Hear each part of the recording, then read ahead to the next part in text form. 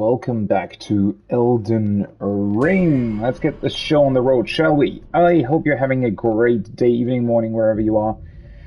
Let's get back into Elden Ring, and let's get back into, well, not back into, let's explore Castle Morn and see what it's all about, see what we can find there, and see whether or not we'll be able to get rid of whatever rebellion, or, well, not necessarily get rid of, but if we can actually do something against whatever rebellion has been taking place here. And eventually help Irina's father, if we want to do that. All things considered. This place is looking kind of bleak. Interestingly enough, the giant does stay dead. I mean, that does make sense. Definitely. Yeah. We're back into Elden Ring. Okay, so a couple of things. One thing, really. And that's that I watched a little bit of Epic Name Bros playthrough. I mean, I hatched. What am I talking about? I had done that at some point already, but only really like the first 2 hours of him going through like the character editor and the tutorial area, right? And because I just find it interesting, right? Sort of collecting different parts, different kinds of information about the game, seeing whether or not problems that I've identified are if other people have similar opinions about them as I do, or if there's differing opinions, and if so, then what are they? And one thing that I found interesting, so I watched it a bit further. Obviously, it's fairly hard not getting spoiled on stuff like that. It's definitely, a thing where you need to be careful of what you're watching, because the more open world nature of the game means that sometimes people are just gonna find stuff that I haven't found yet, right? Or find some sort of connection or item or whatever else that I haven't found yet that tips me off about certain things. And obviously I don't want that.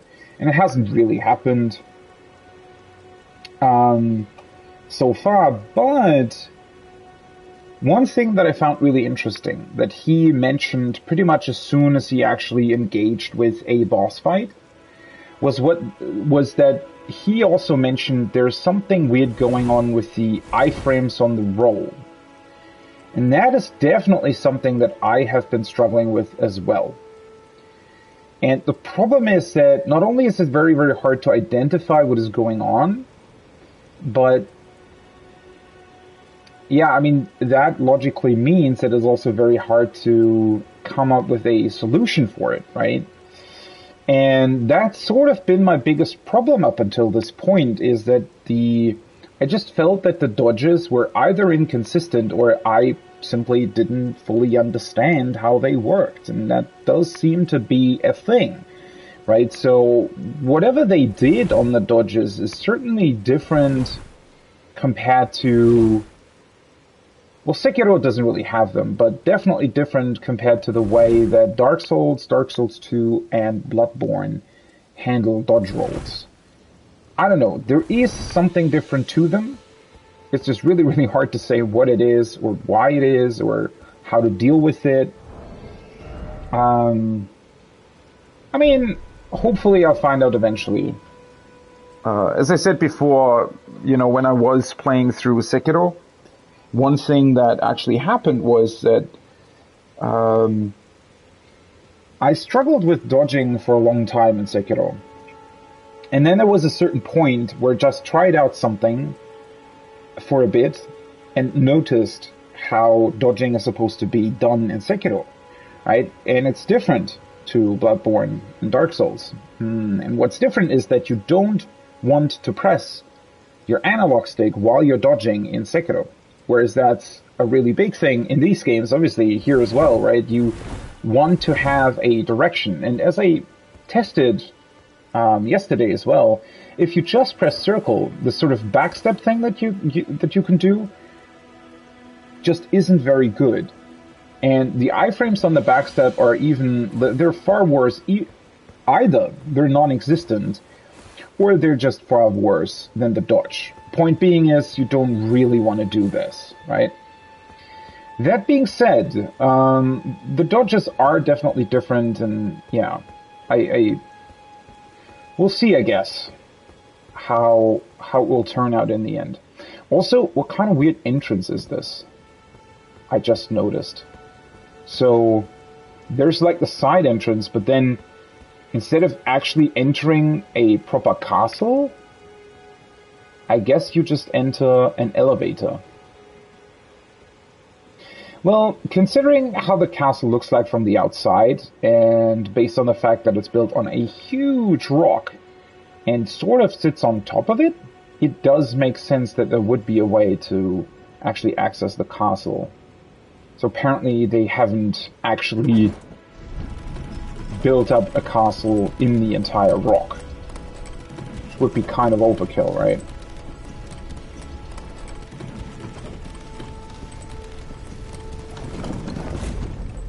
This does lead you straight to the top, though. Whoa. Which is rather interesting. The castle from the outside actually does look a lot more intricate than it seems to be on the inside, but we will see, I guess.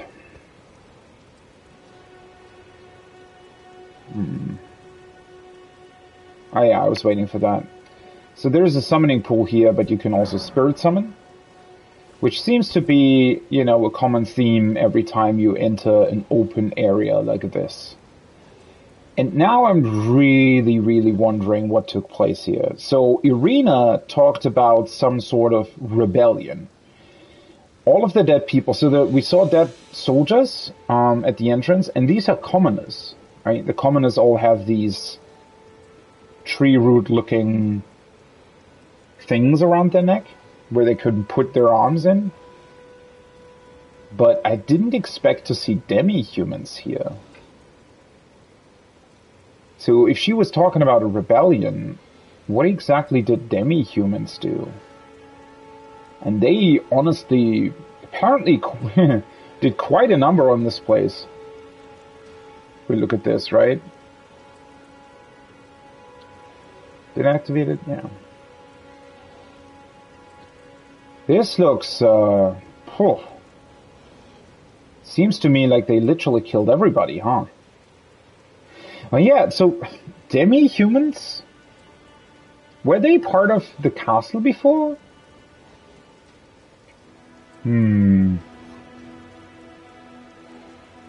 What a weird thing.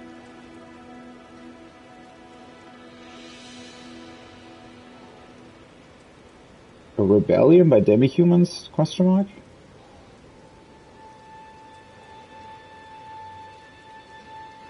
So, I did not expect this, to be honest. I expected there to be some sort of humanoid enemy here, or, you know, soldiers that rebelled. Not demi-humans. Because, I mean, they must have been inside the castle, right? They wouldn't have been able to access the castle.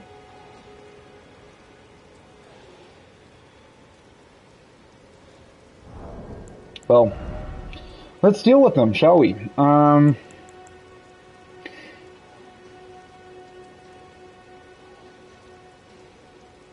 I'm really on the fence about this Rancor pot. Haven't really seen anything sort of... It just doesn't seem to be overly useful. Okay, so...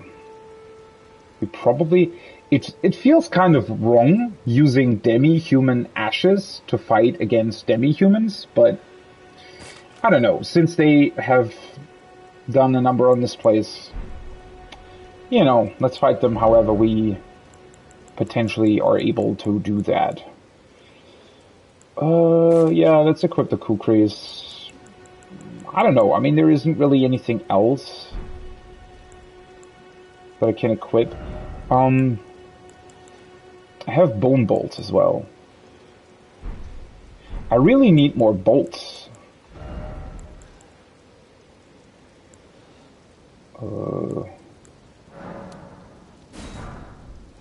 Guess let's craft a couple more since we can't do that. Also, I probably wanna... Yeah, let's craft 5 of these. I don't know when I'll be able... or when I have to enter a poisonous area again, but definitely seems to be a good idea. This is also something that I potentially want to craft a couple more of. I'm still holding 3, so let's get another 7 in. This thing was, wow, whew, kind of lucky that I got it, to be honest, because that helped me on 2 boss fights now. I only have 1 smoldering butterfly. Okay, let's do this. Honestly, this is probably going to be quite fun. Castle Morn. Ooh, we get a different music. I wish they had introduced the music down at the bottom of the elevator.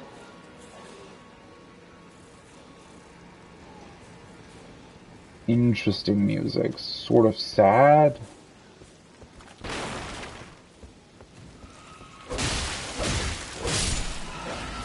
Oh, wait, there's another one.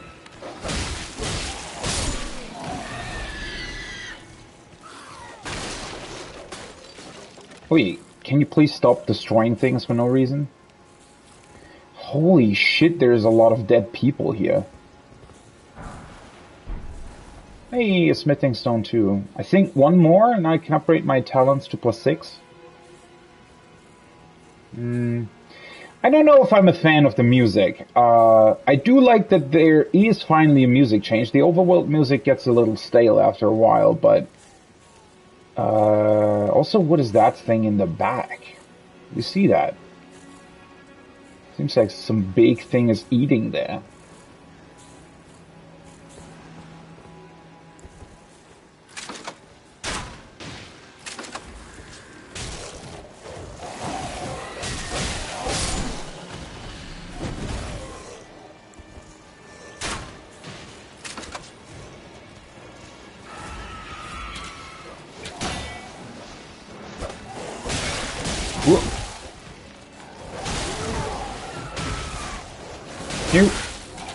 Why? I thought I untargeted.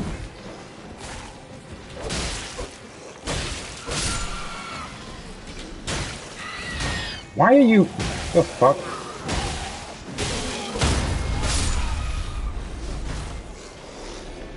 You should have been dead a long time ago. That arrow also looks kind of brutal. Wait, where... Was somebody... Oh. Ah, they're still fighting on the other side of the wall. Interesting. Do I still have a normal bolt?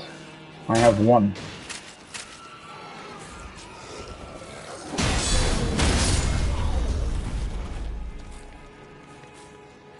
They're not really interested in us killing, you know, everybody.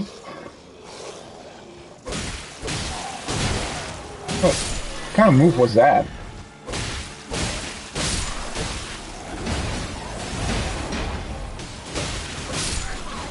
Whoa, hello. You're a big fellow. Can you guys, like, stop attacking me? There's a bunch of other people here that also want to play with you.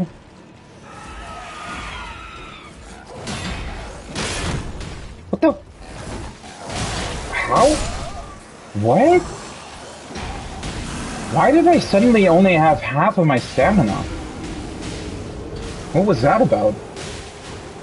Don't tell me that axe actually hit me, because I was definitely out of range of that. I didn't look at my stamina. It also didn't really make any kind of animation, but I just suddenly was out of stamina for some weird reason. I also kind of hate that Like, there's literally, I'm summoning 5 demi-humans with my spirits, right?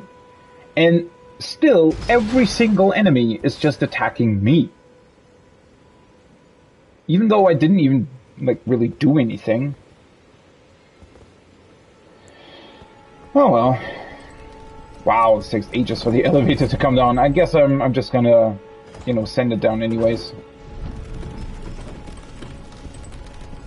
Right away again, yes.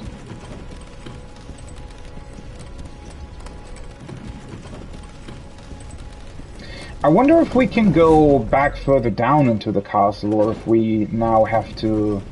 If this level is only going to be sort of the upper castle courtyard thing here?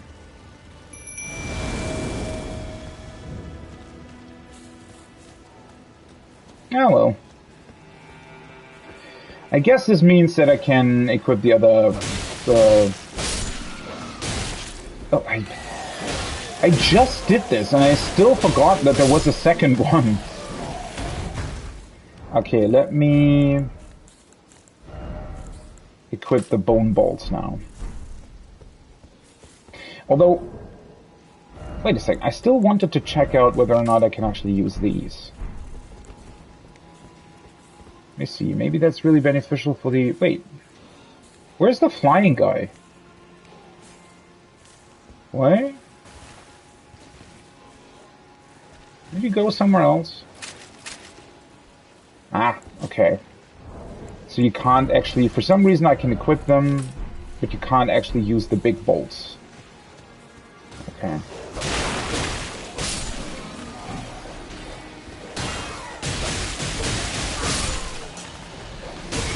Ooh. One thing that I also find slightly strange is that... Oh, they're fighting up there. Oh, so one of the things probably fell down the last time I was here. Okay. Well, that's kind of weird, but okay. What?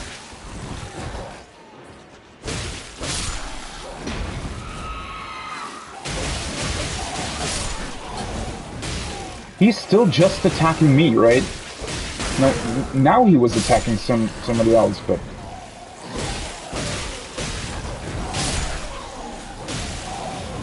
Huh? Iron Cleaver. Ah, that's cool.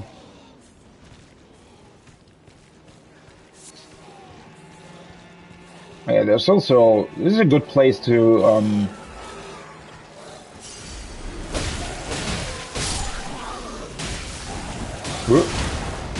definitely a good place to, What do we want to... What's going on with my brain today? I want to say this is a good place to farm the smoldering butterflies. At least it looks like it. Okay, that thing in the back just doesn't care, apparently.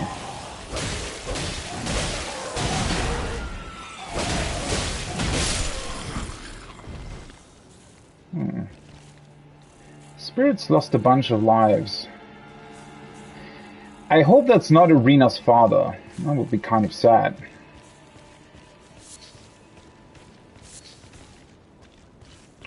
Wait, that's always just one? Oh, I guess it varies. The amount? I thought that you were sort of always picking up 3 smoldering butterflies. Because there's always 3 in the air, right? So, kind of think, sure, it's going to be 3. Well, apparently it isn't, but... Oh well. Nothing else back here.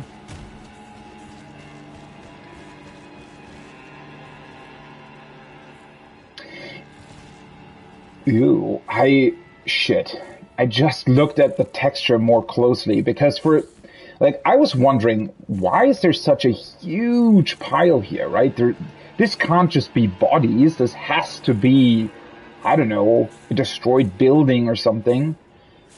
But no, looking at this pile, it literally just seems to be dead bodies and burned bodies, which is a bit insane in my opinion.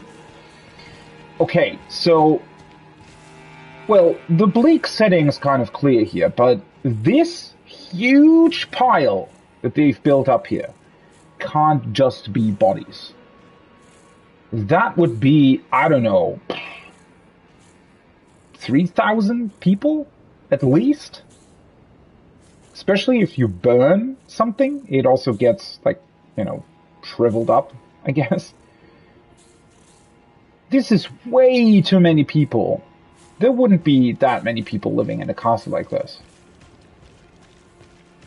So there must have been, I mean, well, there are these ruin pieces here as well, right? So I assume that they probably destroyed something, some kind of monument or a small chapel, something, right? They must have destroyed something that ultimately then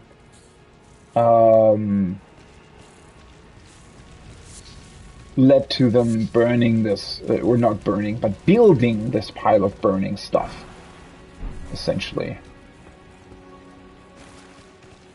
Fire grease. I wonder if the fire grease helps us against that guy. Well, I mean, I can just... Let me just refresh my FP, and I can potentially just use my fire spell against him. Oh, wait. Okay. So before I go here, I need to fight whoever that is.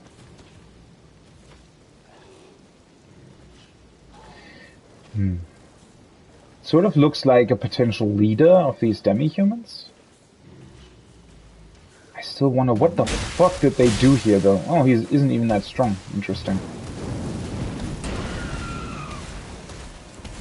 Okay. Can you guys, like, attack him and not just stand around? God, I hate these fast attacks. Oh, he's trying to hit me with his head.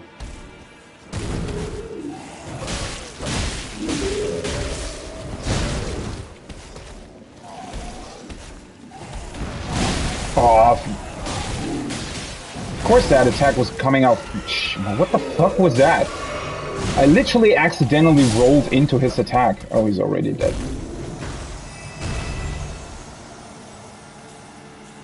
What a weird thing. Sanctuary stone. What was that about? Why? Who was he? And why did he have this metal thing on his head? What a weird enemy. Okay. It's not the first sanctuary stone that we got. Where are they, though? The sorting in this menu is still kind of awkward, I feel like. It's cool that they have so many different, like, taps, but it's definitely kind of weird. Found near the remains of fallen ruins, but rarely. A rare piece of stone fragment. What a random piece of item to give this enemy. Ooh, 3! Nice, nice, nice. Although, well, not so nice. I actually don't need them anymore. I just realized. Whoopsie. Okay, so we have like 2 paths that we can go. I didn't expect there to be another one here.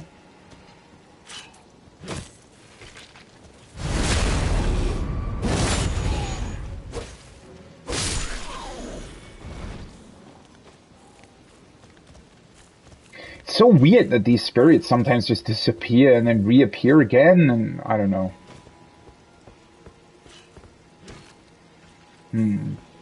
So this leads up top.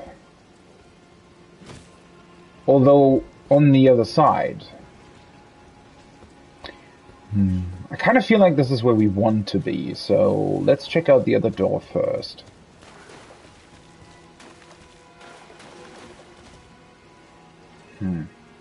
But yeah, I mean, the castle definitely looks like they've built it on top of this rock and then just sort of built an access elevator to get to it, which is definitely interesting. Interesting idea. Certainly makes for a very strong castle. This is completely opposite to what I expected from here, though. This kind of weird... I don't even know how to describe this thing that we fought here. And... well, why would they just kill everybody? And why did Irina call this a rebellion? How did all these beasts get here anyway? I mean, a couple of them have wings, but the other ones? Especially since the huge giant with the giant bow still existed in front of the castle, so kind of makes me wonder what that's supposed to be about. Huh.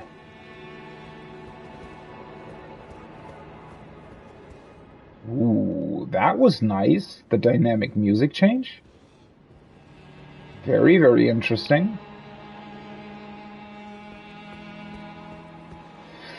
So all of the assets here, right, all of the weapons that they're using, the shields and stuff, are practically the same like the ones in Castle Stormvale. So they were definitely allied. In the past, anyway. I wonder what these messages are. Probably trap, right? Old deer? The fuck? Or not? Hey, a claymore! I guess that's a weapon that a lot of people probably like, so... ah, that's what they mean by old deer. Wait, did I read that wrong? Visions of love? Old deer... oh. Oops. For some reason I read it deer with double E. I don't know how it did that. But yeah, I think a lot of people must be very familiar with the Claymore from Dark Souls, right? At least that's what this looks like, so... did I get anything else? Not really, right? I wonder if I should equip... well, I can equip it. Let's just equip it. Let's put it here at the end. I wanted to do that originally anyways. Let's just keep it here, right? Now that I have it. Why not? And then the Claymore. Where is it? Here. Claymore. A large sword with a long, straight blade. This heavy sword is usually wielded with two hands, but for those with enough strength, one is sufficient. In addition to the heavy sweeping attacks, it can also make a heavy piercing thrust, making this a versatile weapon. Skill is Lion's Claw. Skill of the Redmanes, who fought alongside General Radahn. Somersault forwards, striking foes with armament. That sounds pretty cool. So the Redmanes.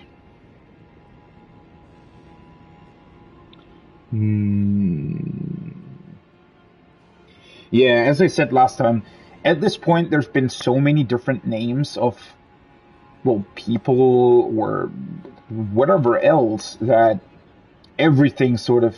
like, every time I just read a capitalized word like that, I feel like, wait, haven't we heard this before somewhere? I don't necessarily think we have in this scenario. We have heard of General Radahn. He is part of the intro cutscene. So Redmanes fought alongside.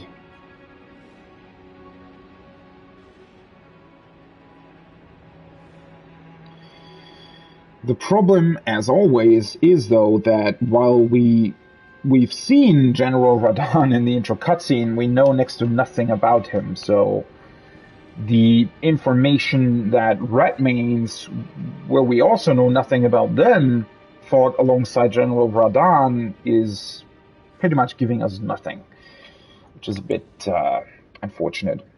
What's the difference here, though? So the Claymore has just a tiny bit more base damage and requires more dexterity to wield. Otherwise, they're more or less the same weapon. Well, just with a different skill, obviously. What was the stamp? Brace armament, step into a low stance that prevents recoil from most enemy attacks. Okay, skill of the Redmanes. Somersault forwards. I mean, the somersault definitely sounds cooler. I just wonder whether or not it's actually practical.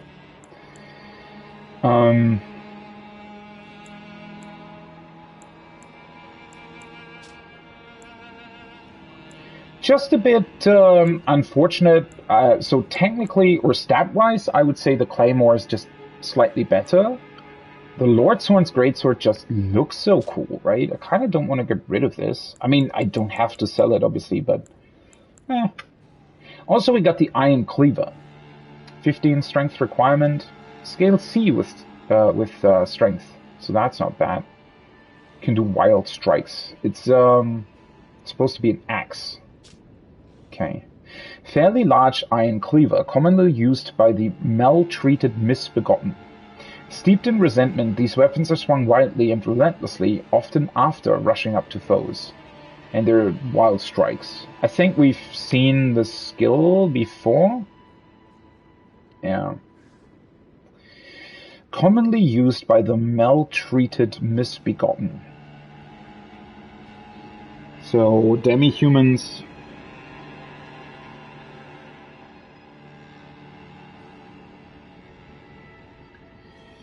I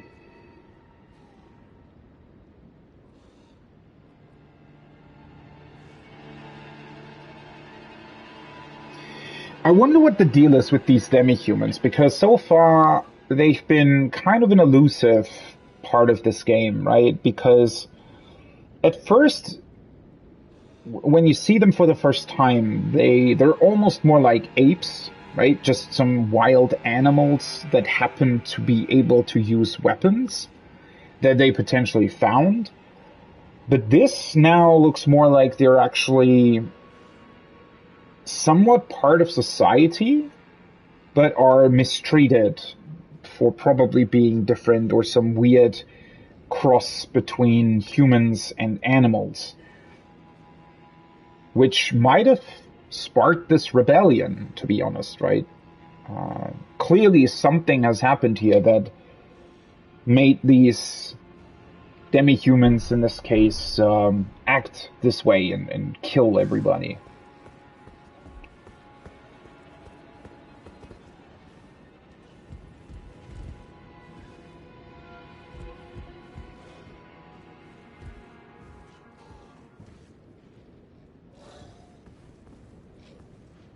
Ooh. What do we have here? Have they captured him? Are they trying to throw him down? Oh yeah, they are.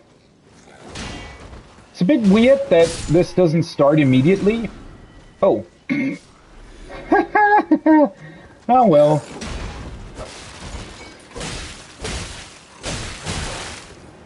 Well, that was a bit unfortunate that my first attack didn't hit him. Well, yeah, I mean, yes, they killed him, but one of them also flung himself off the building, and I don't think that he would survive that, to be completely honest. Oh well. That looks like, well, it might have been a huge ballista at some point. I wonder how long this rebellion has been taking place, though. I mean, the overall way the castle looks seems to have been in a state of disrepair for a longer time.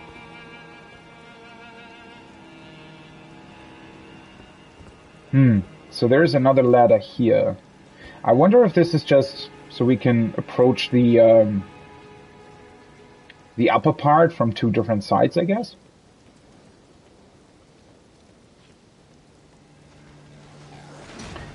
One thing that is fairly strange to me, though, is... Although, no, the rebellion...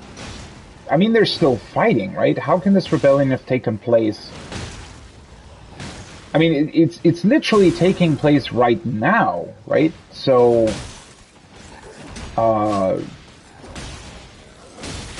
yeah, the castle clearly was destroyed long before this happened. What I'm wondering about, though, is why exactly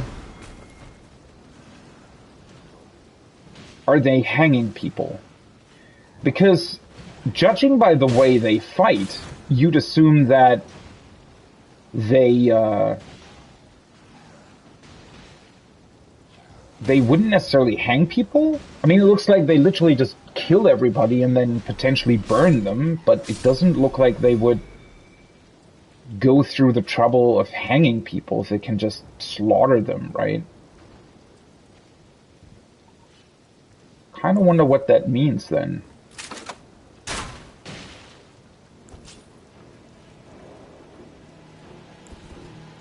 Oh well.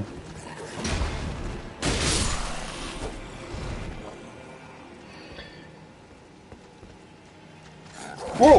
Where the fuck did you come from? Sneaky bastard.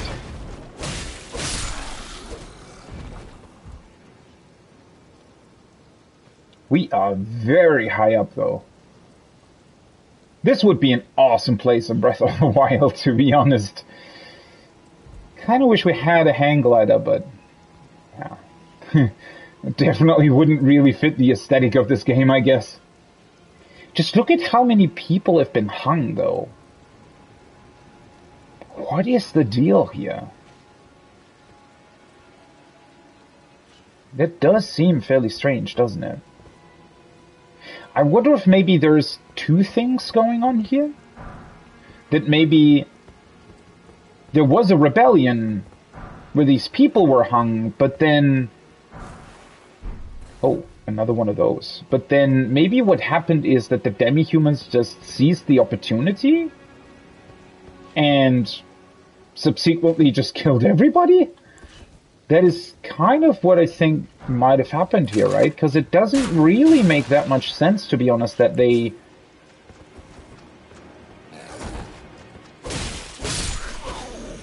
that they would hang people, right?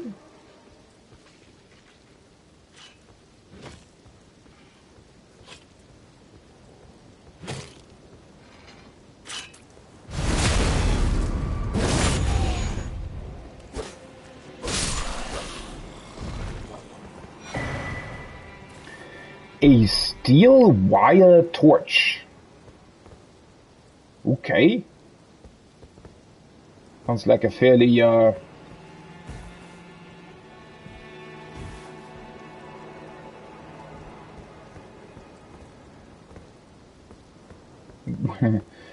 how do I describe it? No! Shit. Why am I trying stuff like this? Fuck! I didn't want to do that! I just wanted to know whether or not you might be able to jump up there. I mean, it didn't look like you would be able to, obviously, but... oh well. Well, that was kind of dumb. Sort of had a brain fart there, it felt like.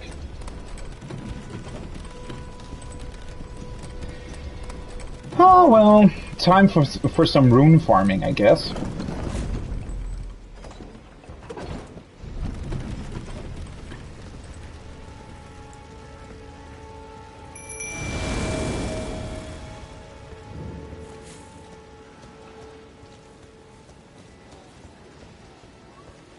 Yeah, let's just kill everything again.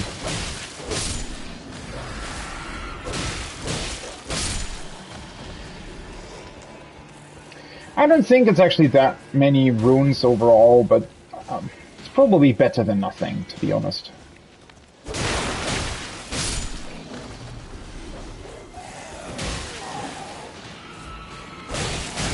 Why is the other dog still attacking me?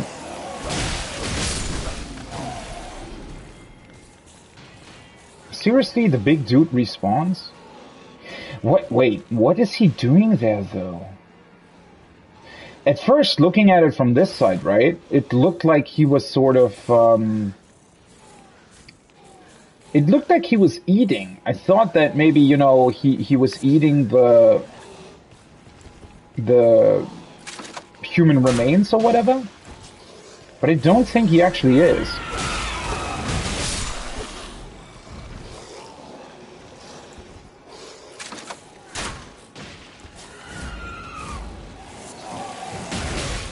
Old Fang.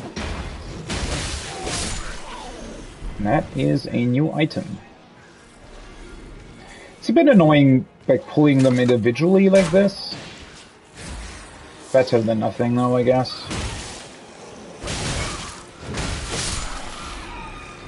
So that attack has hyper armor? It's also strange that... It's strange that, to me, that they're not even really reacting to them. Sometimes. Oh, for fuck's sake.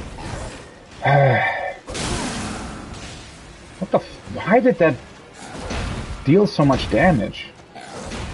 Why are you all going in my direction? Look at this. Everybody's literally going out for me, even though there are 5 spirits up here doing stuff.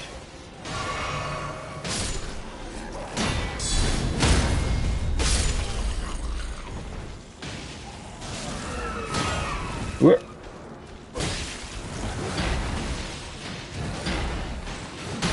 Nope. That's...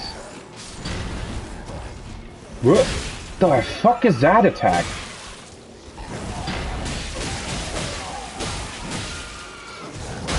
Nope.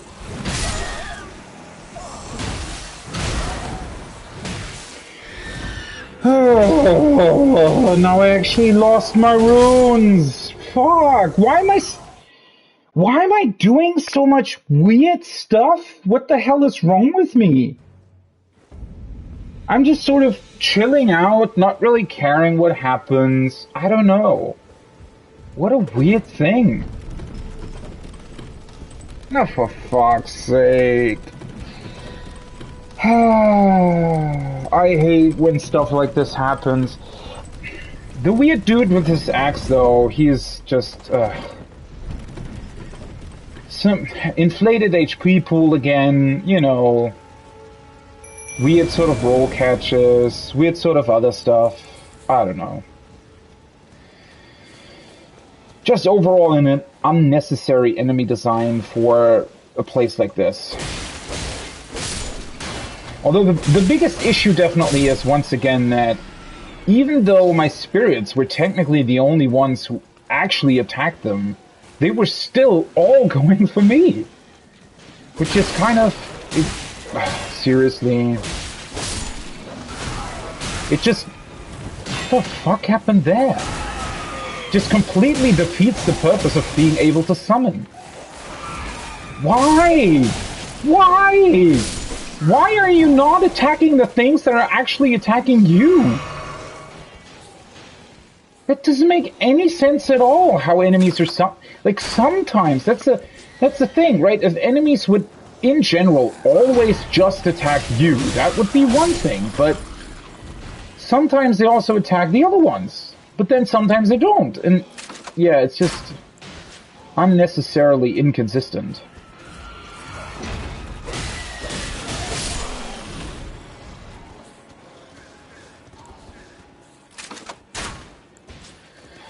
I'm using up way too many of my damn ults again, but whatever.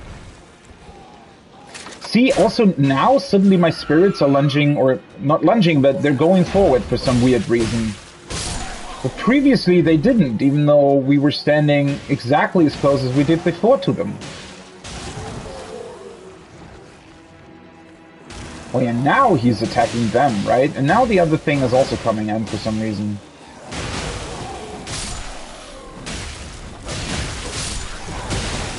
Why did that hit me? Didn't he jump to the right? Shit, I saw the big dude coming. How are they still alive?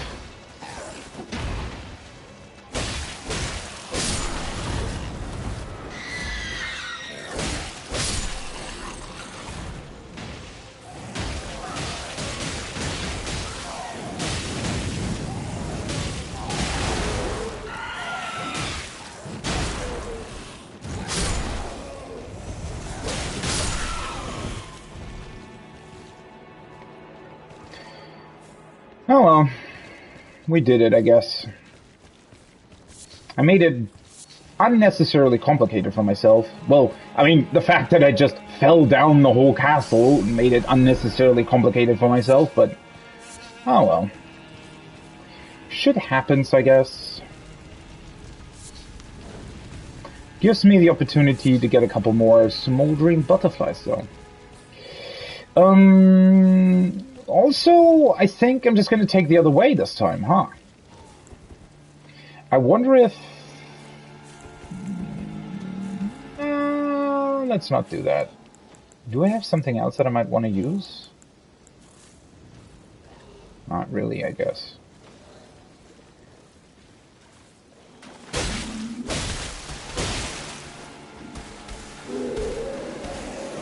Also, I'm still really on the fence on whether or not I should actually target people or not. Why? Why is he suddenly... See, the thing here is, right, where did you come from? Oh, for fuck's sake. Suddenly my heal that takes way longer than it did before? I don't know why that happened.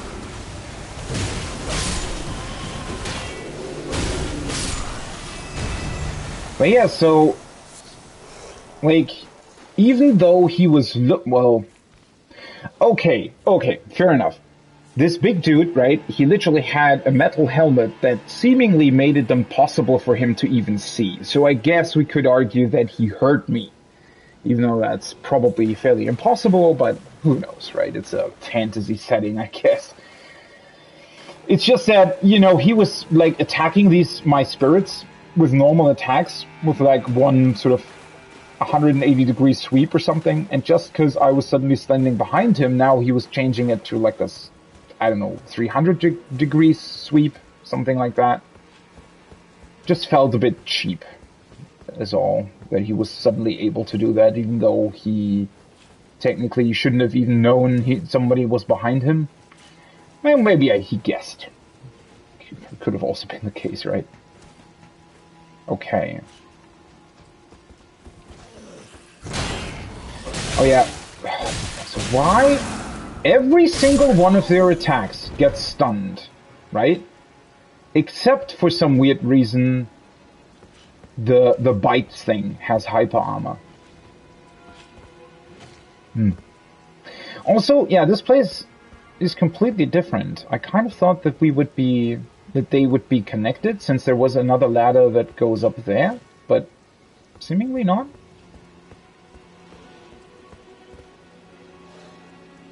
What are you doing there?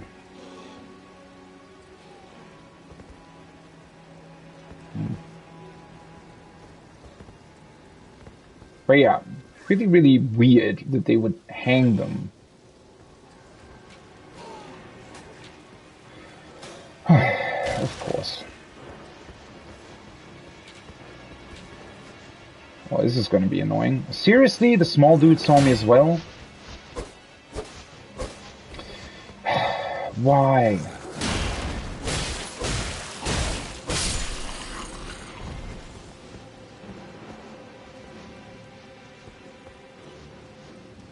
What now? What's going on?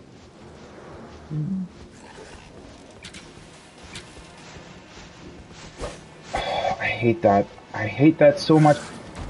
The fact that for some weird reason sometimes your attacks reach them, sometimes they don't. Also, what's the other guy doing? He was just flying away for some weird reason.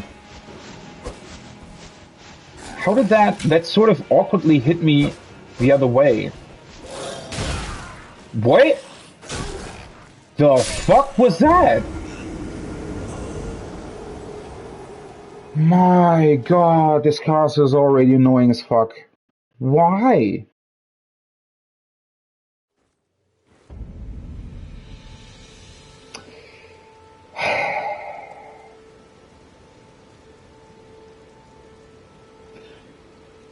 These enemies are just really not fun to fight. They're just kind of awkward because they're really, really easy to defeat on their own. So the solution that they came up with, I guess, was, yeah, let's just put so many in there that combat doesn't even really work anymore, but sure.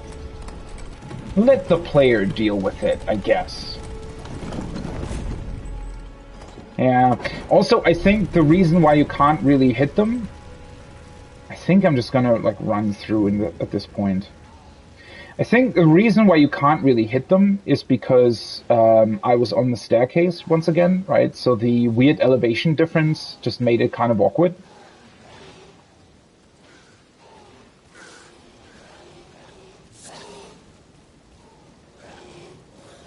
I guess they don't really care about me. I wonder what this guy is actually doing here. Because is he just sleeping? He might be, huh? Because I thought he was...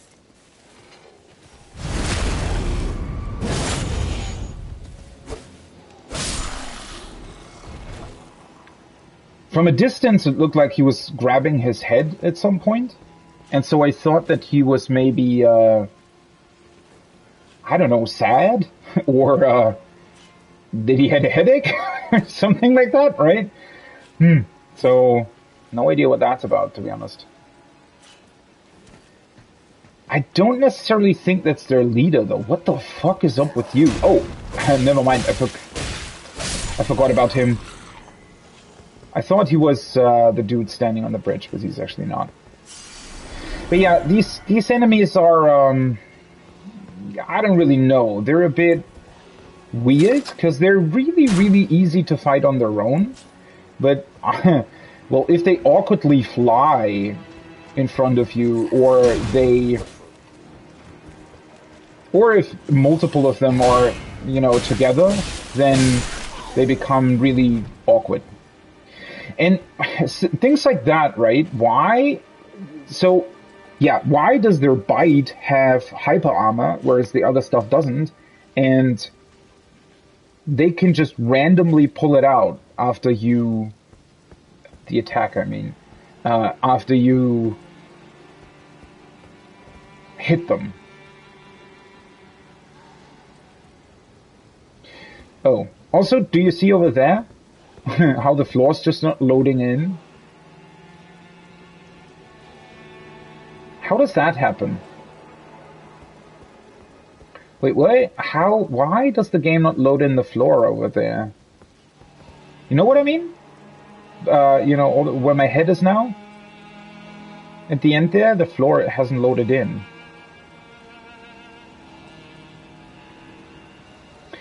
I wonder how a bug like that can happen. Isn't it just the same texture as it is everywhere else? Like, how does the game decide not to load that in? Maybe it's that the items in front of it are placed awkwardly, so the game thinks that I actually can't see the floor currently, and that's why it's unloading it? What a weird sort of thing to happen. Seriously? Can't hit him from here? What? Are the bone bolts also... Oh, for fuck's sake, I didn't want to trigger them. Are the bone bolts sort of worse in terms of, what was that? His attack hit me before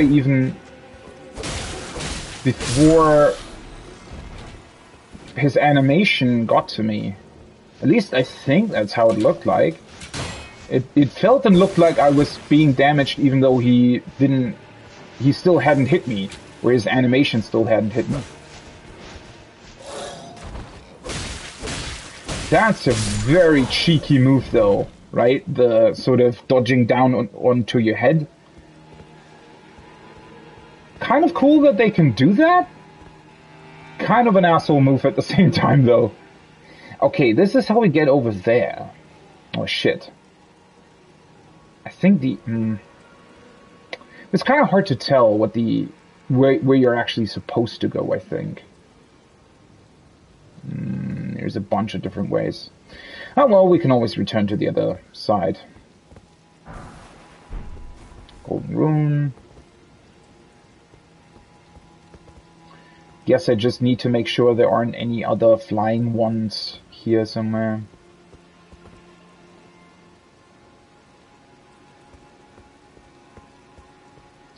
And yeah, it's also rather strange, if they had already hung up so many people, where do the remaining ones actually come from?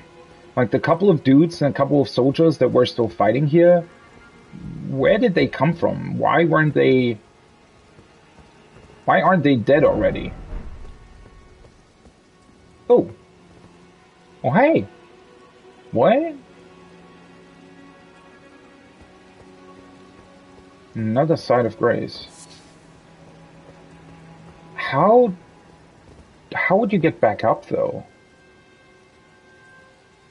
It's just a wall, right?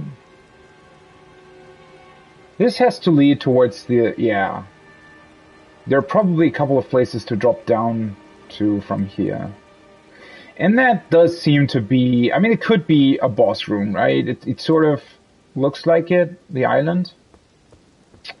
Okay, so this is where we want to be, right? This is where we want to go. So everything else that I do right now should... well, I shouldn't die, I guess. That's where the big dude is. Yeah, I think he's just sleeping.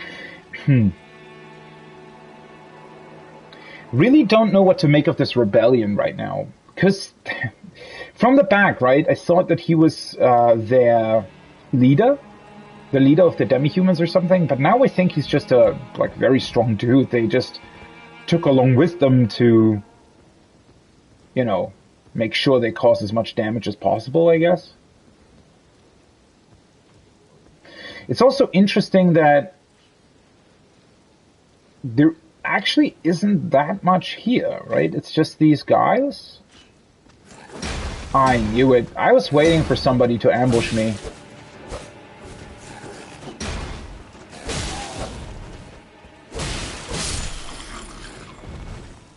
I did not expect him to be behind these barrels, though. I thought somebody was hiding here, right?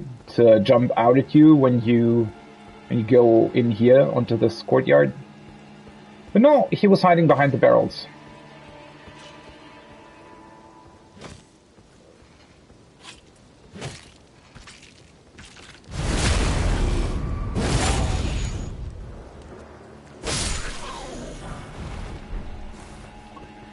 Okay, that should be enough to get my weapon to... Ooh, hello. That looks like a treasure chest. Okay, so that's where we can drop down to once we rest at the site of grace, and then from there we can go further down. Ultimately, yeah, what I what very, very much, like 99% sure looks like a boss room.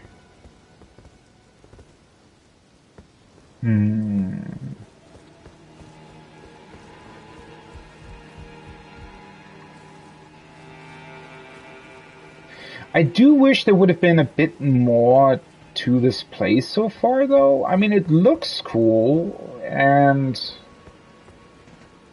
you know, there's quite a lot going on. It's just...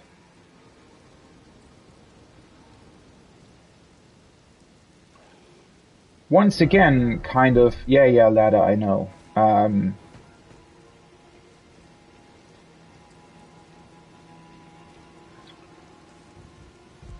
It's kind of impossible to figure out what possibly happened here, I guess.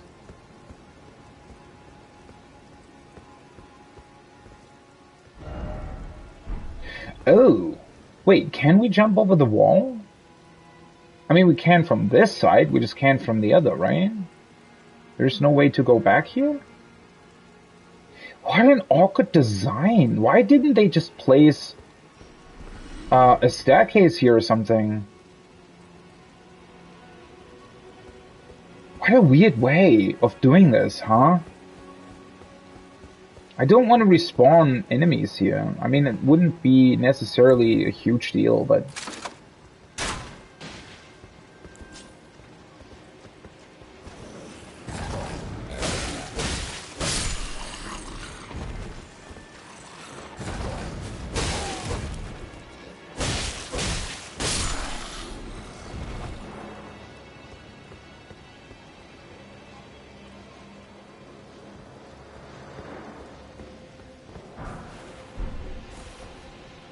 What's up with the music? Am I still in combat? I hear somebody... Oh, did this thing that was flying here earlier, did he fall down again? Yeah, the flying enemies design is also just weird. I don't know why they... I mean, I'm not saying that that's necessarily easy to do. No, wait, there's Maybe he fell down somewhere else? Yeah, so designing enemies that are capable of essentially flying everywhere in a world like this is probably not the easiest thing to do, right? But this way is just kind of awkward. The fact that flying enemies can literally fall down. Wait. Who are you? He looks like the dude from the Round Table Hold.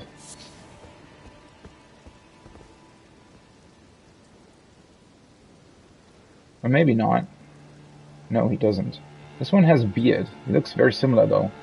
Also, cool armor, bro. There's a face I've not seen before.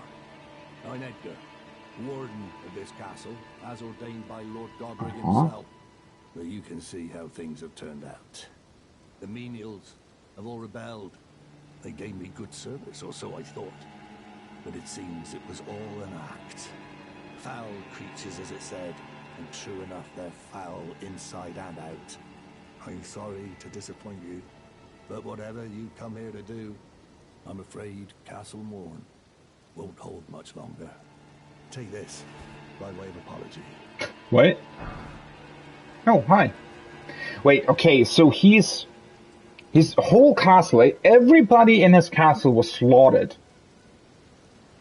And he's giving me an item to apologize for the fact that the castle essentially has fallen? Wait, so he is Edgar. Sort of leader of Castle Morn? I didn't catch what he was actually...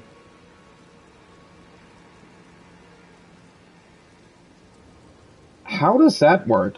He said he was ordained by Lord Godfrey. But he seems to be a normal guy. Like, the way he was talking, even about his servants. So the servants actually, yeah, the servants, demi-humans, rebelled.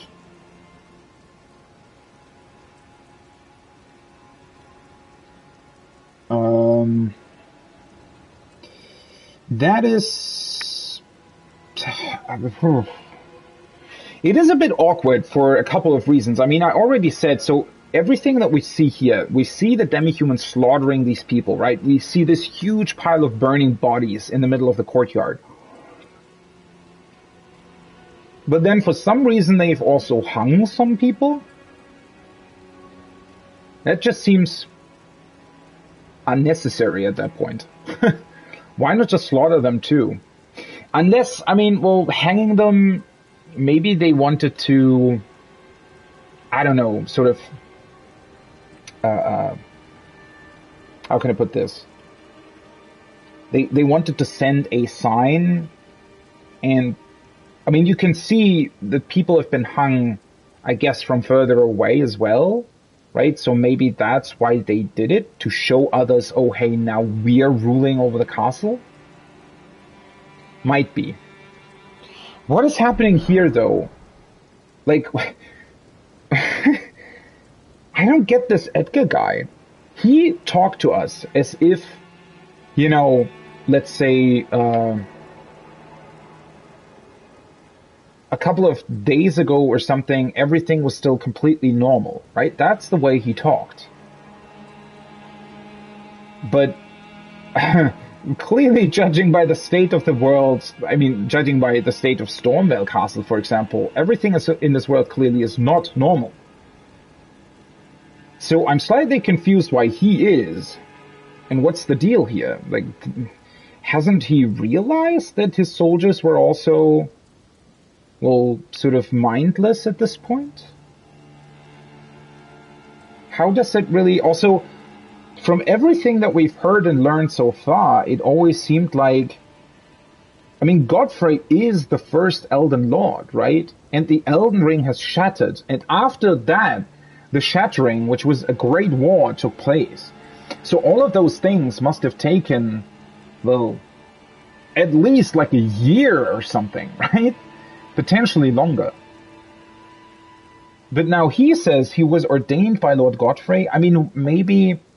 I mean, one sort of logical explanation for that could be that well, the rest of the world slowly fell to ruin, right? The rest of the world slowly decayed, and he just tried to keep Castle Morn at bay and try to, I mean, they're pretty far away from everything else, right? At the very south of this peninsula, in a spot that can usually be pretty well defended, potentially. So, maybe it was actually possible for them to retain some state of normal for them? That seems kind of far-fetched, though. What a strange thing. And also, why would they employ these beasts? Who came up with that idea? And what did they do to them to make them slaughter the entire castle?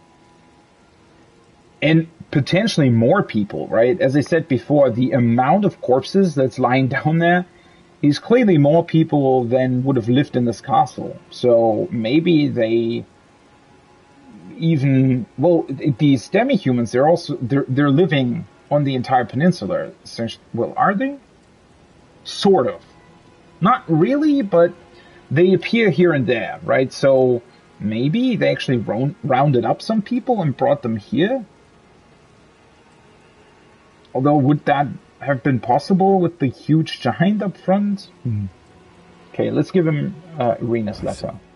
From Irina? Thank you. I'm in your debt, but I can't leave yet. Even if the castle should fall, as commander, I must remain to ensure the treasured Sword of Morn does not fall into the wrong hands.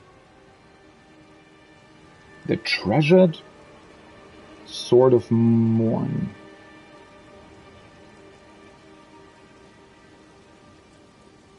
Okay. I have a feeling that's what the boss is going to fight with. But, or maybe he has it. Does he? Kind of hard to tell. I don't think his weapon is showing. If you see Irina, do tell her that her father will come for her once he's fulfilled his duty. Duty. I will do that. If you see Irina, do tell Okay. her father will. So he's just gonna chill here, right? Like 3,000 dead corpses down there, and the commander, for some reason, managed to stay alive, and I guess is, I don't know. I don't know what he's exactly trying to do here, but okay. I will judge. Okay. So we've checked out this part. We found the site of grace. I mean, everything's still alive down there, but I find it a bit weird that there is no connection between this side and the other side. Because I have to go back through the courtyard, right, to get to the other ladder over there. And I still need to find out what kind of deal we have over there. I also don't really want to... Let's just unlock this. Let's see, can I go back? No. What a weird thing. Why did they place this here? Without any way... There's literally two places where you can sort of either jump over the wall or jump down to this place. But for some reason they made it a point of no return. Very interesting, because that's very unusual for FromSoft, I feel like. It's a very unusual type of level design for them. This is more like a classic, I don't know, Tomb Raider / Uncharted level design, I feel like. Well, not really Uncharted, Tomb Raider, maybe. You know, your typical, I don't know, jump and run, whatever. They have checkpoints like this. The Last of Us has checkpoints like this. FromSoft games? Usually not, especially not an open world game. Okay, so Edgar is just chilling here. I wonder if... I mean, maybe the leader of the rebellion, maybe he's down there? Although I wonder why he would be there.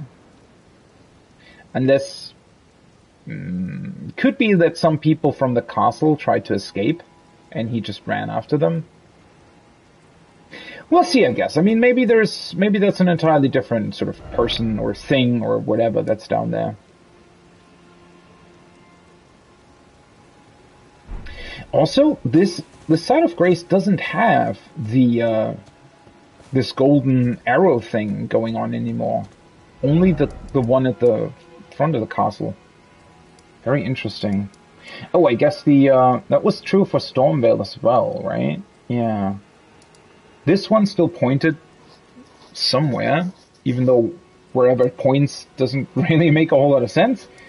And then the other ones just don't. Ah, well, I mean, I guess that's fine, right? The reason for this existing is so that they sort of point you in the direction of the castle. Just kind of strange that the lift Side of Grace then still has it, because you're already at the castle, but oh well. So we got the checkpoint. I wanted to go back. Let's clear out the courtyard once more and take the other ladder and see what else there is. Because there might still be an item that I missed when I accidentally jumped down the castle wall. Yeah, that was unfortunate. Something that... So, a couple of times now, right, when I was doing horseback combat, I talked about how, at least in my opinion, it would have been better if they actually had taken a couple of things that they are doing with normal combat and how normal combat works and would have implemented that on horseback. Mainly having a quick dash on circle while you're on the horse would be pretty awesome, instead of just immediately activating sprint. I think sprint and dashing / rolling should work the exact same way while on horseback. I think that would be way more fun, to be honest. That being said, though, the fact that you have a double jump with your horse, but you don't have a double jump while you're on foot, feels kind of bad as well. I think they should have... I don't know. I don't necessarily think that having a double jump would have fit the aesthetic of this game, but it is very strange that, you know, especially in a castle like this, there is a couple of places that you would be able to get to if you could either climb or if you had some sort of double jump. And the fact that in this game that is, you know, supposed to be open world, they still have a lot of places you just can't reach, right? And obviously, you know, there's a point to that. Obviously, there are places that are not part of the, I guess, accessible game world. And in a way, that is fine. It just, you know, that is the thing, right? If you give the player something in a certain environment, that is also why I don't necessarily like that the spirit summons are confined to predetermined areas. Because if you give the player something that is really fun to use, like the double jump on the horse, but then take it away for other areas, like in this case, right, I can't summon the horse. Even though earlier, right, when we were at the giant wall, before the giant starts shooting at you, you can... Wait, was it that wall? I think it was. There was specifically a place that was designed for the double jump of the horse that also looked very similar to sort of the castle structure, right? Because it's a wall and there's a big tower there. And it's specifically designed so that you can utilize the double jump of the horse to get into the tower. So clearly there are places that are specifically designed for the double jump, right? And then sort of taking that ability away in these kinds of areas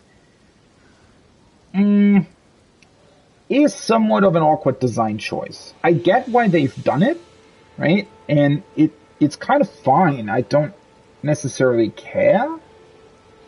But I'm just trying to look at it from sort of an, I don't know, game design, level design perspective. I don't know. I feel like levels should never really be designed in a way where they feel awkward, right? And I had that happen, I think it was in some of my Dark Souls 2 streams. I said that at some point as well. So in the older FromSoft titles, right, you don't have a dedicated jump button. Sekiro had one, but the other ones don't. And one result of that is that the game doesn't really have any kind of well, obviously it doesn't have any kind of traversable terrain in that regard, right? Every terrain that is actually traversable by the player is specifically designed so that it can be, right? There are no sort of mountains or rocks that you can try and climb. That just doesn't work. And the levels are designed with that in mind, and, you know, that's fine. But, you know, if you then put in instances, and Dark Souls 2 has those, where it literally looks like your character wouldn't even have to jump. There's literally like a gap of maybe 50 centimeters or something, right? Places that I can literally, in real life, climb by just lifting up one of my feet a bit higher, right? So just like a really big staircase, essentially. Really big step, right? If you have places like that in your game, but don't have a way for the player to traverse them, the game just looks kind of dumb, right? It looks like the developers forgot to implement something, or it looks like they, I don't know, made a mistake, or that it's buggy, or whatever, right? If you don't want your player, or if you don't want to implement a jump or something, that is completely fine. But then you have to design your level with that in mind, right? And make it still look realistic. So you have to design places in a way where the player never even thinks about wanting a jump button, right? Because as soon as you introduce level elements that look like they should be jumpable, or they look like your character should be able to get to them, because you as a completely normal human being without any kind of particular strength would be able to get to them. If you have instances like that, that is just bad design, right? Because you make the player think about something they shouldn't think about, right? You make them aware of something that your game is lacking instead of making sure the player just doesn't think about it, right? It's not as bad here in Elden Ring. Dark Souls 2 does it way worse, but it is a problem, right? If the player starts thinking, shit, shouldn't I be able to get to that if I could just climb or something? Then that's kind of a fail on your level design part, right? It's not a big one. Don't get me wrong, right? I know I'm talking about this way too long, and you know, it's not a big problem at all. It's just kind of interesting to me that they're sort of repeating that mistake, right, over the course of their games. And I feel like it's a fairly easily avoidable thing as well. I mean, because you can just place some couple of level objects a bit higher, so it looks like your character is physically unable to get to them, right? Problem solved. Just make sort of a rule for your game developers or level designers that whenever you create, a gap like that in your level, then it always has to be at least, 2 meters high or something, right? And it can't be lower than that. Problem solved. So it's just kind of weird to me that they're not really following something like that, right? And I'm not saying that it's necessarily, as easy as I make it sound either, because obviously you still need to find good aesthetics for your game as well, right? I mean, this castle still has to look like a castle. It still has to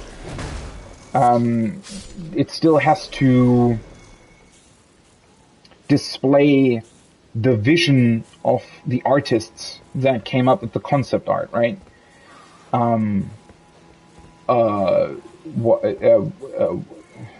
Huh?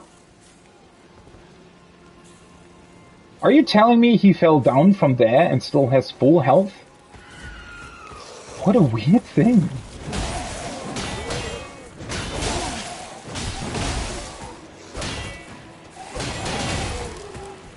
Wait, are they... Huh. That was a bit of a stronger dude as well. Weird. That is weird. Where did he come from? I've seen 2 different types of enemies in that exact same spot now. And a third time where nobody was there. What a weird thing.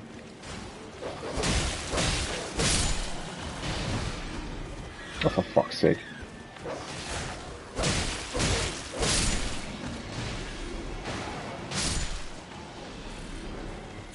They took a really long time for killing that dog. Let's not waste any more bolts. Let's just do this. Hi.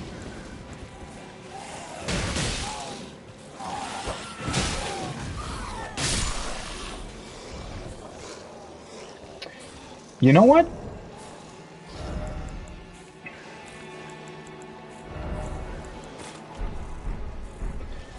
Let's utilize the throwing daggers as well.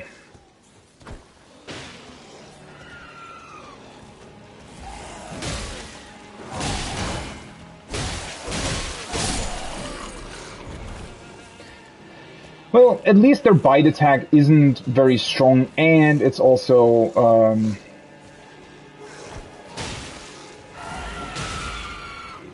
you know, it has a really big disadvantage for them.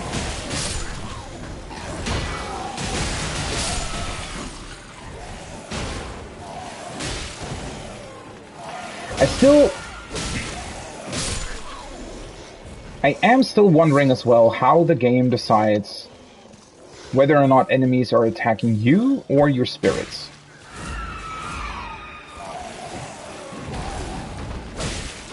Did he just land on the head of one of my spirits? I think he did.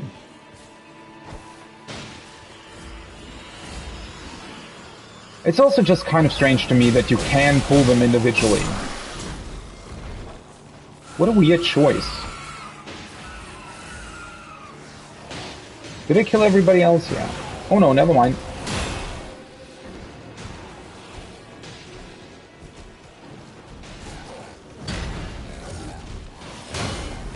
I thought I rolled out of that. That has an insane range.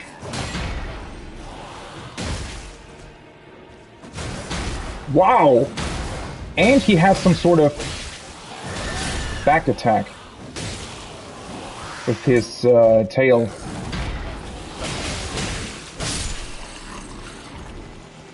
I did not expect that either. I don't know whether or not I had seen it before. That is another thing, right? When you look at animations like that, and when you just, I guess, observe fights from a distance with enemies like that, it's actually pretty impressive how many moves they implemented for all these different enemies, right? That is honestly a very, very impressive thing. That being said,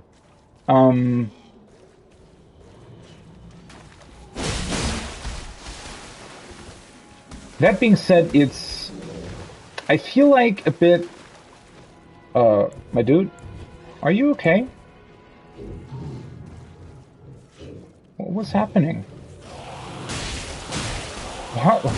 What was he waiting for? That was, huh.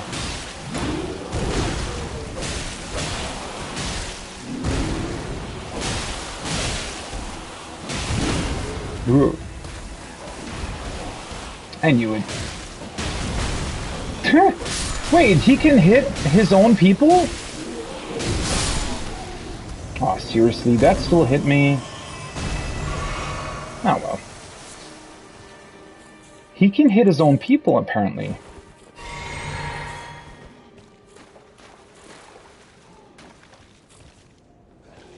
Wait, are they his own people then?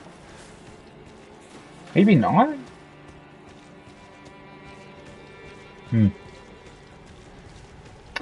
Very, very strange. What was I talking about before? Yeah, right. So the attack animations, right? I do think that it's very, very impressive how many animations they have and what kind of things enemies can do, right?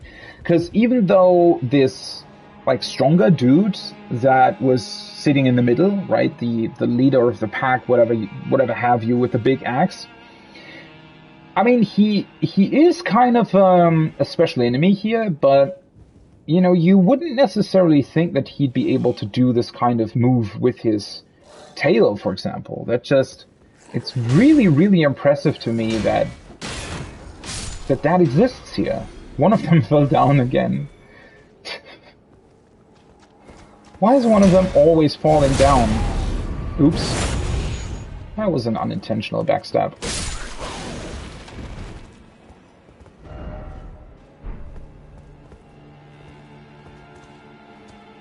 I don't know if I actually got the runes for him falling down, though. Maybe it's just too far of a fall? Or maybe he doesn't actually die? But I mean, there isn't... Yeah, I don't know what the game does with that.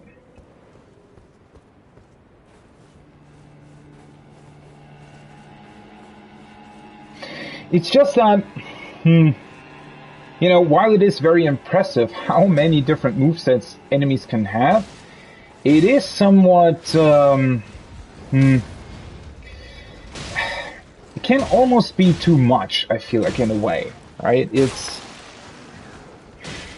sort of weird criticizing the game for something like that, so it's not really criticism, I feel like. It's just... It makes predicting enemy moves somewhat... Well, obviously it makes it more challenging, right? That is the entire point behind it. And in a way, we should applaud that, right? It's pretty cool that the game is designed this way. At the same time, right, having said that, you know, sometimes less is more. Because the game still needs to be fun as well. And if enemies can literally do, I don't know, 15 different moves without you really being able to tell what is even going on, you know, that might be kind of an overkill. I'm slightly exaggerating here. I don't think that it's that bad at all, and I actually like all the different movesets that enemies have in this game.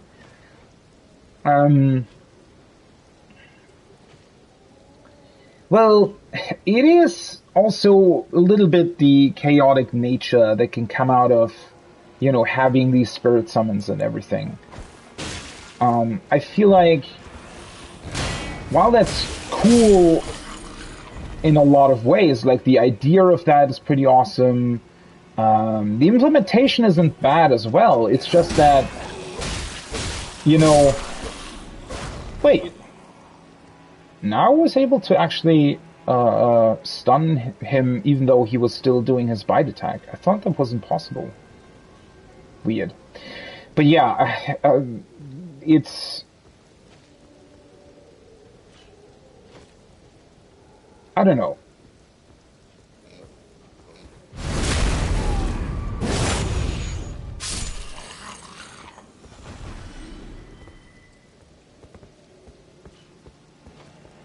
I just feel like it could be a tiny bit, you know,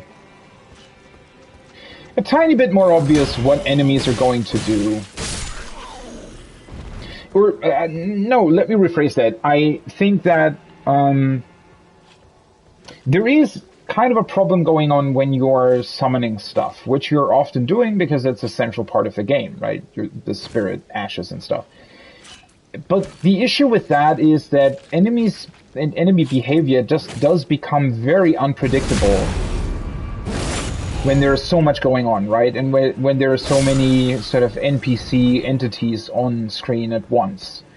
Sometimes it's hard to tell whether or not enemies are going for you or for your spirits. Sometimes it's hard to judge whether or not they will attack from their back, right? Because you're standing at their backside.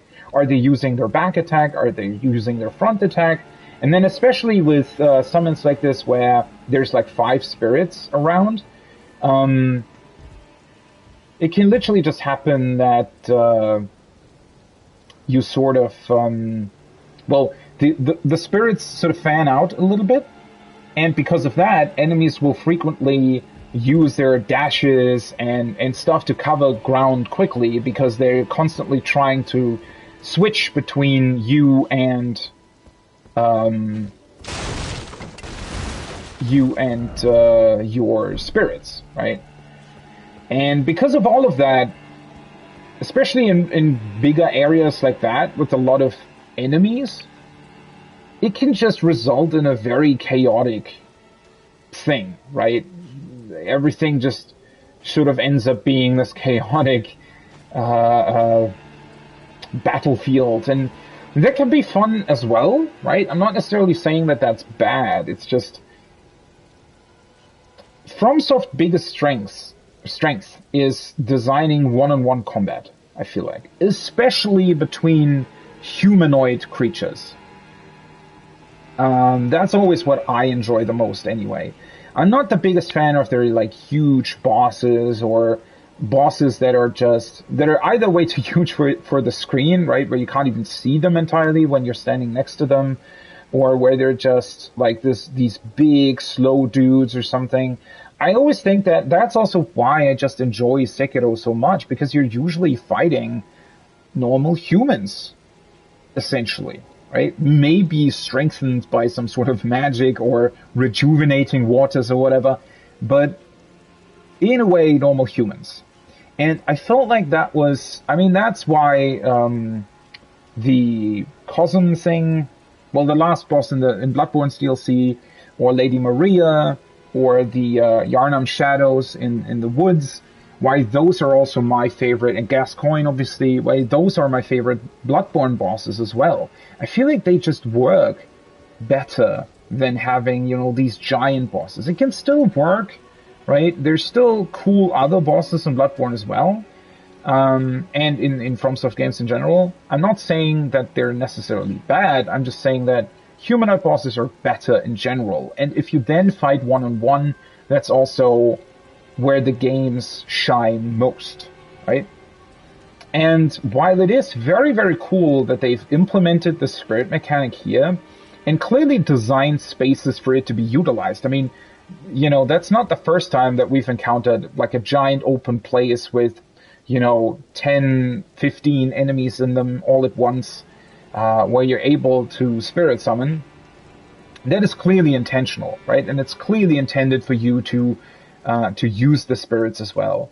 And, you know, I do like that. I like the concept of it. I like the idea behind the summoning. It's just that I feel like the way the game is designed, the way the AI handles this stuff,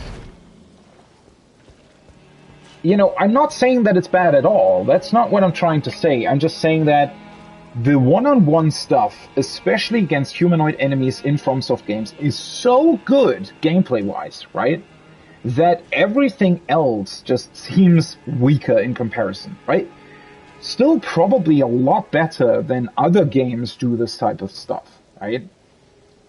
Certainly, but just slightly worse than the rest of the stuff that FromSoft has designed. And well, that's a problem, right? If you encounter really, really cool things in, let's say, Bloodborne, and then suddenly you encounter another enemy that just kind of doesn't work as well, that just feels a bit awkward to fight, or there's just multiple enemies on screen and it doesn't really work out all that well, the AI is doing weird stuff, you know, you're thinking back to, oh, wait, there was this, and, you know, that's obviously a difficult thing to judge, and, well, obviously you're going to have more fun with a couple of, you know, with one boss compared to another one, right? That's also a very subjective thing at the same time.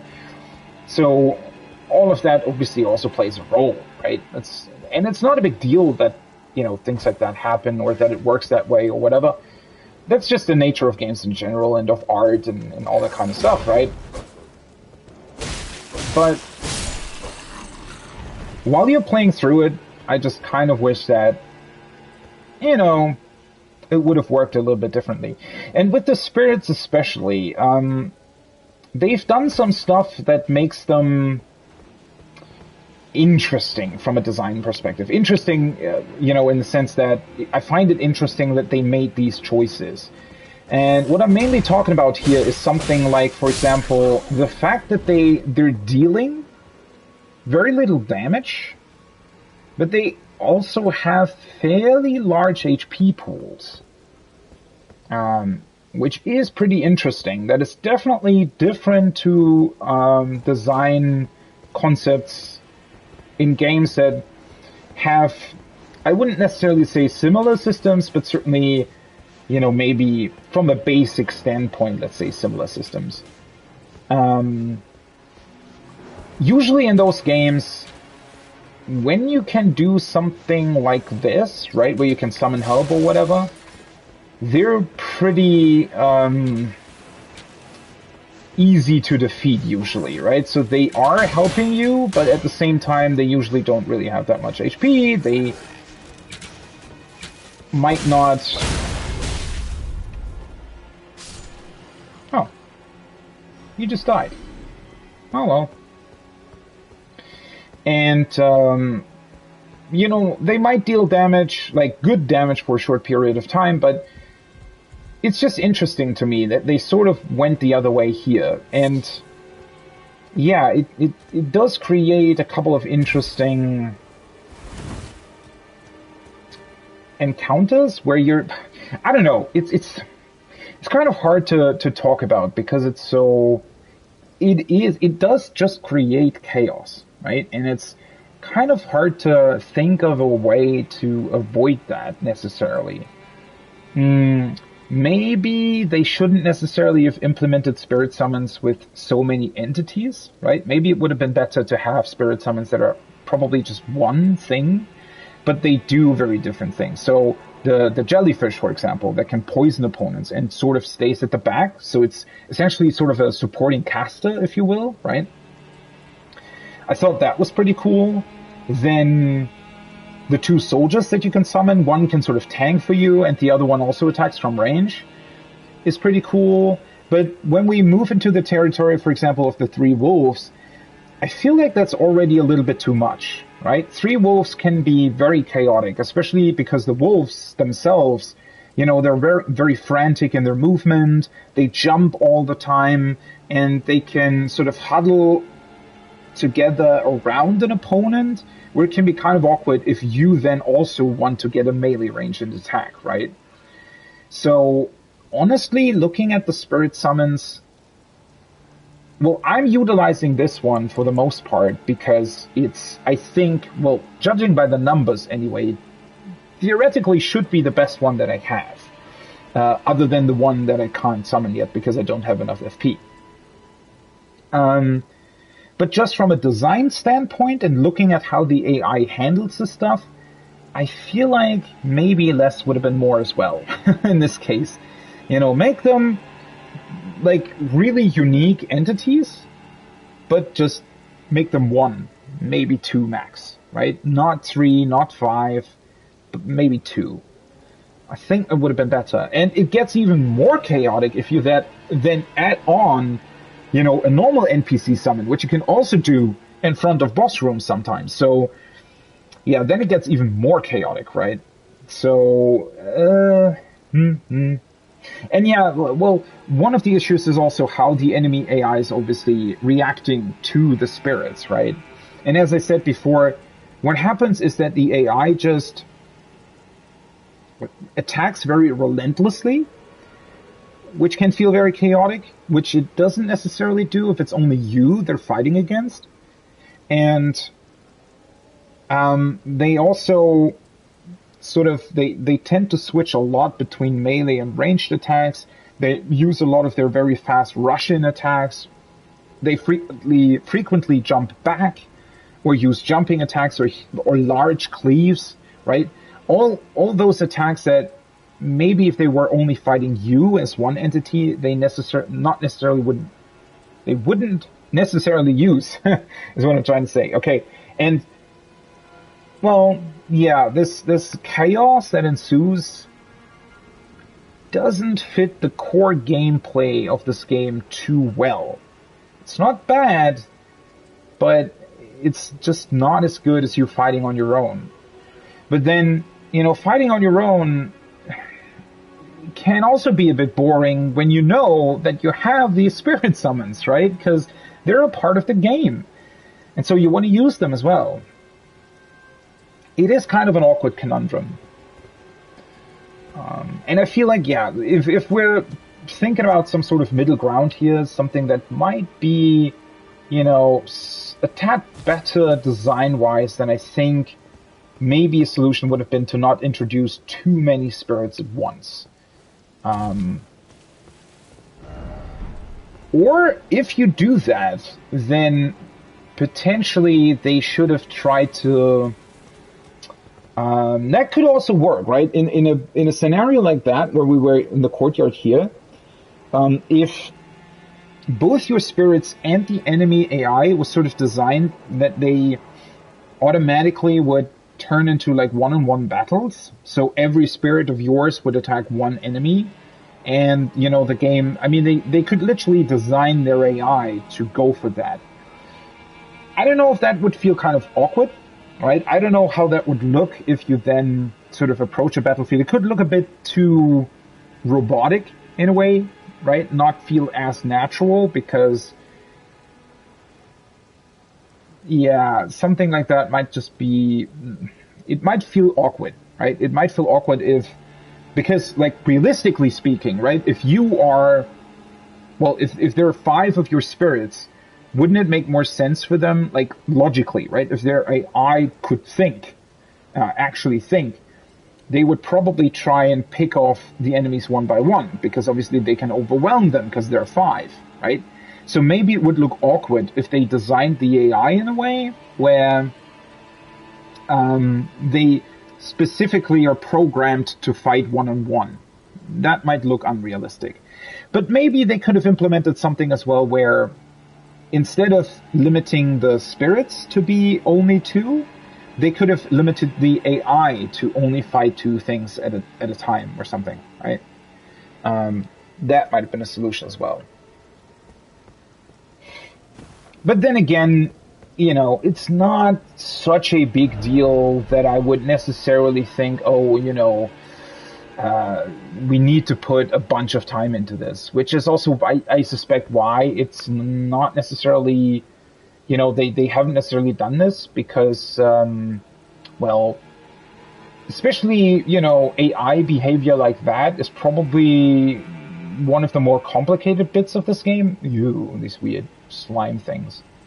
So I'd imagine that, you know, they probably wanted to limit the amount of time that they spent on developing the AI, I guess, which is fine, right? I mean, you need to make cuts somewhere, and AI is just a very, very complicated issue in a lot of ways. Stone sword key. Well, this is interesting now, isn't it? They make you jump down, but you can't really go back up there again. So I guess I have to warp back to the side of Grace. What a weird level design. I mean, at least it's something different, so it's not. I don't dislike it. Just kind of surprised that they did it this way. Okay. So we got this item, so we don't have to go there anymore. That means we can just jump over here. Oh, shit! That's actually a lot closer of a jump than I thought it would be. That's a scarab, right? I think. Yeah. I wonder how many annoying enemies are in here, though. Because there's only one place to drop down from. Are you even supposed to drop down from here? Maybe the other access point would have been better. I wanted to check out what's on the roof here, but now that I look at it... Is that even... Oh. Well... Hi. That's not a scarab at all.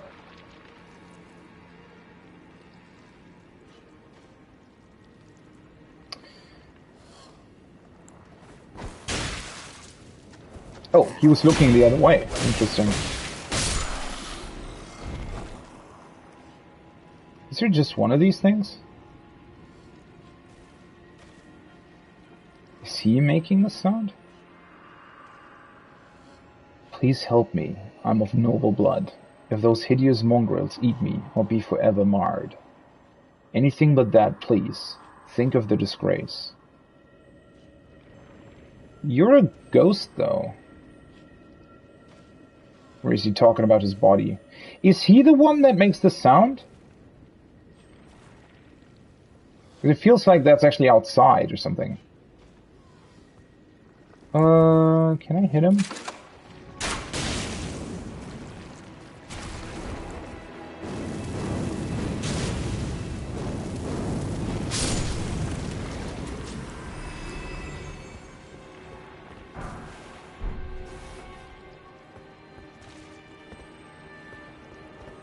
Oh, that reflection looks awesome.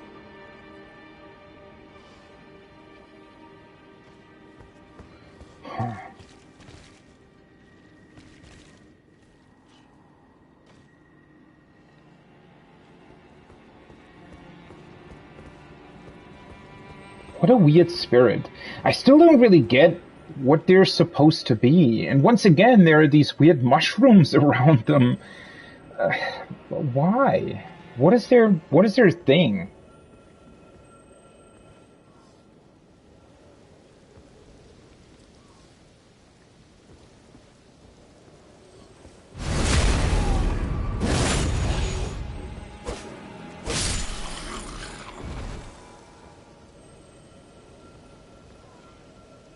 Aha! Wow, you can hear them from very far away, can't you? I mean, that's just a red one. Holy shit, I actually thought that was coming from the spirit. Look how far down that is. I mean, I guess they had to make it like that, where you hear them from such a distance because, well, you know, the world's pretty big. But, holy shit, that's far away.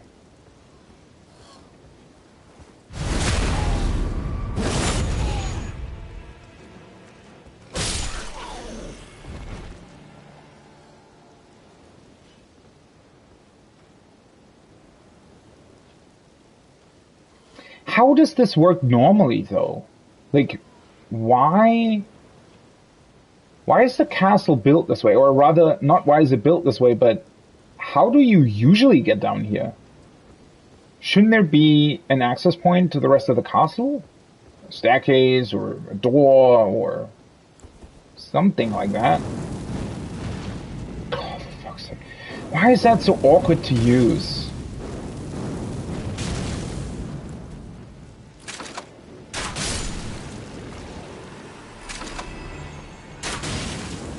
Oops, I didn't want to switch off of that.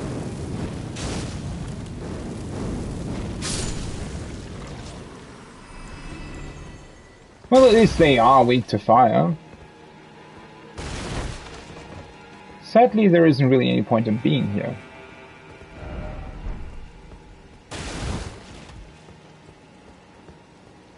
Okay.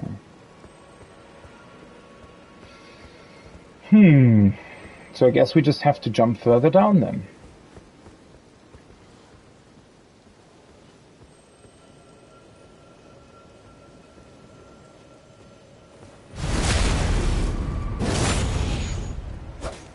Oh, for fuck's sake. I thought I heard something. Oh wait, was that you? Didn't realize there was another one of these here.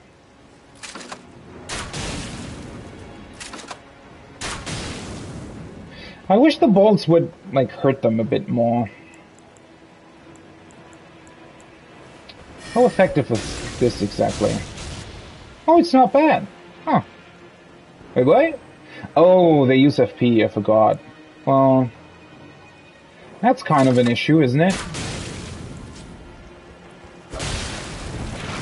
But they always, like, they can attack way further in front of them than you thought they would be able to. Also, they just remind me of these weird things in Demon Souls. It's just that in Demon Souls, for some reason, they had a shield on their back.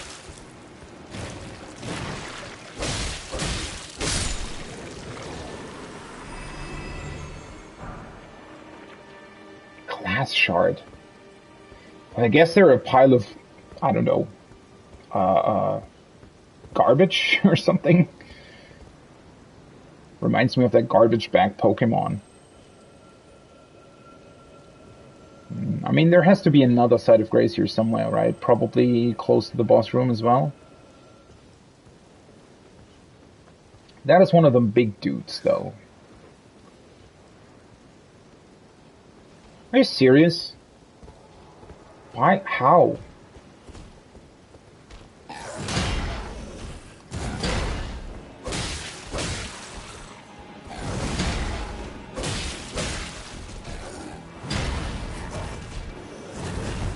That's... I mean, when you know that it's coming...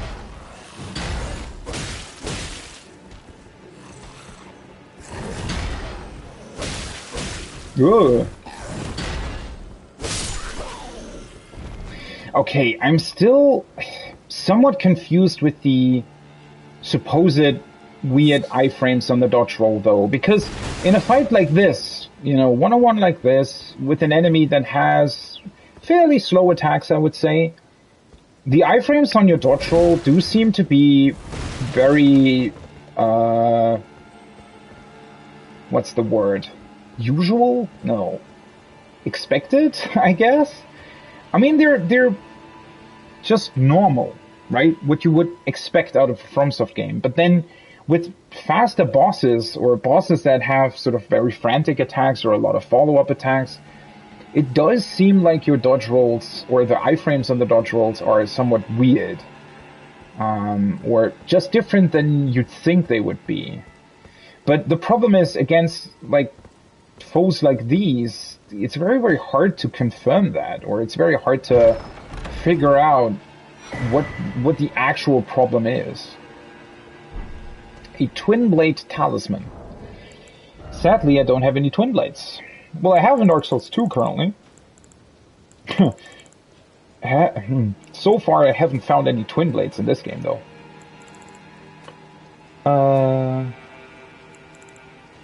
Wait, where are the talismans?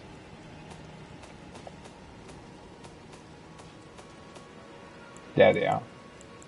Okay, so apparently these talismans then potentially exist for every weapon type. I mean, that's certainly cool. I like that.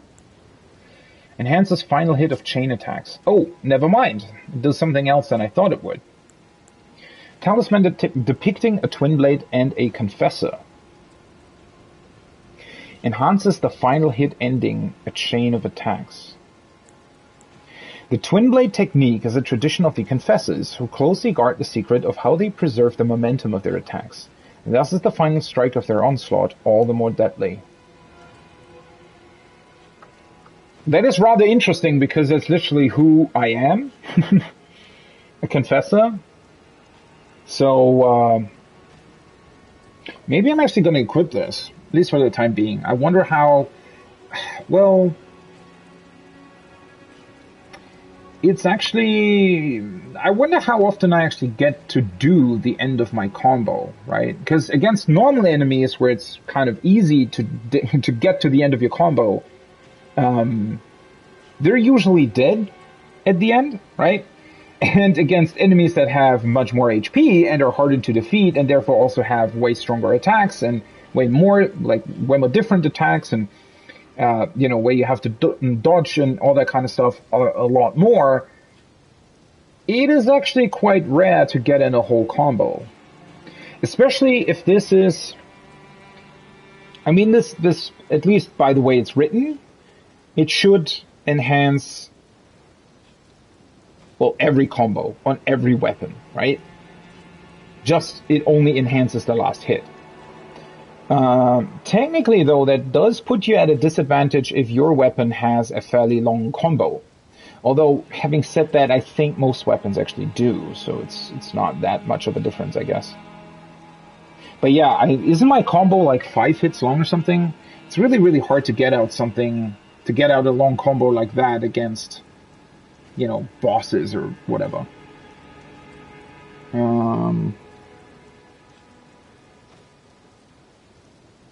Let me just write down the twin blade technique. Twin blade.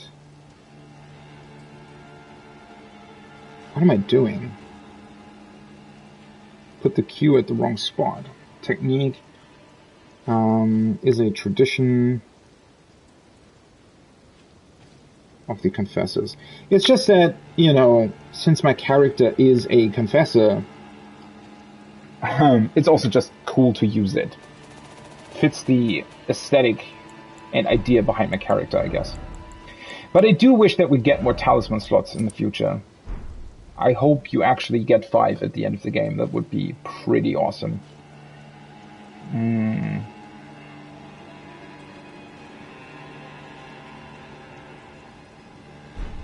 But yeah, I mean, yeah, it's a 5-hit combo. I don't necessarily think that's worth it. But then again, enhancing my guard counters probably also isn't really I mean, maybe it is, but I'm not really using guard counters all that much against very strong enemies as well. So, you know, both are I guess, are mainly things that make it easier to fight normal enemies.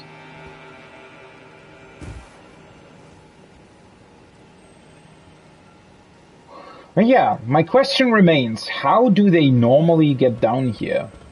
Not only this section, right?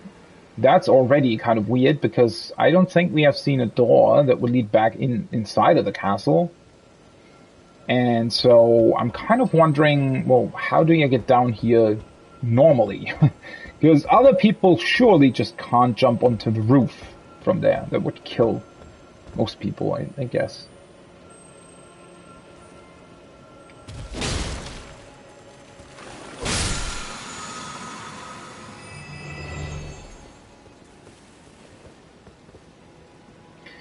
And also very interesting that they place one of these things here, because, I mean, the site of grace is pretty close, and while, yes, you fight some enemies, you know, chances are you haven't really used that many flasks.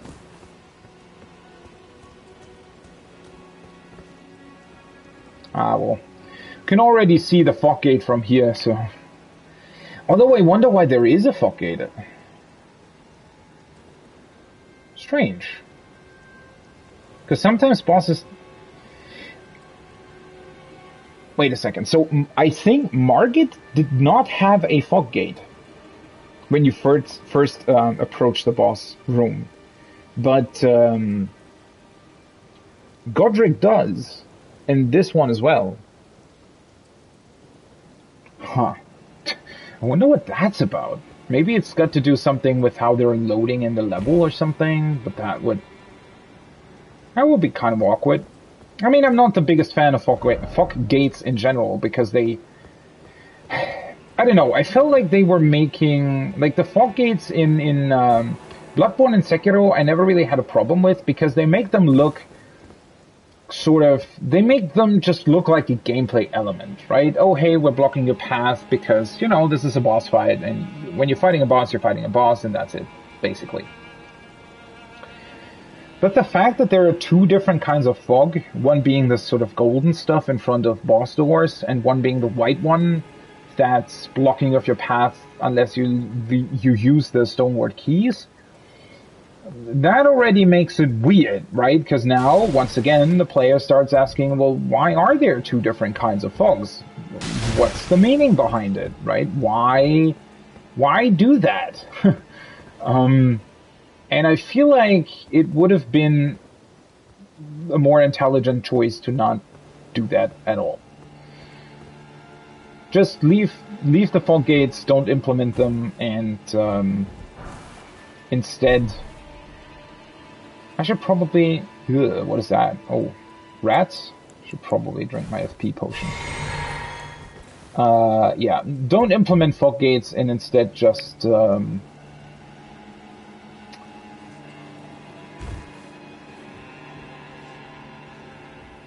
just make the boss room sort of quote-unquote normally accessible, and then just put a fog behind the player once they enter the boss room. I feel like that just makes way more sense. Okay, I feel like there's more to this place than just these two enemies. Oh, fuck.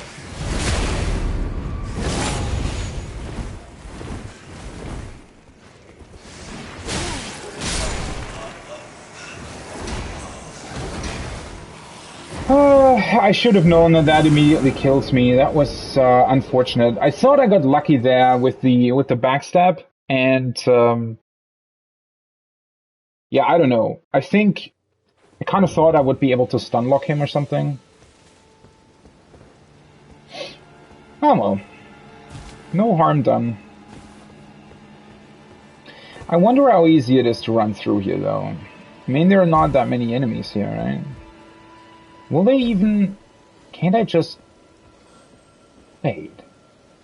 I just realized. I thought they were eating or something. But they're like covering in fear, don't they? Oh, that is weird. Why are they doing that? Is it because of these weird slime things? I don't think it is. Why are they doing that? Why are they, like, cowering in fear?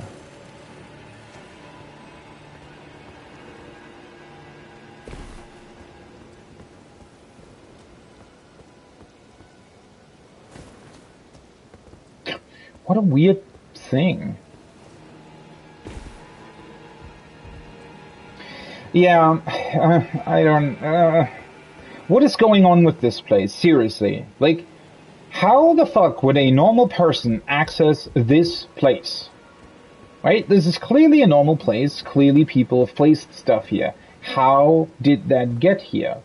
I guess the implication is that maybe... I mean, but there are huge, like, these huge wooden things here in the way. There can't be an elevator here.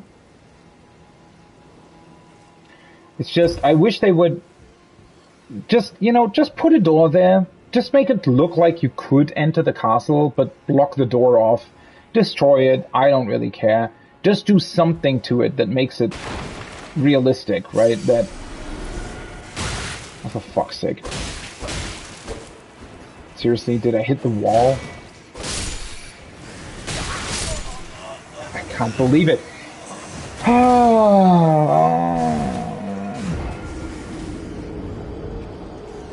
When I killed the first one, I thought that the game had untargeted my enemy.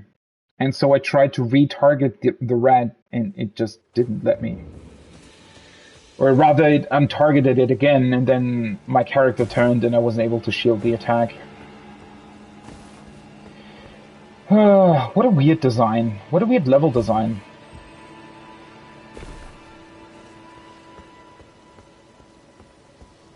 Overall, I don't actually think that this is very well designed. When I saw it from the outside, especially when you compare it to Stormvale, right? This place looks absolutely awesome. And I couldn't wait to go inside because I thought, oh yeah, hell yeah, huge castle, right? Stormvale was already really good. And so I thought, you know, this was going to be awesome as well. But it just isn't. It's just really, really bad. No, it's not really bad. I always exaggerate a little bit, but, you know, it's just, compared to Stormvale, this place is kind of disappointing.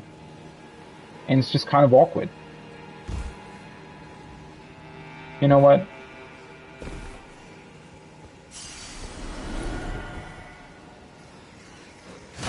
Let's just do this.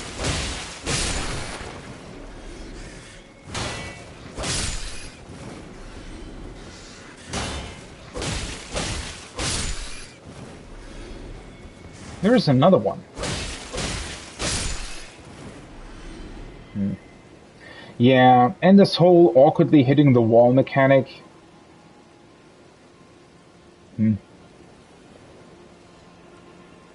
That's yet another thing I wish the game would have innovated upon a little bit more. So, you know, hitting the wall, it's very, very cool that that exists. The problem is, you can also easily clip through the wall all the time, right? I mean, that pretty much happens, like, all the time, right? See? I clipped through the wall there. So, once again, either make that consistent... Oh, hello, a whip. Either make that consistent or don't implement it at all. At this point, right? I mean, it was cool. Something like that was cool in Dark Souls 1, right? In Dark Souls 1, you hit the wall, and it actually reacted to it, but then, you know, attacks like this, they obviously clipped through stuff. But we're now, like, what, 12 years later or something? 10 years later? They should have done something with that. I feel like. Okay, let's read the whip. So I guess this is some sort of torture chamber, maybe? Or at least it was used as that. So that's probably why there was a whip here. Definitely not a weapon that I will use. What does it require anyway? 14 dex, okay. A leather whip, not originally used for combat, but as an instrument of pain. Yeah. Though its subtle attacks cannot be thwarted by parrying or even guarding, it is incapable of dealing critical hits. Okay. What a weird thing.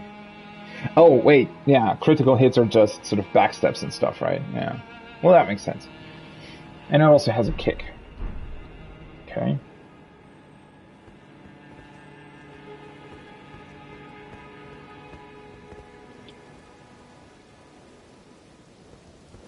Well, at least they're, you know, they're fair enough to not put yet another enemy outside here.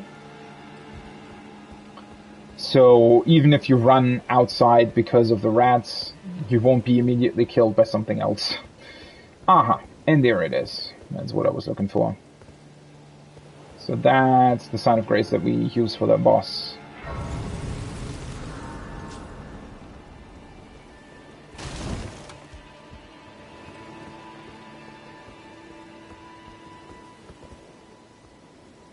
Oh, for a second I forgot the. I thought that I forgot the item in the treasure chest, but I didn't. That was the talisman. Yeah. I was thinking, wait, did I pick that up? But yeah, I did. Also, these jellyfish look slightly different. Although maybe it's just the sort of lighting here or shading, whatever.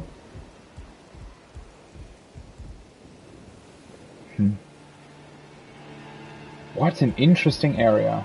Oh wait, we can see the boss, I guess. Is he just chilling there? Yeah. So he looks like some sort of leader, captain, shaman. Shaman? Is that what it's called? Well, clearly a leader of these beastmen, right?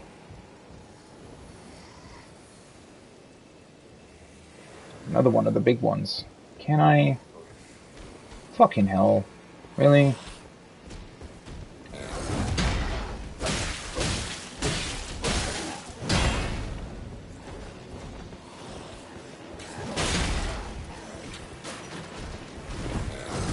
Ugh.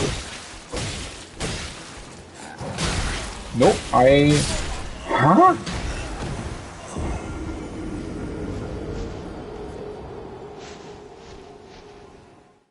See, this is... Okay, so this is exactly what's tripping me off in all the boss fights that I've done, and the Ever Jails and wherever else I was, right? So, he did his axe thing, and I pressed circle.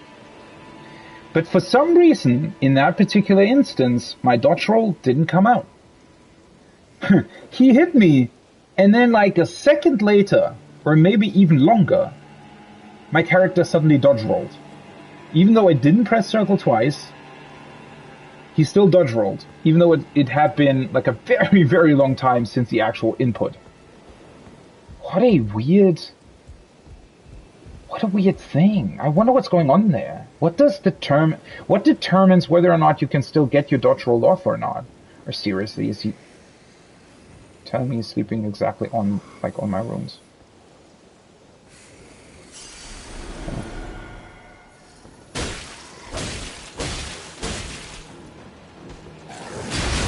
Oh, for fuck.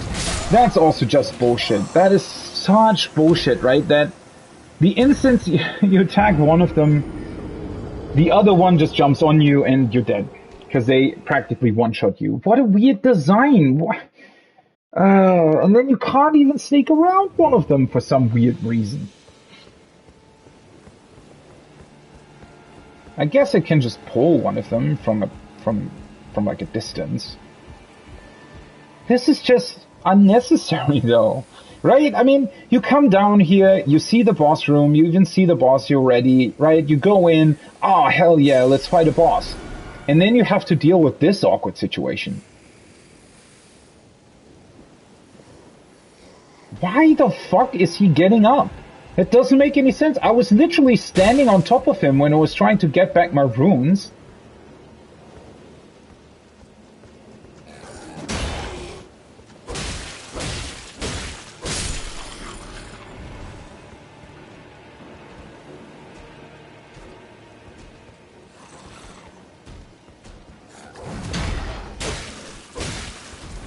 Oh, for fuck's sake, I completely forgot that the fucking rats respawn.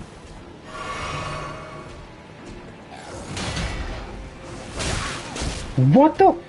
I dodged like a century ago. Ah, that is so bullshit. The range he has on that, because he's walking a million miles before he's actually attacking. See, that should have hit me. At least judging by the other rolls. That as well. I was way too late on that. Because I did a roll, right? And that was way too early. So I did another one. But that one should have been way too late. And it still didn't hit me. But then there are other instances where I roll at least what feels like early enough, and it still doesn't go through. I just don't understand. Sometimes you roll and you think, oh shit, that was way too late, and you don't get hit. And then other times you think, hey, you know, okay, this is an easy attack to dodge, I'm just gonna roll, but you still get hit. And it's just like, what exactly determines that? I honestly don't know at this point. I just don't understand how these rolls work in this game. I mean, I must be missing something fundamentally to these rolls, right? Otherwise, it's sort of... Yeah, I just don't know. I honestly don't. I just don't know what I'm doing wrong in terms of dodging. And yeah, the problem, the biggest issue is that it just feels like, you know, sometimes I'm dodging too early and sometimes I'm dodging too late. But in both instances, at the same time, it feels like it should have been correct. Or it shouldn't have been. Like, I don't even know how to put it into words anymore. Ah, of course.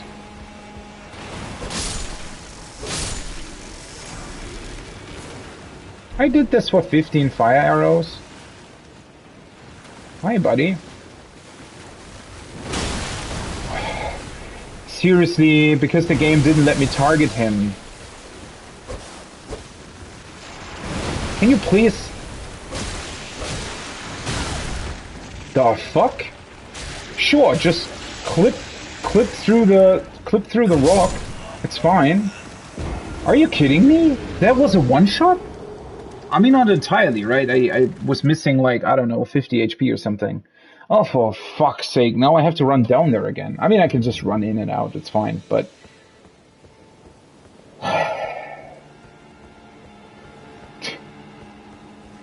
Instances like that, why build a cave? Literally, why build a cave at that point? There is no reason why you would build a cave there, because it just makes this awkward. Just put the... like, look at this, right? Just remove the cave. Just remove it. I thought something was attacking me. Just remove the cave and place the item that I just got in front of the rocks. Problem solved, right? Enemy won't clip through anything. You can still do the exact same thing with the crap is hiding in front of the item. Everything's fine. For some reason they decide, hey, let's put a cave there. What happens? Crap is clipping, like hugely clipping through the cave. And can attack you clipping through walls. Once again, an issue that can be easily fixed by just slightly altering your level design and adjusting your level design to what your engine is capable of doing. But for some reason they decide, nope, we want to have a cave there, even though it doesn't make any sense for our engine, or rather our engine can't actually handle that particular sort of situation. I dodged that.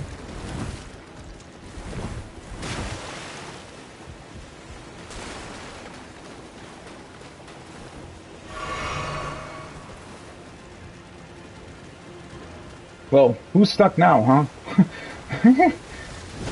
That took him a really long time to do. Probably should have climbed up here earlier. Oh well. Oh wait, can I actually go left? Yeah, I should be able to. Just don't want to fight a crab at this particular point in time. Let me just reset. I mean, I need to get back my things anyway. Also, I obviously don't want to go into the boss room with 6,000 runes. Which is something else that I have to decide upon now. So, is there anything else here? Let's just quickly check the rest of the environment. I mean, these guys are just... What's the message about? Didn't expect dung. That is a neat detail, though, right? Because that's what people did in, like, medieval times. They just threw their shit out the window, essentially, right? And not just their, like, actual shit, but just everything.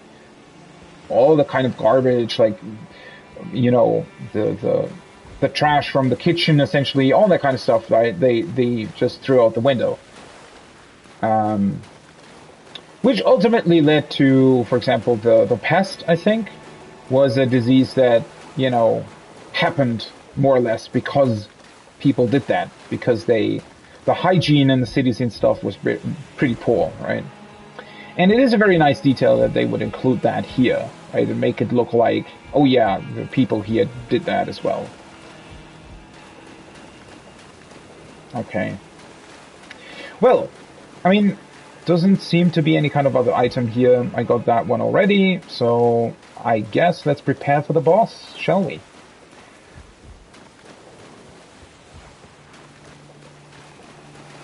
Let's just... I always forget that you can just do this and teleport back to the thing. Well, let's see what the boss is about. I am somewhat disappointed by this castle, though. I mean, I said it earlier, this whole back section of the castle is just kind of awkward. The fact that you have to jump down instead of taking a normal path through the castle is a bit awkward. The upper part is kind of cool, and the fact that there, you know, had been a rebellion and all that stuff, that's neat. But I kind of expected a bit more after Stormvale, unfortunately. Stormvale is such a neat place, and the thing with Stormvale is, right, Stormvale Castle also has like a couple of towers and, you know, a couple of areas here and there that are inaccessible. But looking at this castle from the outside, right, you think about, oh shit, this must have a like huge inside structure, right, and a lot of like different rooms and like a throne room and whatever, right?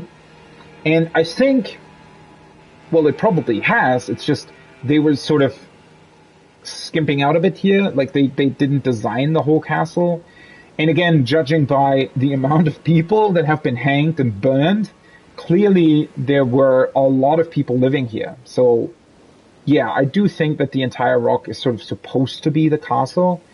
It's just fairly disappointing. Again, because the game has set such high standards for itself with Stormvale Castle, and then you come here and you think, oh great, you know, another castle. It's probably equally as detailed, and well, then you go in and you realize, it's really only sort of the upper portion and the backside of it. Although the backside in like a really weird way, because you just jump down instead of taking an actual path down there. Yeah.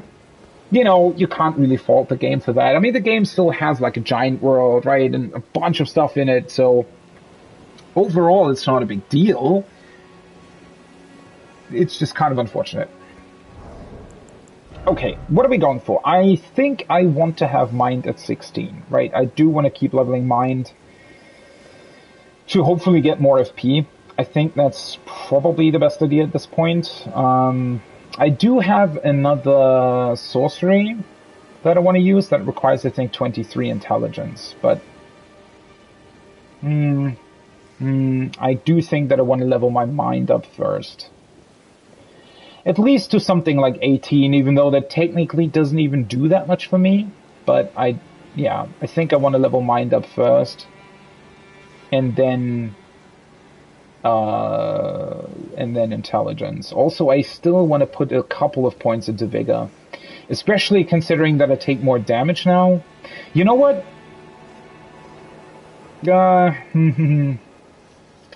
Yeah, let's actually... Since we're in front of a boss fight, right, and I wouldn't be able to use the FP at this point anyway, let's increase Vigor by 1 point. I think that might be a good idea.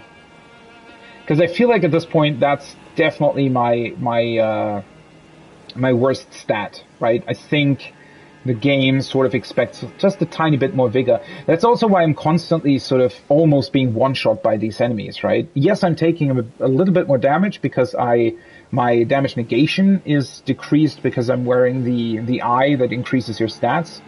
But that being said, I still think that I'm just missing a little bit of HP in order to deal with a couple of attacks that enemies keep throwing at me. The only thing that I need to know now is... Although I don't...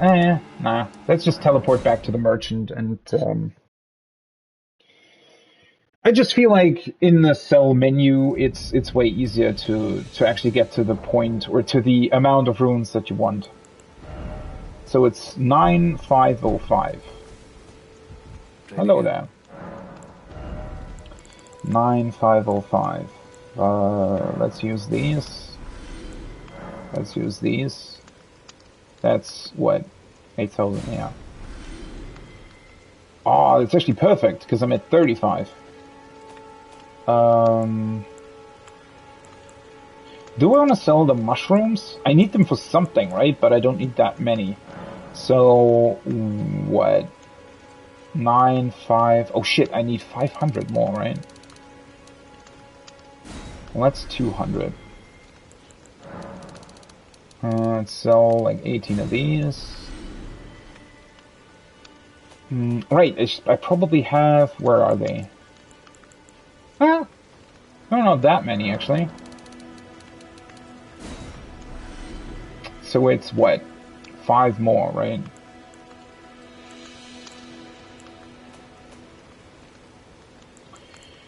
Do I have something else that I just have a lot of that I don't really need? Yeah, probably these, right? Bam. Perfect. Nice, nice, nice.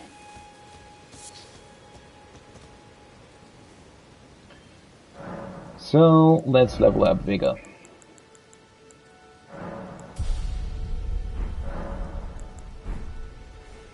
Should I...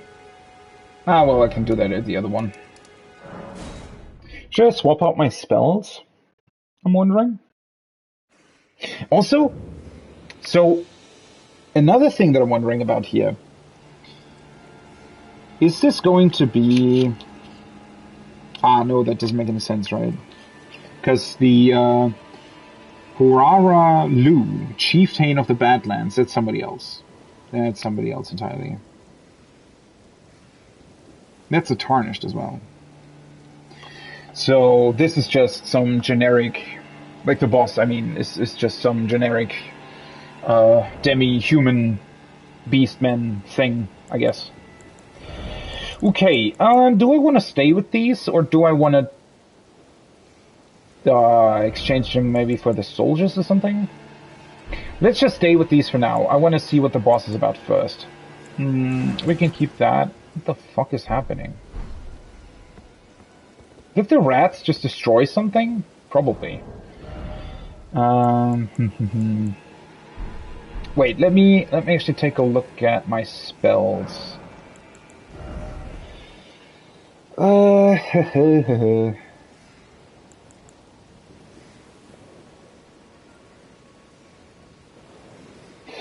I wonder if those dark skulls would actually be the better choice in this case. These ones, I mean.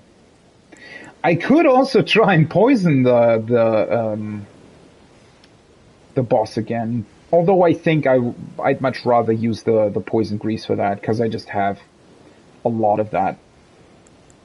Yeah, I mean, I'm wondering. These, I mean, the flames in general are probably not bad. The Black Flame Blades, kind of awkward to use. Probably not the best idea. Crystal Burst. Well, so far I haven't really used it that much, right? But the Rancor Call might also be a good idea. Although the boss is probably fairly, like, frantic and fast. So the skulls might not necessarily hit him at all.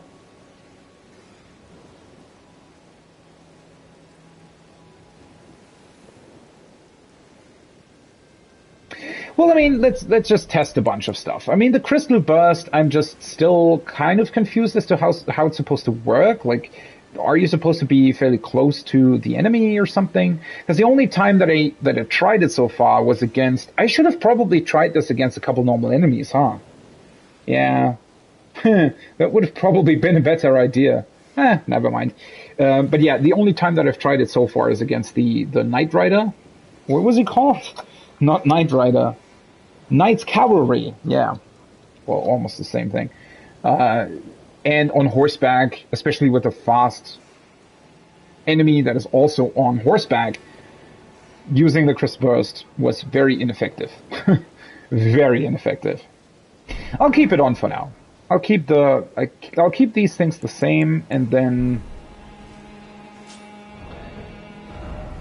Yeah, in terms of my equipment, I mean, I guess I need these. I guess I want the crossbow. Let's just unequip these. I'm not using a bow anyway at this point. Maybe the normal bolts instead of the bone ones. Let's check. Never mind. It's fine. And the Ranker pot. That might still be a neat idea, to be honest. Let's see. I can... Oh, right. They require the mushrooms. I forgot about that. So maybe I shouldn't have... well, you get so many mushrooms. It's actually not a big deal. I got a couple of thin beast bones, though. So let's craft more bolts. And... Yeah, I wonder if I should try the poison grease again. So far, that has been very effective against bosses. The fire pots in the long run as well. It's just that as long as I still have that Ranker pot, I guess I want to use them first. That does mean, though, that I also want to equip the poison grease. Okay. And maybe also the cook grease, just in case I'm close to killing it and at a range. It's always nice to have. That's a lot of stuff, though. It's still mind-blowing to me that FromSoft hasn't come up with a better way of cycling through items.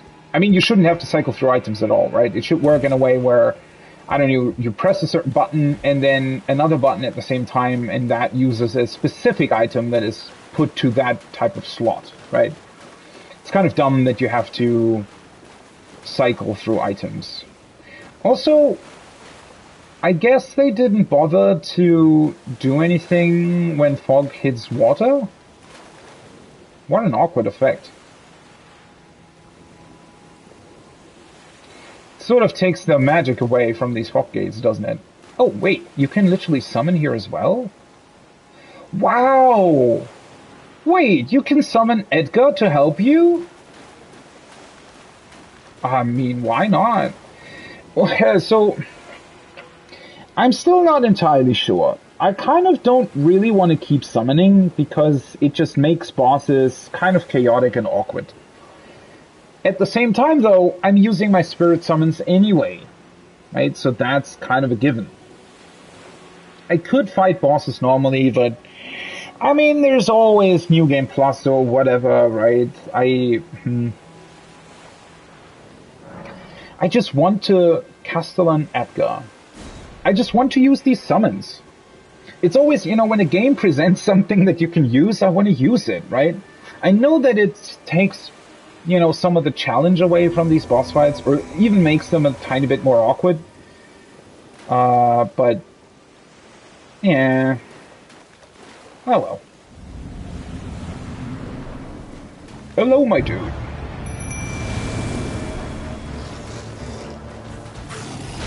Whoa.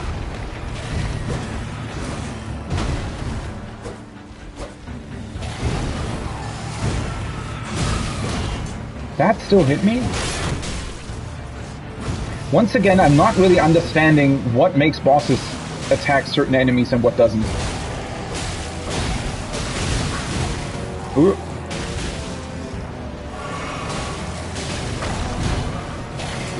Oh, wait, what? Why does he red... What? Why does he have red eyes all of a sudden? Whoa, okay.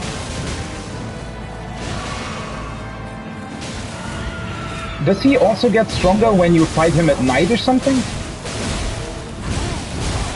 Whoa. What the fuck is happening there?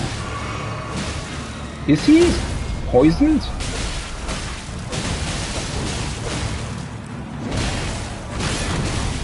Oh, for fuck's sake. Did they have to place all these objects here? Leonine. Okay. Oh yeah, now he's poisoned. Well, yeah. I mean, grafted blade greatsword. That looks awesome. Yeah, I mean, obviously the summons kind of trivialize this fight. I don't know. I mean,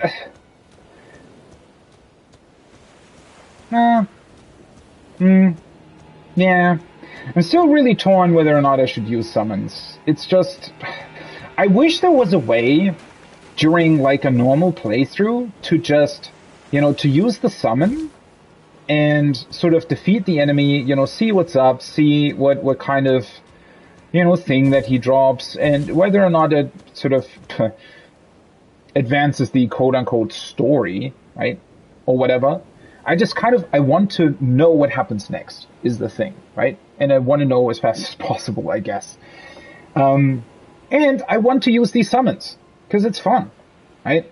But, especially in this case, it definitely trivialized the encounter. That being said, well, to be quite honest, I don't know if not summoning Edgar would have done that much, because I still would have had five of my demi-human spirits, so he still would have been, you know, distracted, I guess. Edgar did deal quite a lot of damage, though. Well, not a lot, but, you know, enough to make a difference, whatever. Didn't seem to be a particularly hard boss in general, though. I mean, if you're fighting him on your own without summons, it didn't necessarily seem like he had too many complicated attacks. I don't know. I just wish there was a way to sort of, I guess, just come back here and fight the bosses again, just on your own, for, like, additional rewards or something. Especially with an open world game like this, right? It's just,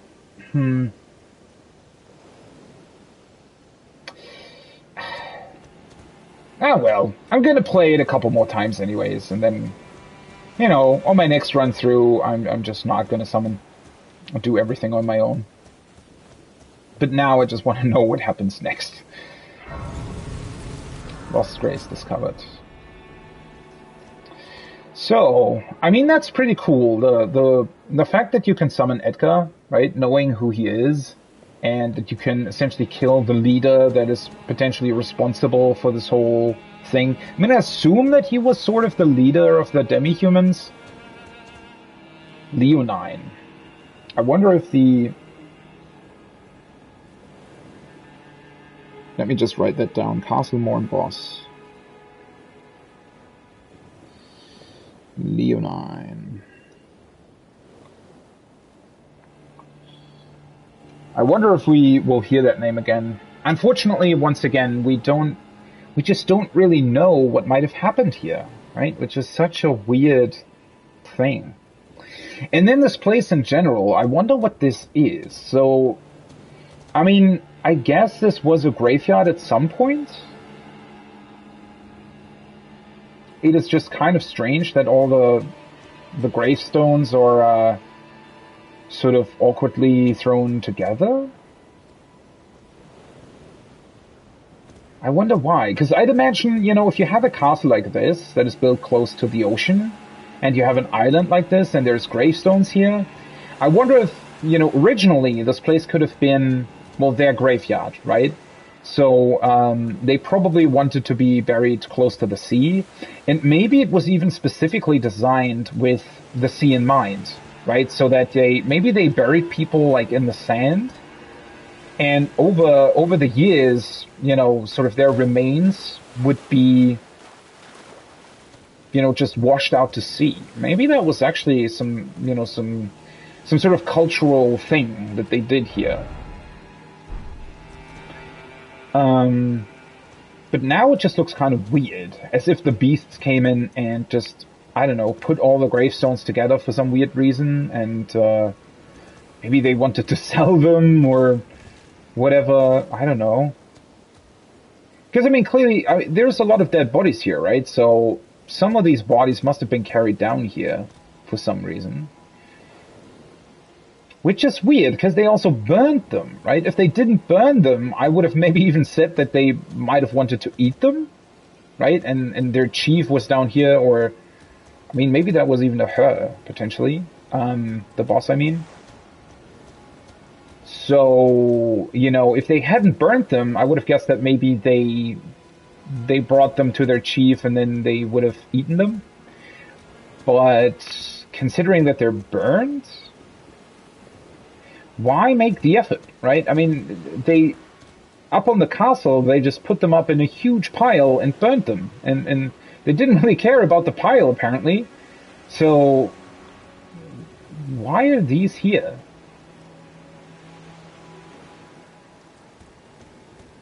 What a weird place to put dead bodies. But yeah, with the tree and all, and that, giant stone in the middle with the hole in it, this place must have been a place of worship in the past. Potentially their graveyards. Before this whole rebellion happened. Which is still, timeline-wise, just awkward to me. Why is this rebellion sort of still going on at the top of the castle? I mean, clearly a couple of the soldiers were still alive.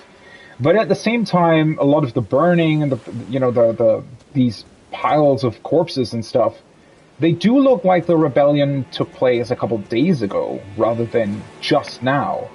And then we have that awkward thing with Edgar going on, where he seems to be just a normal dude, right? Who once was commander of this castle, but at the same time, for some weird reason, the castle is still, I don't know, seemingly very similar to Stormvale, but also kind of not. Yeah. Very, very hard to tell what that's about.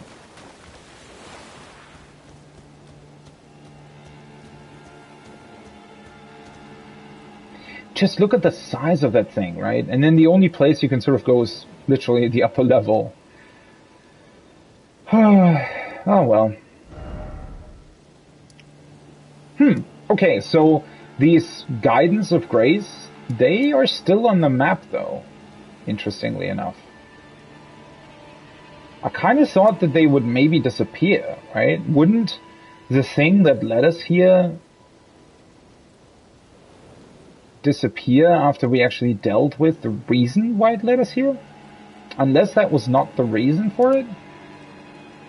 I'm slightly confused why it leads us here anyway, right? Because, is this Leonine actually somebody important?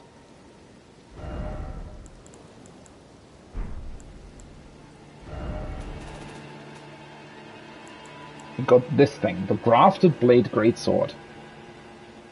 Looks pretty awesome. Requires 40 strength, holy shit.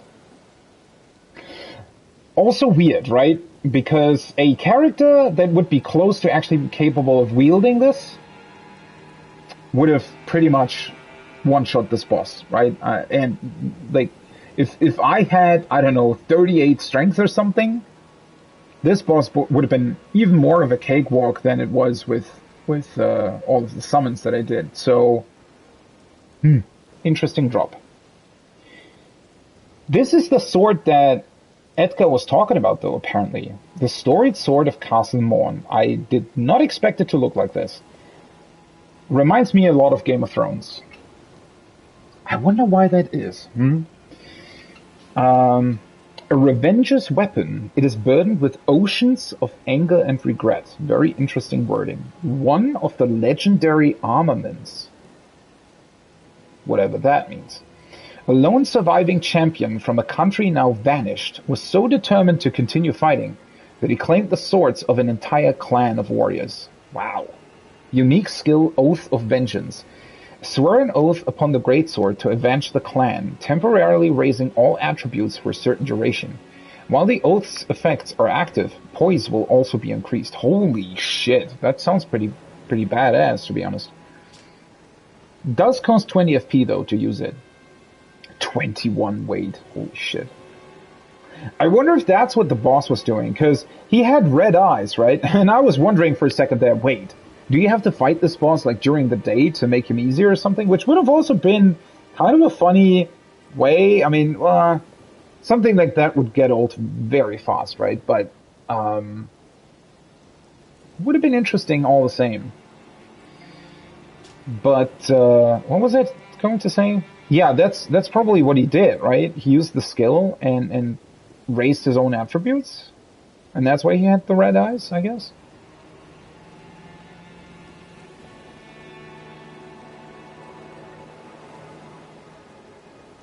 The strange thing here is that this would be a sword that the people of Castle Morn actually kept, I guess.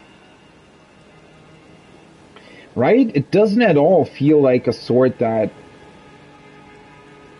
you would sort of, I guess, keep and,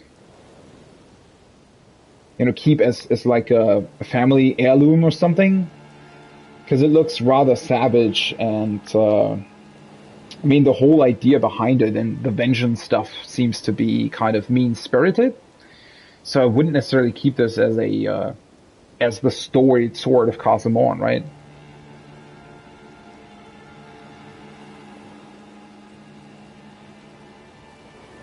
Well, that being said, though, we found that an inscription on that stone or sword graveyard in front of the castle that mentioned a hero fighting for vengeance, right? The Siege of Castle Morn. Wait, what does that mean? So the stone sword in front of the castle said, "The Siege of Castle Morn. A lone hero fights for his vengeance, only to fall at the hand of Lord Godfrey." Maybe that's a hint as to why this rebellion took place then. But because they're saying, right, a lone surviving champion from a country now vanished was so determined to continue fighting that he claimed the swords of an entire clan of warriors. It is interesting that they're talking about a clan of warriors, which makes me think that maybe a descendant of this champion was the demi-human beast that we now felt as a boss here, right? That seems to be what happened. So I guess if we combine that with the knowledge from the stone sword in front of the castle, what happened here was that there was a siege of Castle Morn, but it was done by these beastmen, right? Or I'm calling them demi-human and beastmen because I don't really know what else to call them, but clearly they're more than that. They're actual, like, intelligent beings to a degree. Intelligent enough anyways that they shouldn't necessarily be regarded as just beasts or something, right? And I mean, clearly they were apparently servants to the castle. And here's the thing, right? So,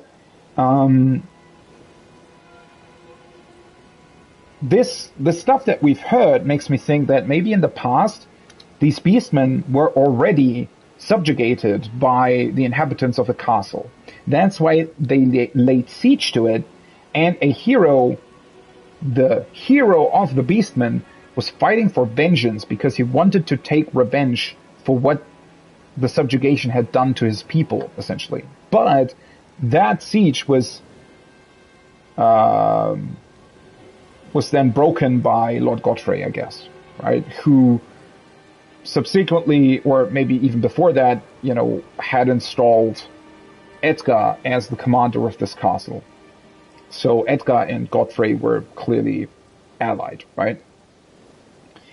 And now this rebellion might have also taken place because now the beastmen once again wanted to take revenge for essentially both things that happened in the past. Whatever the first one was, we don't really know. We just know that somebody wanted to take revenge. Yeah, and now they kind of succeeded, right? Well, not really, because now we killed the leader of the Beastmen, but they definitely destroyed the castle and killed everybody in it. So in that regard, they did succeed.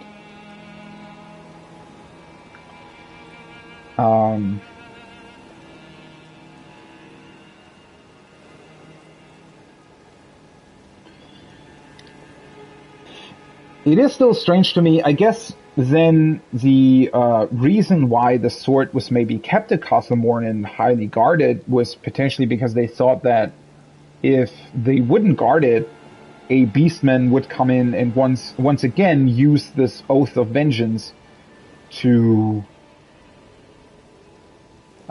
revenge their people again, right? Which ultimately now is apparently what happened, right? But that's probably why they kept the sword, which I was sort of confused by why they would keep the sword if if it's looking like that and it's kind of this beast-like sword as well, right? Why would normal humans keep it? Well, probably because they didn't want it to fall back into the beastman's hands.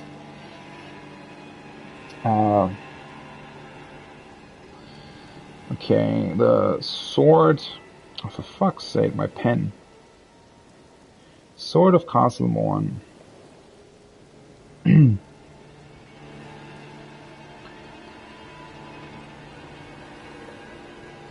is burdened with oceans of anger and regret. That might just be a hint towards these beastmen sort of living here next to the ocean, right? Sort of being more about nature, being closer to nature, right? Although that's definitely an assumption on my part. I just find the wording with burdened with oceans of anger and regret, and we're literally almost standing in the ocean here. It's a very particular wording, right? So the Sword of Castle Morn, Revenge's weapon. I wonder why it says one of the legendary armaments, though. What makes this specifically one of the legendary armaments? What are the other ones, then?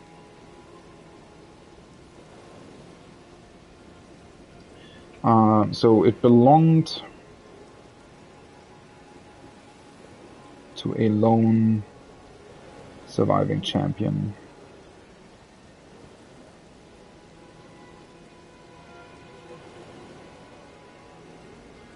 Possibly the hero who laid siege to the castle.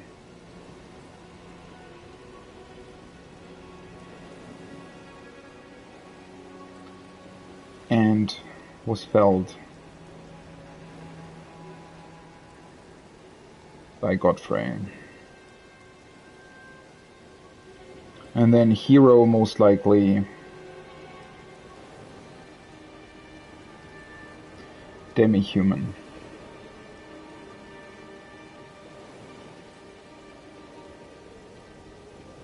Well, at least for once the game actually concludes one of the stories that it started. Even though, yeah, there is like, 3 descriptions that actually tell us about the story? Not really that much more, but oh well.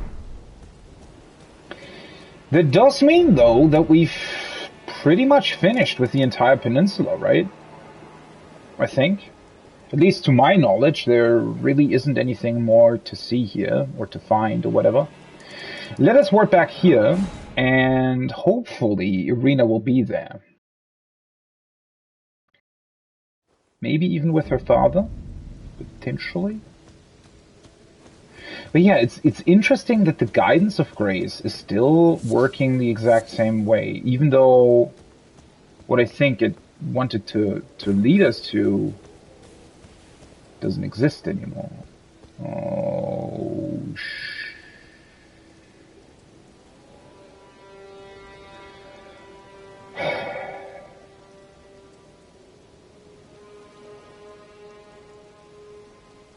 do we have... Isn't there usually... Wait.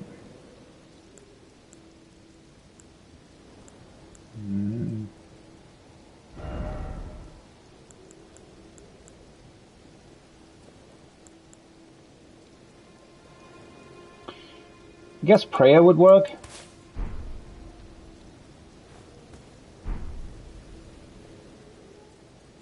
As a sign of respect. I wonder if we could have returned here earlier. Maybe after talking to her father, I should have come back here before fighting the boss. I wonder if you can save her.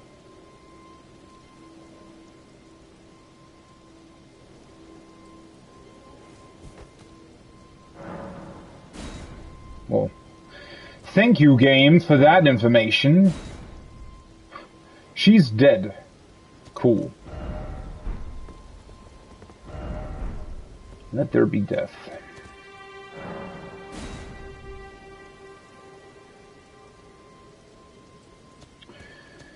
Well, fuck.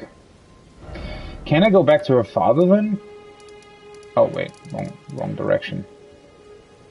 Where would that be? He's sitting on top of the castle, right? Aw, that's really sad. It's double sad because the game never lets you have closure in those cases, right? FromSoft is always just, oh yeah, they kill her and then she's just lying there dead. And that's it. Nothing more to it. Just a dead person.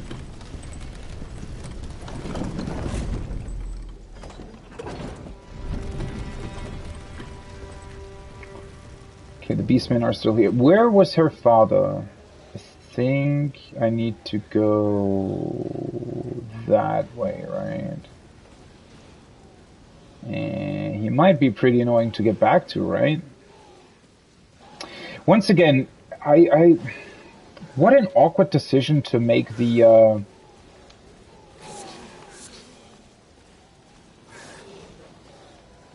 other sign of grace. Oh, for fuck's sake! Work in a way where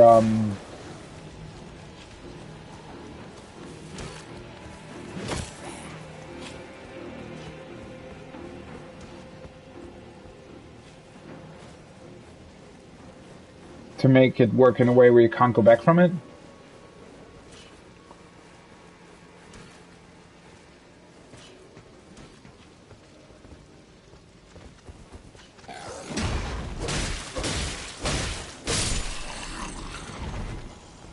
The other one follow me? Ah, he's actually killing. Do I still have... Oh, right. But yeah, the poisonous stuff is really, really effective against bosses, I feel like. Although in this case, not that much, actually, because... I think it took quite a long time to poison him. He was definitely poisoned there at the end.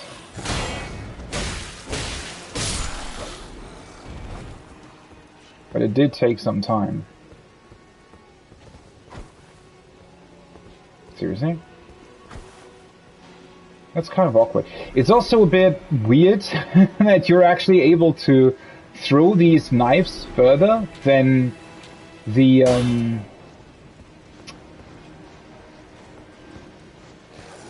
than your what's it called? Your crossbow can shoot. Can you stop just... That was awkward. Yeah, I was waiting for that. I was waiting for the triple shot.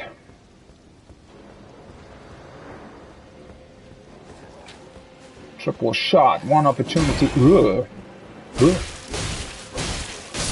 Did not expect him to do that. Also, wasn't that the sort of head attack that they were doing earlier? That killed me that one time? Thought that would have, like, hit me. Thought the whole idea behind that attack was that they, that you couldn't shield it if they attacked you from above. Maybe I was just too far away when he did it. Ah, see, this time it spawned correctly, I think. This time that guy with the wings spawned up here. For some weird reason he spawned wrong twice, I think.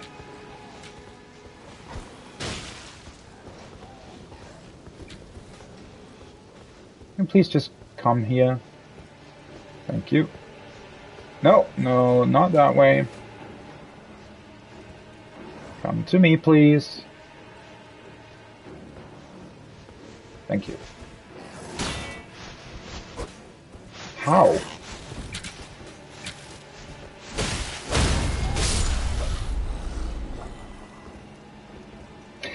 By the way, they have the same awkward fall that you do when you're knocked off your horse. Where it's sort of knocking you off, like, very slowly, and you're sort of suspended in the air for a second. Oh, that's actually the strong one, isn't it?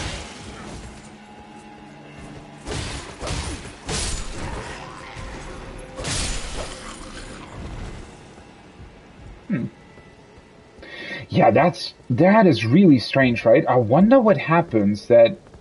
So both the knight and the flying guy are both supposed to spawn up here, right?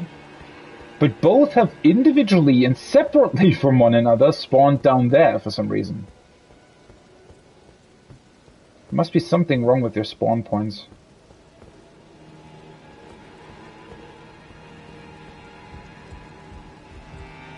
Or maybe while they're loaded in or something, they can knock each other sort of away. Some awkward stuff. Hi. I'm in your debt for keeping the sword from those fallen creatures. I'm no longer bound by duty. Duty. Rescued Arena, I will spend my remaining days Oh, with fuck. her. Yeah, there has to be a way how you can save her. I wonder if... I wonder what it is, though.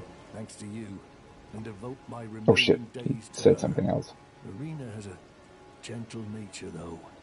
I only hope it remains intact. Can I not tell him that she's dead? What the fuck? To you, I will be and devote my Arena has a What is wrong with this game? Oh, for fuck's sake. Okay, so... I mean, there's not that many points where that could have happened, so I don't think that I should have talked to Arena again just after I entered the castle.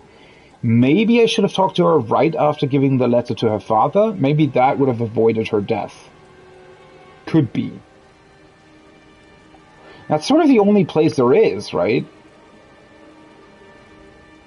Or maybe she just always dies.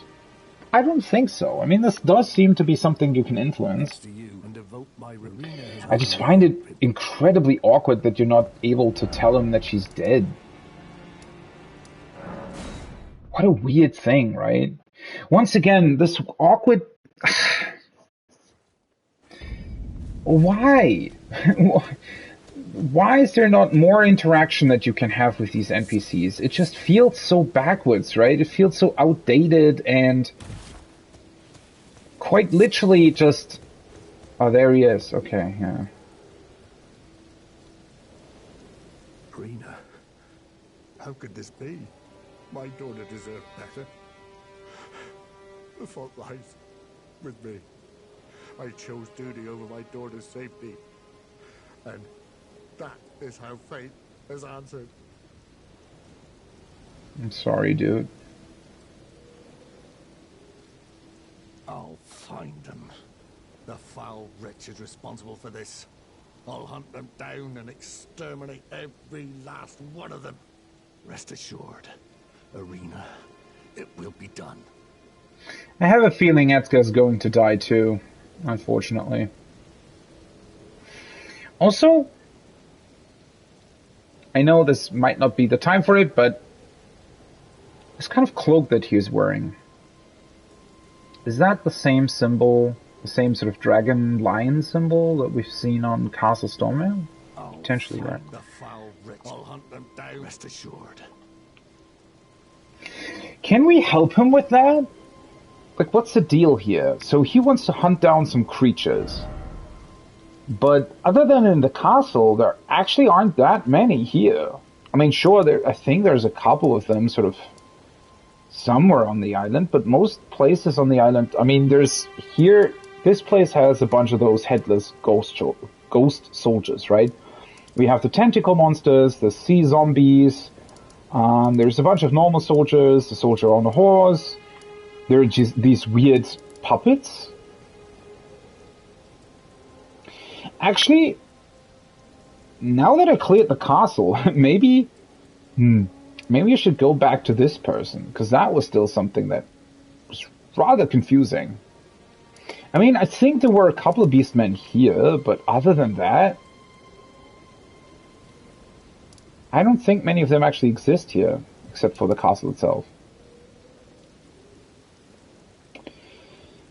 I wonder if he will just...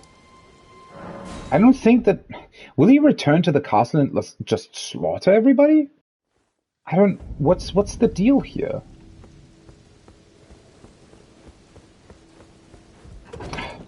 I really, really wish... You know, moments like this make you realize how old and outdated their sort of storytelling tech is, right?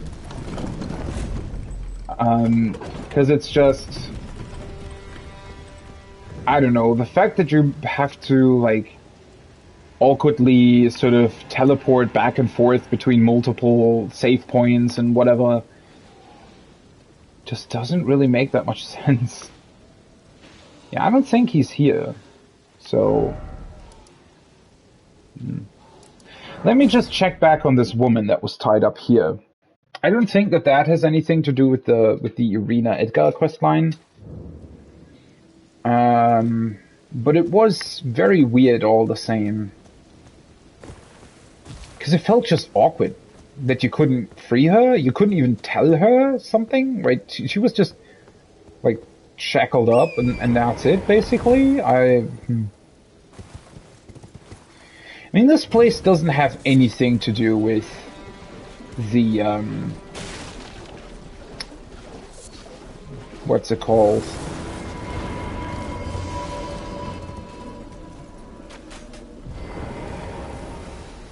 This place doesn't have anything to do with the castle, though, Ryan.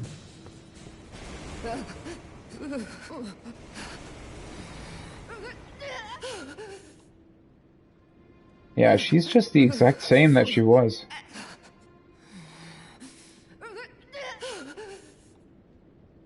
What the fuck is... What is going on here? Why?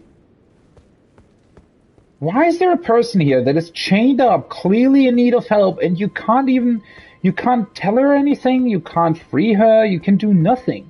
I could probably kill her, just no idea what that's supposed to do, to be honest. I mean, she isn't a threat to me. Oh, hi. I did not think you would actually come down here. I do like these designs, though. Just look at him.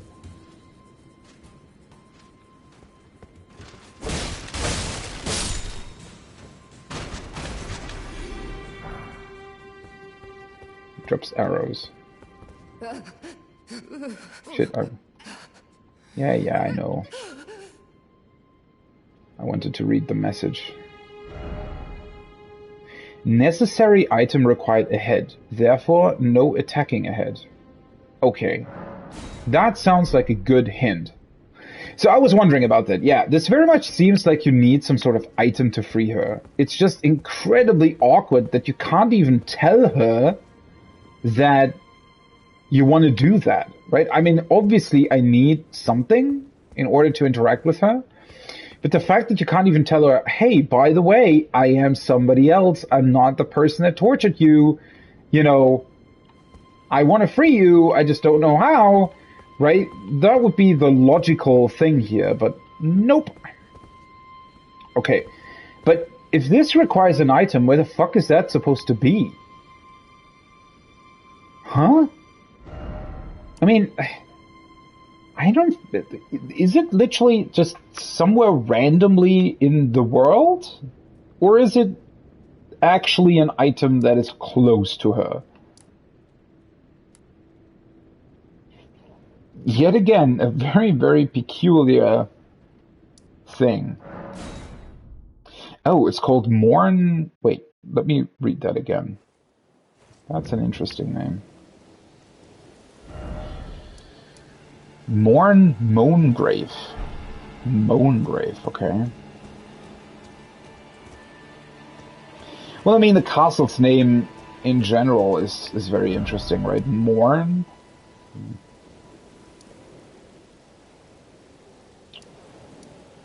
Beside the rampart jail, behind the castle.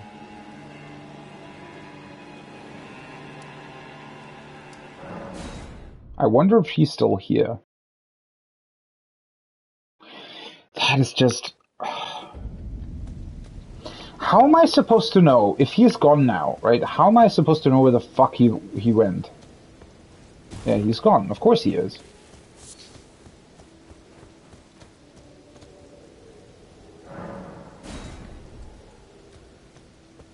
Is he just, like, what's the deal here?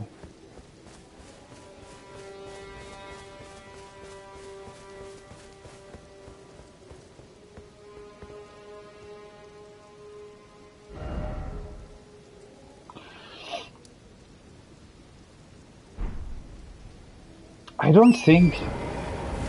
Was there some sort of beastman settlement that I forgot about? Some kind of cave or something on this island that would have been sort of their hideout? Or they weren't... Oh, well, they were in the mines, but...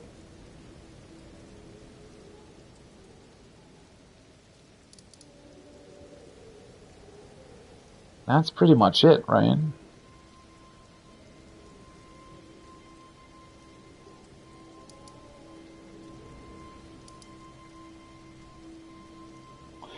What an awkwardly confusing situation. Instead of just straight up telling you, you know, why didn't he just say, oh yeah, I'm gonna go there and avenge my daughter or something. Nope, he just nopes off. You have no idea where he went. No idea what's going on. No idea if you'll ever see him again. Well, clearly he isn't here.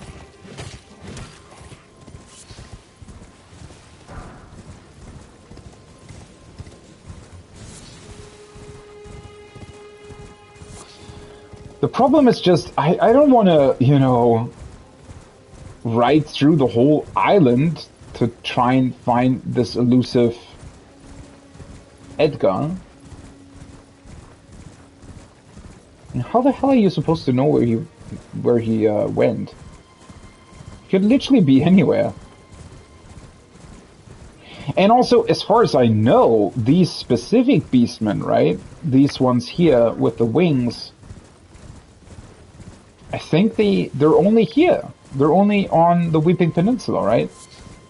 Because the other beastmen that we found in Limgrave look different.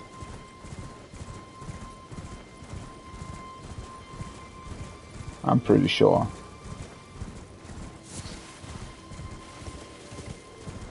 Unless he went back to the castle, but where would he be in the castle then?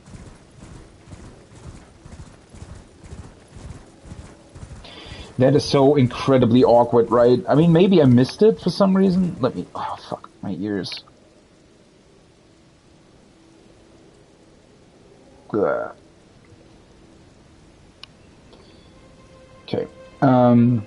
Maybe I missed the hint or something? Wait, did they despawn?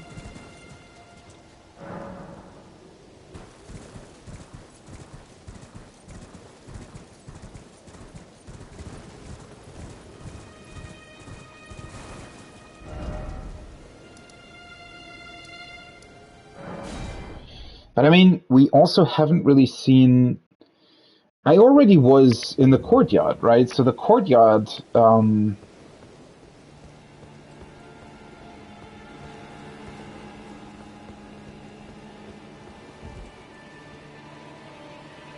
not in the courtyard, I guess. Man, what a weird thing, right? That he would just disappear. And the same with that chained up woman. What's the deal? I've done everything here, I think.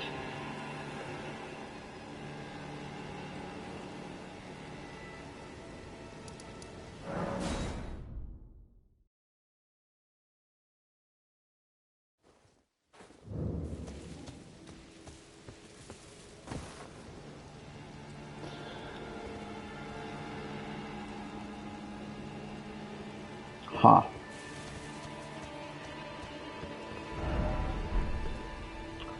Well, I mean, maybe he's just gonna appear at a certain point throughout the story. It is so weird to me that this entire peninsula so far, except for the fact that there is this guidance of grace that guides you towards it, other than that, the peninsula seems to be completely separate from the rest of the game, right?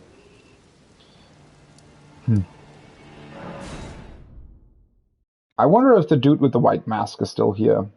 If he is, though, he's probably just talking about Stormvale. Yeah. Yo, what up? What's the matter? Aren't you supposed to be earning your place at the Round Table Hold? Then you must face Godric the Grafted, Lord of Stormvale. For without a great rune, you will not be granted audience. With the 2 fingers in the inner chamber.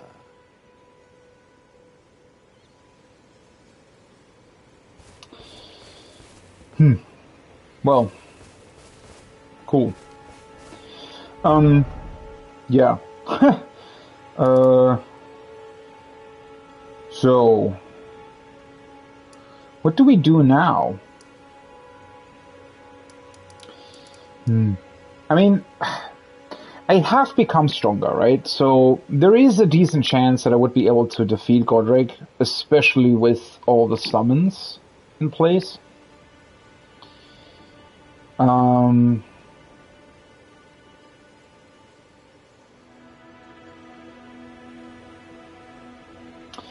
That being said, I wonder if I should sort of look to the east a little bit, right? I mean, because this whole area here to Limgrave's east, that should still be part of Limgrave, correct? So maybe I should take a closer look at that as well.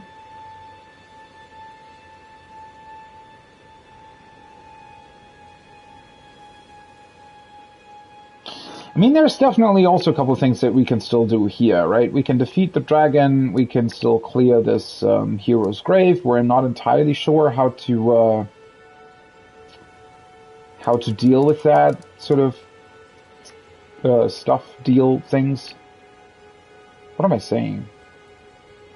Oh, yeah, there's this grafted spider thing in here that's really annoying, where I wasn't really sure how to deal with it.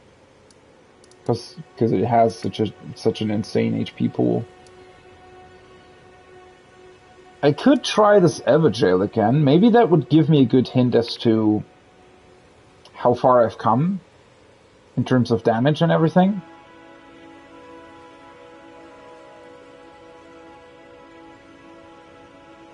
That might be an idea, right?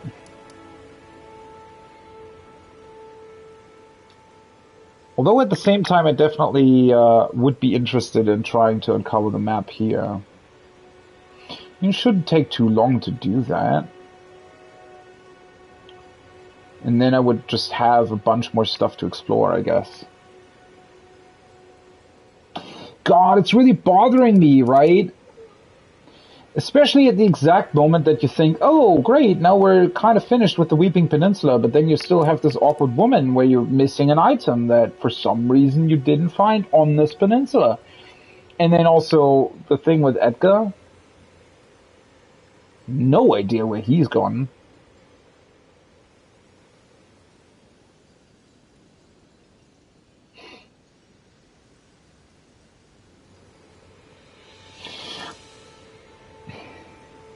Wait a second, though. Demi-human forest runes. We did find... Wasn't that the queen of the demi-humans or whatever she was called? Maybe he went there. Now that I think about it. Let's check out that place. If he's there, maybe we can help him.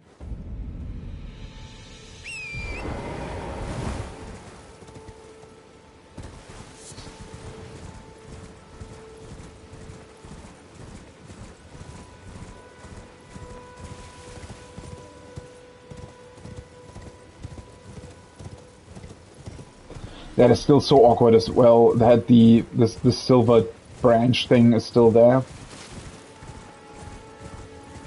Let's see.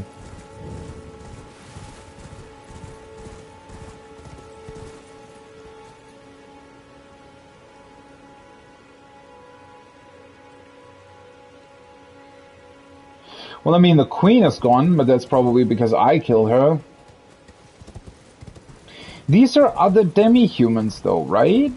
Yeah, they're these more ape-looking things, right? Yeah. So they're not the same ones that attacked the castle. At least I don't think they are. Why is this so freaking awkward to figure out? What the hell?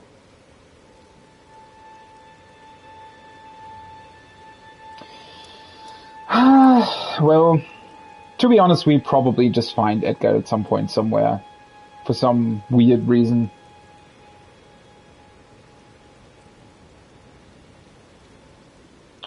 The problem is if I go back to the Everjail, I'm probably going to be stuck there for a while, try and defeat the boss, I guess.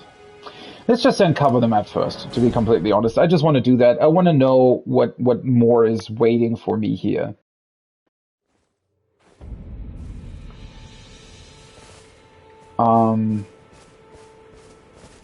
Okay. I guess we'll just cross the bridge and go east instead of taking the road, because they're not seemingly not connected here. And this, I think this is the place where you can find the map. Wait. Before I do that, I wanted to do one other thing. Because I was wondering, this merchant here, he didn't sell. Unusual. Did this aged merchant have something that caught your eye?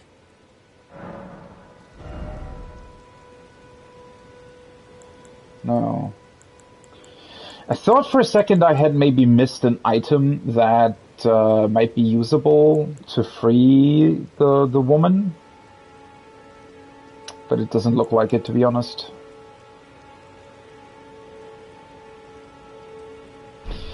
Well, that's unfortunate. Was sort of my last straw, I guess. Last idea what might have happened or could have happened or whatever.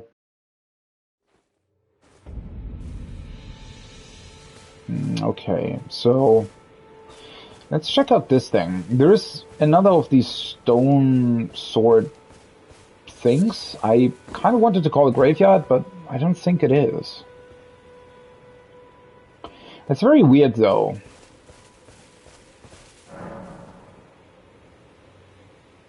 Godric the Golden, humiliated, having tasted defeat by the blade of Mikella, now on his knees begging for mercy.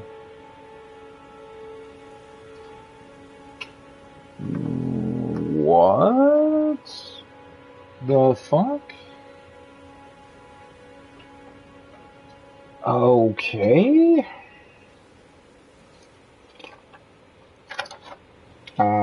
Wait, what were the, before I write that down? This is called the gate front. Gate front, yeah, okay. So next, stone sword next to gate front. Just so that I know where it is. I wonder what this is hinting at. It is somewhat weird that this is looking exactly the same as the thing in front of Morn Castle, or Castle Morn, whatever. Could be explained by the fact that this is maybe some sort of traditional way of, I don't know, honoring past events or something, right? Considering that, like, conceptually and, you know, the soldiers and everything, Castle Morn and Castle Stormvale were definitely allied at some point, right? And, well, obviously they're in more or less the same country, I guess. They're not that far apart from each other, right? So the assumption that they might have similar sort of rituals in terms of honoring the past, you know, that could very well be a thing. This inscription is incredibly interesting, though. Godric the Golden. So that's what Godric was before he became Godric the Grafted, right? Humiliated. once again, it's just what's written here is very, very weird in terms of the timeline that we know of. I mean, well, the biggest problem here that is that we don't really know of a timeline at all, right? We can just sort of assume when certain events might have taken place.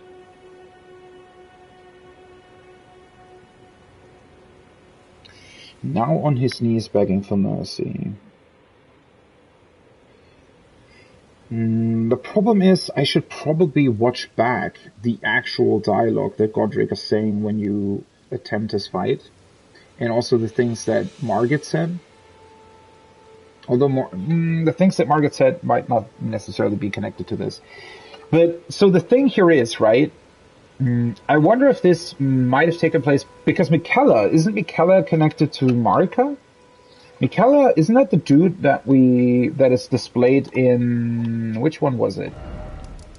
In this church, the Church of Pilgrimage. The guy that's displayed in there, I think it was at least hinted at that might have been Miquella.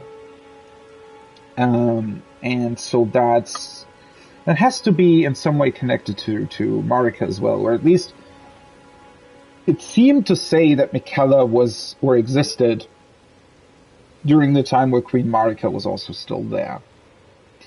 So I wonder if this sword in this case is referring to something that took place before the shattering. So maybe Miquella might have been part. I mean, if Miquella and Marika are connected, right? Doesn't it follow that they're also connected to Godfrey, the first Elden Lord? And maybe this means that Miquella defeated Godric, therefore making Stormvale part of the capital's influence or something. I wonder if Godric wanted to oppose the capital. I don't know. It's a lot of assumptions that you need to make here. But whatever happened here, right, or this defeat, that we know of, right? When it took place is another thing, but we know that there has been this defeat apparently, and maybe that's why he became Godric the Grafted, because he still felt the shame of having been defeated and never wanted to experience that again, and so he turned to these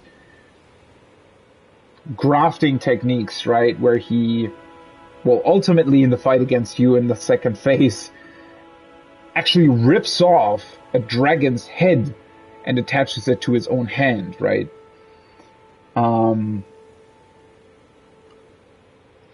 Maybe that's why he wanted to do that. Maybe that's why he's doing that and using these awful ways of attaching limbs to him in order to make himself stronger, to never be defeated again, right? That might very well be a thing, I feel like. It's just very unfortunate that we just don't know.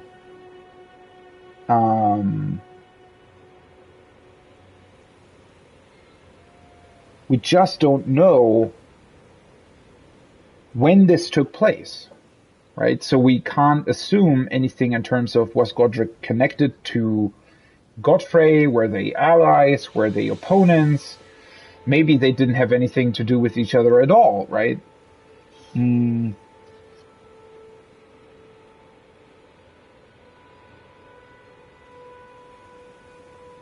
Wait, also, didn't the intro cutscene tell us about the demigods being Marika's offspring?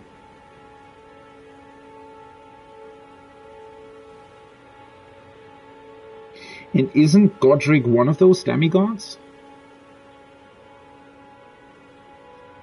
So a son of Marika, essentially, of Queen Marika?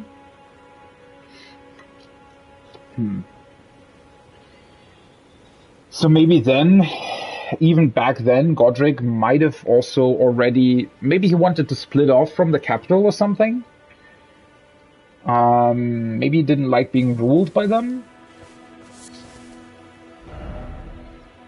But ultimately that failed, and so he had to resort to this crafting stuff in order to make himself stronger again? I don't know. Okay, let's just ride back to the bridge because I've already been through all of this, and I don't, since there is this river flowing here, I don't want to go back and, I don't want to go around him. You there? What? Could you help us out, Cully? What? Where are you? You? Yeah, you there? Stop pretending you can't see me. Are you telling me... Why won't anyone look me in the eye?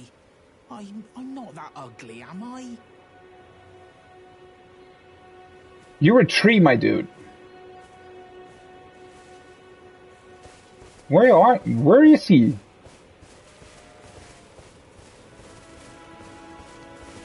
How, what? Attacking required? You there? Could you help us out, Cully? Yeah, can you, like...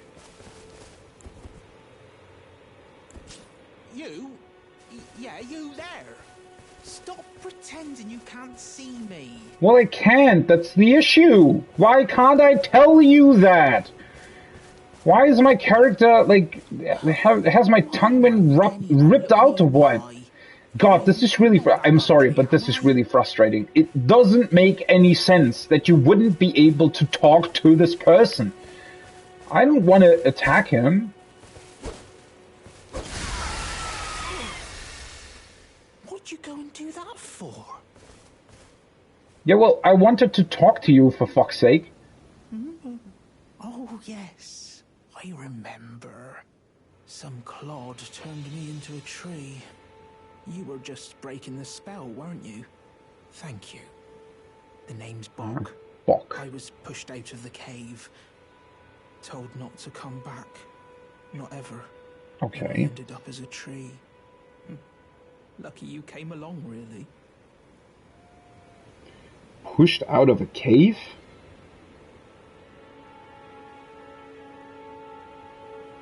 The fuck kind of cave? Was turned into a tree.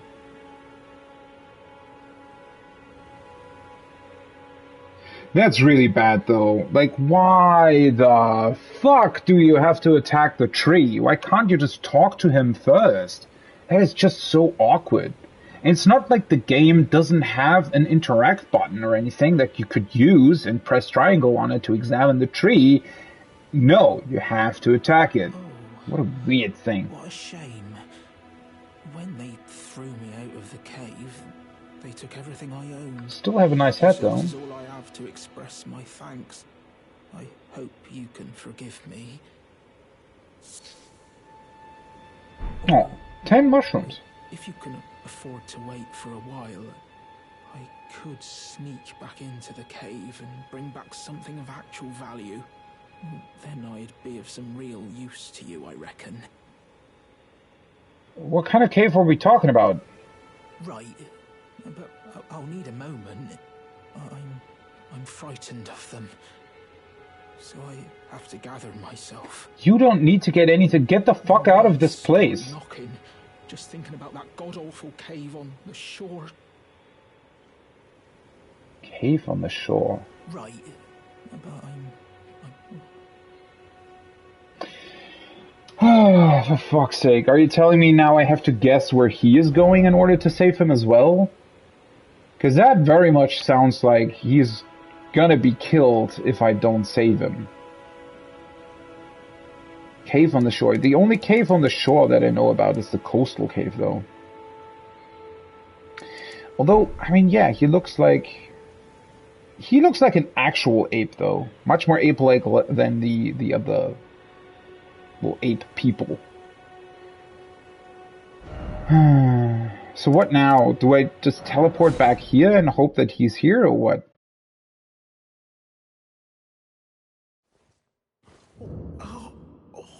Oh, there you are. Yeah, so...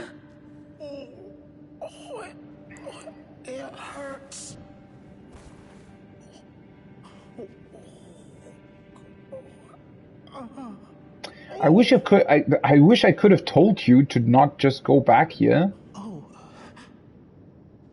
what are you doing here? You must leave this place at once.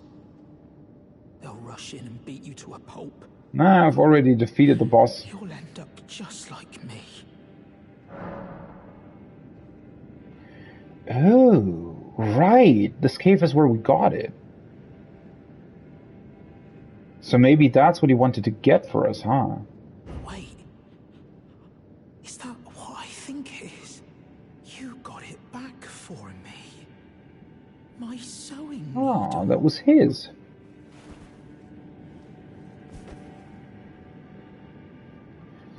Yeah, I wish we could have just told you that before you got injured, you know? Like a normal person, but... What made you go and do a thing like that? I don't know, I didn't even know you before. And that sewing kit was all I had to remember her by. I always wanted to be just like sweet old Mum. Then I suppose I can't just curl up and die, can I? What? No, you don't. You shouldn't die. What the fuck? Are you kidding me? Thank you. You're very kind. I always wanted to be a seamster like my mum. Then I suppose I can't just curl up and die, can I?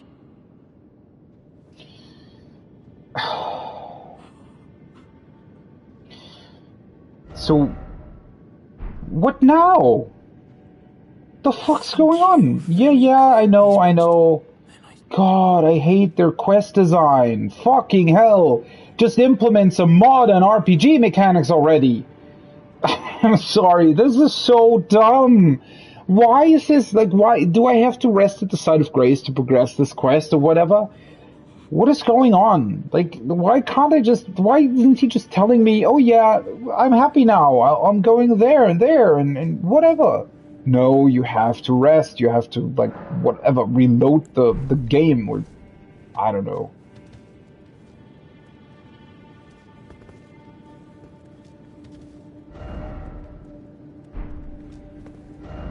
Wait, so what now? Is he, like... Did he go further into the cave, or what's happening? A fucking weird quest. Such a cool character as well. It's the same with the Irina, right? It's... the fact that you can't, like, take her with you, or tell her, please go somewhere safe, or whatever, doesn't really make any sense.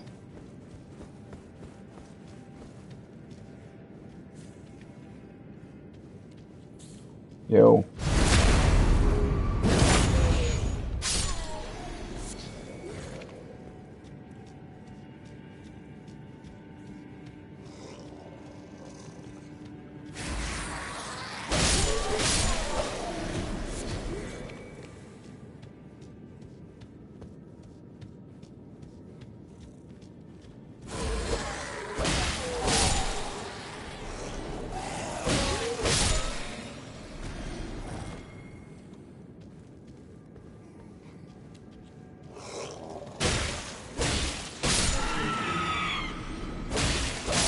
These guys are incredibly easy to deal with now. I didn't actually expect them to be so easy.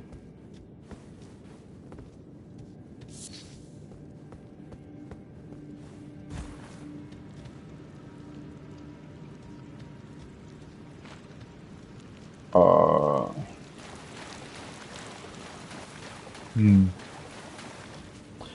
Bok isn't here, though.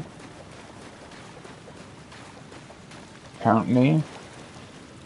I mean, I didn't really think he was, because that wouldn't have really made a whole lot of sense, considering you've already pretty much been here, right? Oh, there's still a fireplace.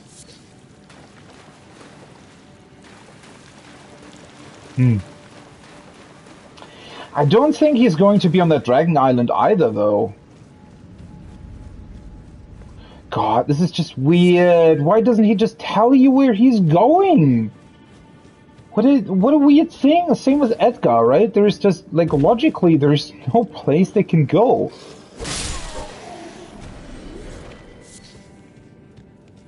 Didn't remember there were other ones.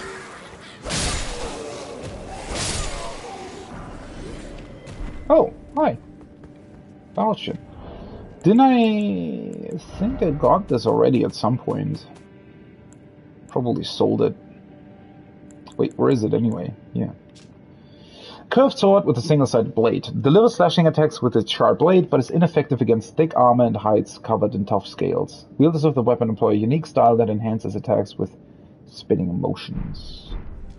Yeah, I think I had this already at some point and just sold it.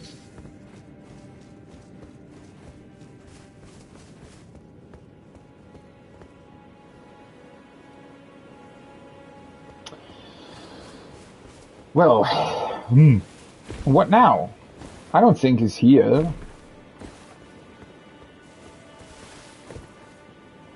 Where the fuck would he go, though? This is honestly aggravating. Like, you're starting a quest that, you know, you've basically already cleared, since I already, you know, had the sewing needle and defeated, you know, the boss of the cave and stuff. But for some weird reason, you then just aren't capable of... Also, I'm still able to alter my garments, by the way. Interesting. I guess you just need the sewing kit for that, not the needle itself. Like, they were two separate items, right?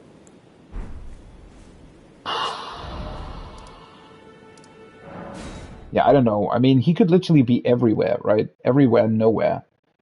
No idea. Oh, wait, the torch is gone now. Why is the torch gone?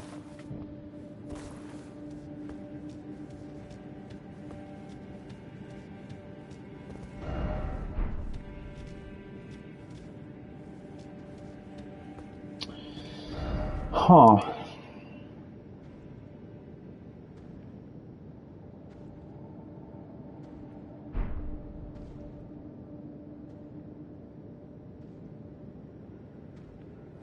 What am I hearing?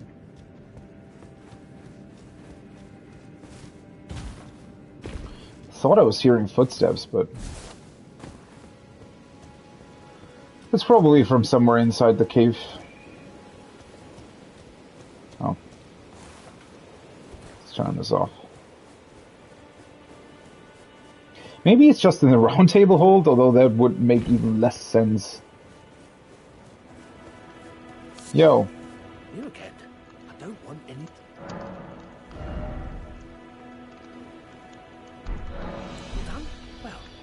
God, this is frustrating. I guess I just have to wait to randomly find these NPCs again, huh? The first time something actually interesting happens in terms of a quest line or something, right? Even the way you find him was really, really awesome, right? You just randomly ride around and suddenly you find a tree that talks to you, and then it turns out it's an ape, and it also turns out that he belongs to the cave where you already found the sewing needle, and then you can actually go back to the cave and he's actually there, right? You can interact with him, but it still turns out, oh yeah, by the way, he doesn't actually tell you where he goes, so tough luck, I guess. Yeah, I mean, I honestly think that literally means that I just have to get lucky and find him again somewhere randomly while venturing through the world. I think that's sort of the only thing that I really can do, right?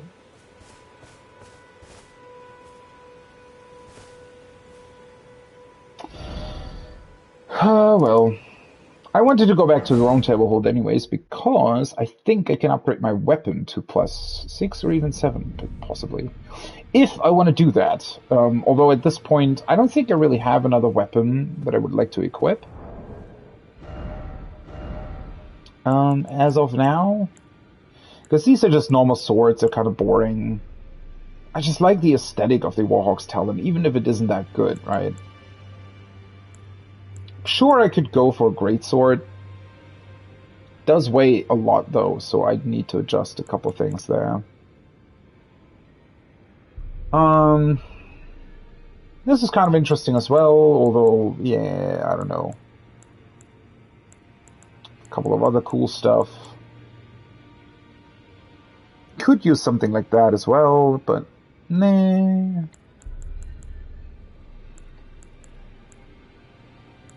Oh, right. I never actually read the description of the steel wire torch, did I? Torch wound with metal wire. The flame can illuminate dark locales or be used to attack enemies. Heavier than a normal torch, but the heated filament boosts fire damage dealt. Okay. Wait. Torch attack. Thrust torch forward to set foes ablaze. This skill is... okay. Fire breather. Blow into torch flames, spreading flames in a wide frontward arc. The flames on the ground will continue to burn for a short time. That actually sounds quite awesome. I mean, it does cost FP. This thing wears literally double. Wow, okay.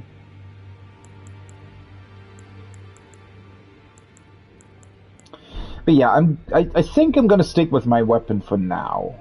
You can always change that later on. Also, the Twin Blade Talisman... I don't know if it actually does anything. Although then again, I haven't really fought any other strong enemies at this point. Ah, well then.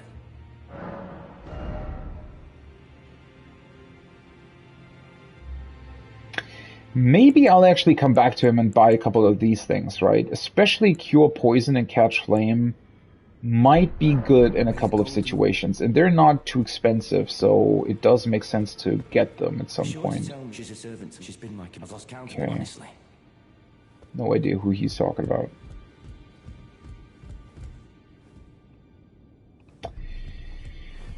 Well, yeah, I don't think that the ape is suddenly going to appear here. That would be hella surprising if he did.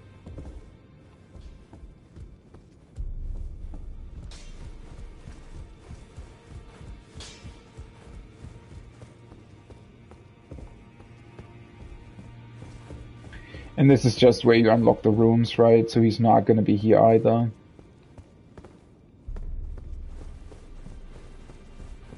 I mean, I think he would have said if he would go to the round table holds. And yeah, logically that... I feel like logically that shouldn't really... Like, that wouldn't really make sense. But then again... I mean, with... what's her name? The spirit tuning girl. She just all of a sudden said, oh yeah, I'm just going to go to the round table hold. And then when she got here, she said, I never knew such a place existed that... You know, where people will, I don't know, whatever she said, but it sounded really weird, right? It sounded like, oh yeah, I knew that this place existed, but she was still really surprised that it existed. It was kind of an awkward conversation in a way, but, oh well. Oh wait, now we can actually upgrade the staff for some reason. I thought I wasn't capable of doing that.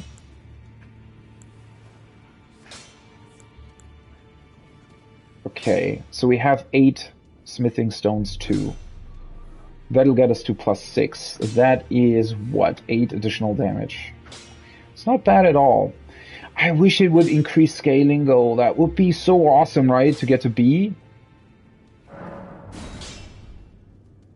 Still doesn't increase it. I do have 2 smithing stones, 3 though.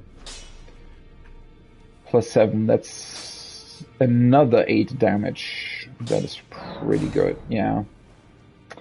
That'll help us. That will help us indeed. And then I guess let's upgrade the staff as well. Demi-Human Queen staff. I mean, it might very well be that at some point we'll get another staff as well, but at this point in time, let's go with this. It's only one upgrade anyway, and it's the normal smithing stones, so shouldn't be too bad. I still have absolutely no idea what the point is in upgrading shields, though. That just seems unnecessary. I don't even know what the attack power is actually referring to, because a parry in and of itself doesn't damage the enemy, right? At least I don't think it does. So why would you want to do that?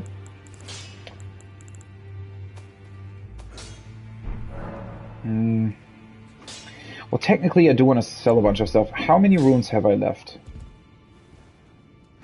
2,800. Well, that's more than enough. I guess I don't really want to sell other stuff quite yet. I haven't gotten any new...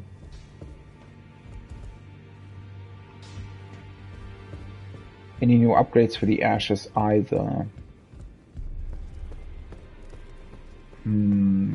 But let me check back here. I don't think this dude's gonna talk to me until I get a great room, huh? Yeah, okay. You're not talking to me either.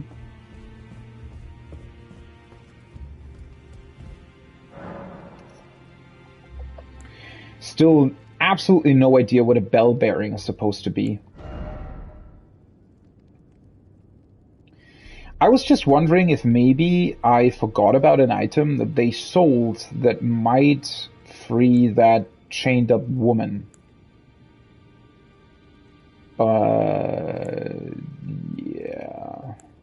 Aren't these two unique items as well? Like things you buy once and then it's like you don't need to buy them again or whatever? When invaded, request the aid of a hunter.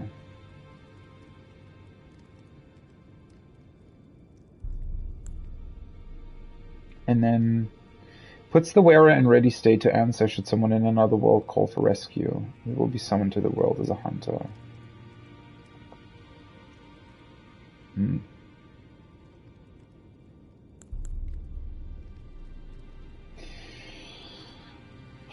I also kind of wish, well, I mean, I guess it makes sense that the game tells you what you bought from them, right? In case you forgot.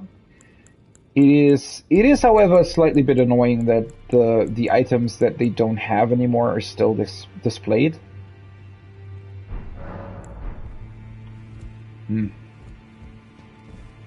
Also, I don't know if any of you have seen this, but there is a picture of both of these ladies, like, looking exactly like this looks, but instead of their staff, they actually have a selfie stick in their hands, and they're taking a photo of themselves. Looks really awesome. It's the exact same pose as well, just with a selfie stick and a camera. Thought that was a very, very creative piece of artwork. Okay, I guess let's spend a couple of runes on a couple of incantations. Cure Poison's definitely a very beneficial one, if there's going to be another of those poison caves. And then the reason why I wanted to get Catch Flame is because during the fight against that, I mean, I don't think that this would have been beneficial to have during the Everjail fight against that Frost Knight or whatever it was. But that fight did make me realize that the Flame Sling does take a fair bit of time to come out. So I was wondering if in those kinds of instances where you're fighting a boss that's really quick, this incantation actually might be better. And since it's not really expensive, I'm just going to buy it anyways. I already have Urgent Heal. The rest, I don't think would be too beneficial. Well, the big thing is here, right, that obviously increasing your fire damage negation or magic damage negation might not be too bad, but you never know how long these effects actually last, and for 20 FP, and the fact that it also probably takes quite a bit of time to cast. I don't think that these are necessarily going to be too good. Whereas the Cure Poison stuff, it actually cures poison, right? Because that's a lingering effect. So that's pretty good. So if this, for example, if you could actually be on fire, and being on fire would continuously deal damage to you, and this would not only boost fire damage negation, but also cure you of the status fire, then I feel like it would be more beneficial. Oh well. At least I spent my runes for something, right? Or on something, rather. Well, okay. Absolutely no idea where I'm supposed to look for that ape, though. which is pretty unfortunate because I would like to continue his questline. It just seems impossible to do that. I guess let's go back to what I actually wanted to do, which was uncover the next part of the map.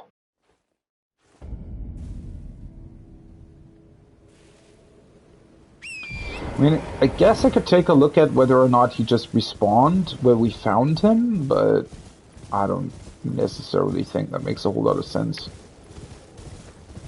That was here, right? Yeah.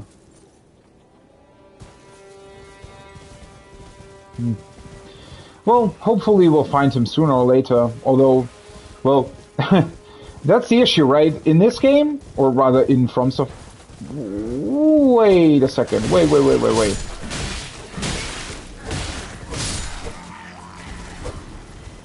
That's another one of those Night Cavalry guys.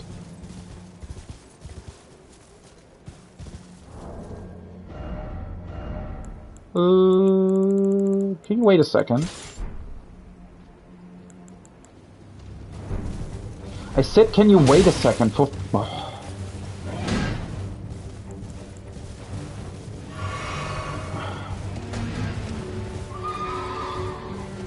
I need to get my fucking...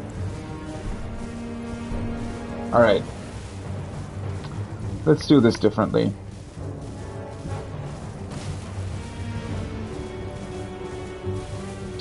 I did not expect another one.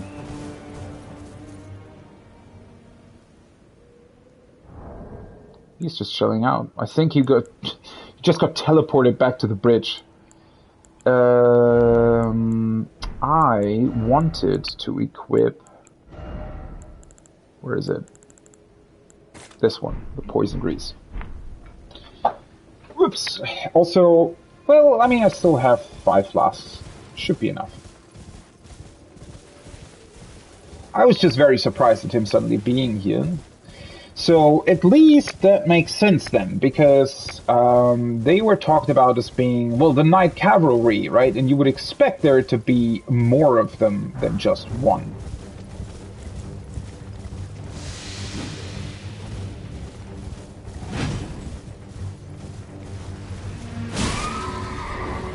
Fuck.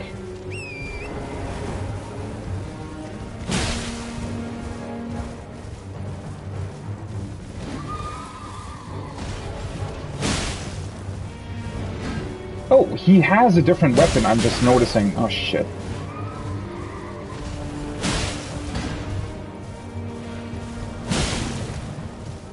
Is he poisoned?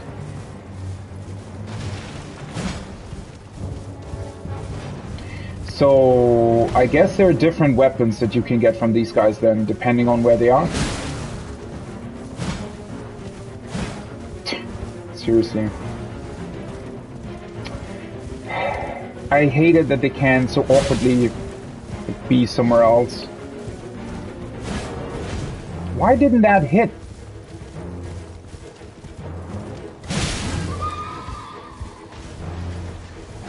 Oh, for fuck's sake. The stun on that, you know, the reason why I never like stuns like that is because in that particular instance as well, he didn't even follow up with anything, right? So the fact that he stuns you like that is just like really awkward. There is no reason why he would do that, right? It's just, it's stunning you and that's it.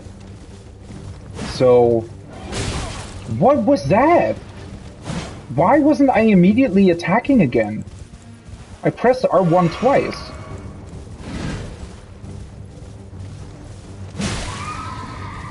The fact that you can sometimes get stuck on him like that is also rather unfortunate.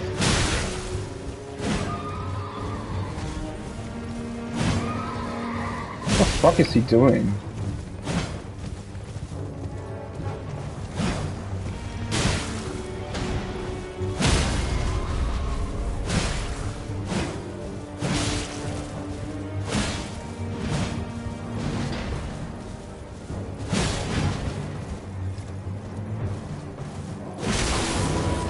I hate that. I hate the timing on that so much.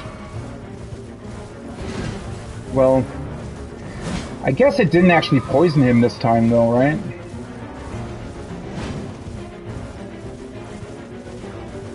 I wonder if... You know what? If I would put my weapon into my left hand, right? Considering that he has it in the other one. He has his weapon in the right hand. I wonder if... So you can essentially be left-handed in this game, right? Without any issues, essentially. You could just swap that over if you wanted to. Which is kind of funny. Because I wonder if in these kinds of instances, you know, swapping over to being left-handed is actually a huge beneficial thing, since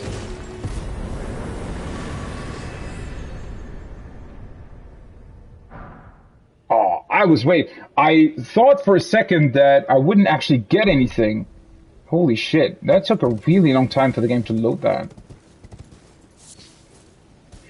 But yeah, I wonder if... Can you actually do that? You should be capable of doing it, right? So let me just quickly do this, and then do this.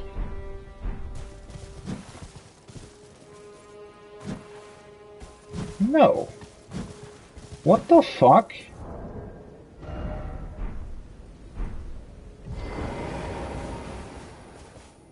Wait, so you can... That's bullshit. What the fuck? So you can be, like, this is exactly the same thing, right? You can be left-handed, essentially, while on foot. So I can, let's see, where is it? A shield, this way.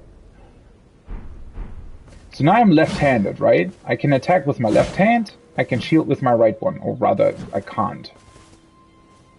Wait, that's really awkward. Wasn't that possible? Didn't I swap over my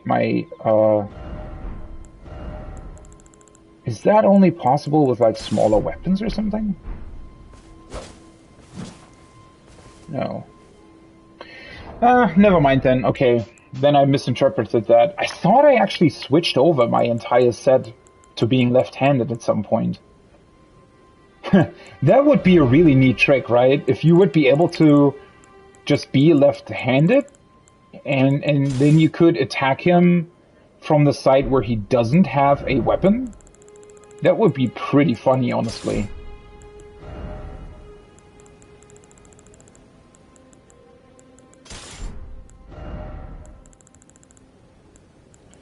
Still don't really like fighting these guys. It's a bunch of riding around in circles and hoping to get an opening in. Once you're doing enough damage, they're really, like, trivial in a way, and yeah. Okay, what did I actually get though? Where are they? Oh, that's the spirits.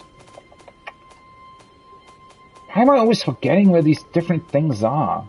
Oh, there they are. Okay. I think it was this one, right? The Reaping Thrust. Usable on armaments capable of thrusting. Yeah, that must have been it.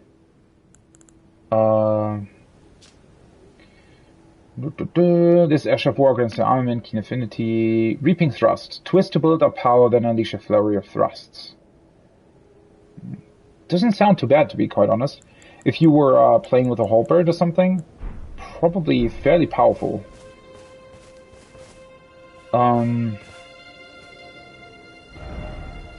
Well, I guess that was an unexpected fight. Let us continue. So there's a bunch of these guys just roaming around at night, I guess. And they all have different weapons. So did I get lucky when I got the this Morning Star thing that the other one dropped? I guess I must have, huh? There's probably only like a chance of them dropping that. Although that in of itself would be a bit weird, wouldn't it? Or maybe, well... Though, wait, I mean, you can't really... Like, you can't farm them, though, right? They don't respawn, I think. So, what? If you don't get it, you just don't get it?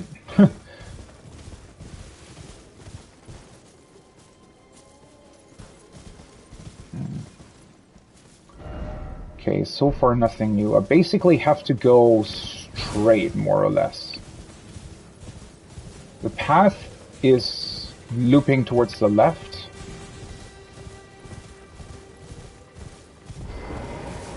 Hello.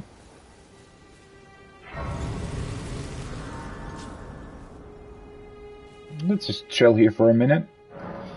Yeah, I'm not even close. Okay. That's a bear. That's a pretty big bear in the woods. Okay, so I guess I have to go yeah, pretty much past him, though. Well, can just go around him. I just want to uncover the map first. Well, I guess, so there's... Oh, okay, there's one really big bear, and then a couple of smaller ones, I guess? Ooh, hello. Or there's even more big bears as well. Wow. Also, it's really foggy here. But that's potentially why you can summon, right? Hello. There's the map. And that's a really big bear. Oh, hi. And this is some sort of road... What's it called? Road, what is that called?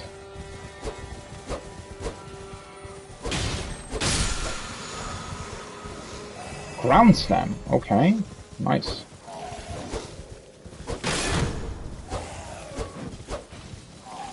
God. Fighting on horseback can be so awkward, especially if you don't have the halberd equipped.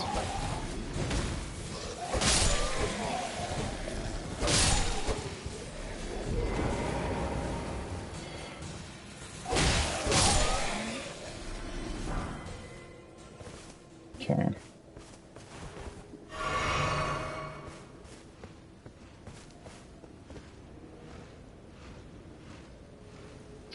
Well, there is an item next to him.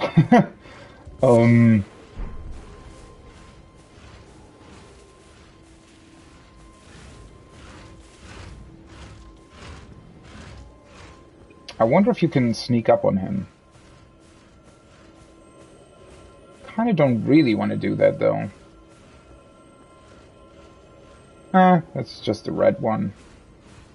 I just want to grab the map element. Also, what is this? That looks pretty awesome as well. Wait a second, though. We are in the Mistwood, aren't we? I mean, if one wood is called the Mistwood, then it has to be this one, right? So if I found it... Well, let's just uncover the map first. Limgrave East. Nice, nice, nice. I wonder if I can just rush in and take that item. Probably, huh?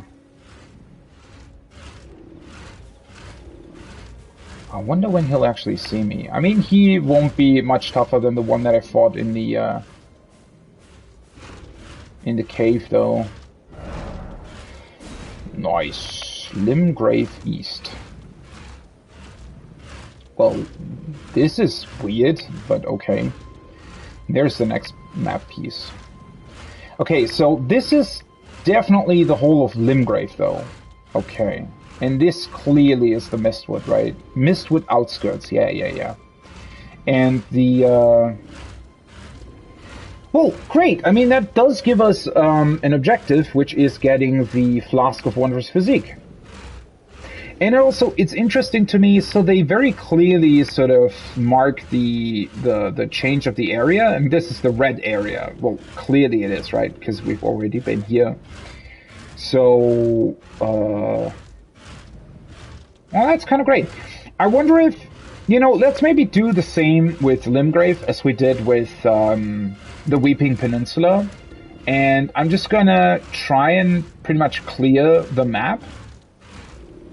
At this point, I feel like we can also probably do both this Agheel and the dragon, and even the hero's grave. Yeah, and that should be possible. And then we can do obviously everything here. And once we've done all of that, I'll go back to Stormvale and just kick Godric's ass, because at that point I don't think he'll be much more of a problem. All things considered. Yeah, but that being said, if this is the Mistwood, what was that note saying exactly? Remains in the Third Church of Marika, north of the Mistwood. Cross the highway bridge and follow the animal trail north. The highway bridge?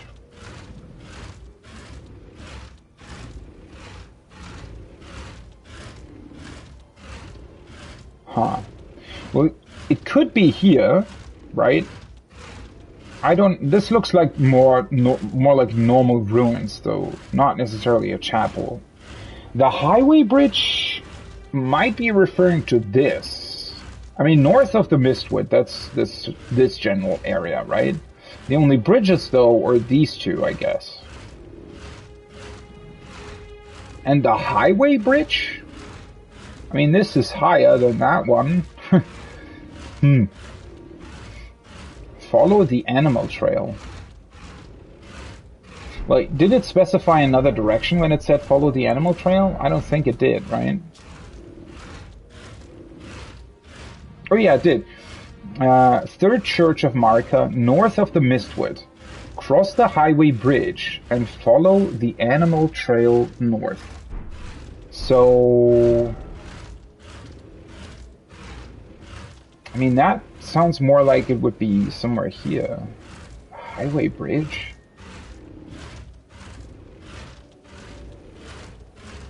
North of the Mistwood could also be referring to somewhere here, though.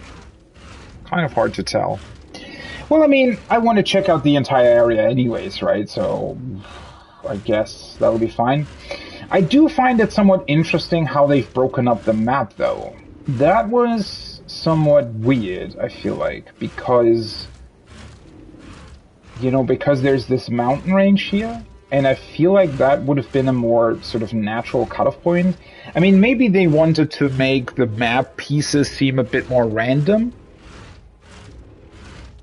But then again, I mean, this map piece is broken up exactly where the sort of line is, where the border is between the peninsula and Limgrave, right? So it's kind of weird that this map piece isn't broken up exactly on this sort of line, but instead just goes straight through. Which is why I didn't really want to check out this place, right? Which, I think I'm actually going to go back to this place now, because I have been here, I haven't been here. So let's check out this first, and then I guess the next thing would be this sort of area? Maybe? And then maybe this, the Mistwood and everything. And then from there we can sort of go back here, check out these places, go back here, over the bridge, check out these places, right? Maybe even check out this white bridge. Because seemingly, you know, at first, when you're in Stormvale Castle and when you see how this bridge looks and the music change and everything, you kind of think, oh, this is probably connected to some sort of endgame area or something. But the endgame area is there. So, I mean, clearly there is some importance to this, like, white bridge, but it essentially leads to this, whatever it is, lighthouse maybe.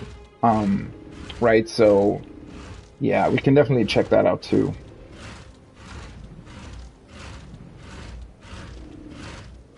Well, at least now it makes sense that we found some information about the Mistwood at this merchant, since it's technically not that far away.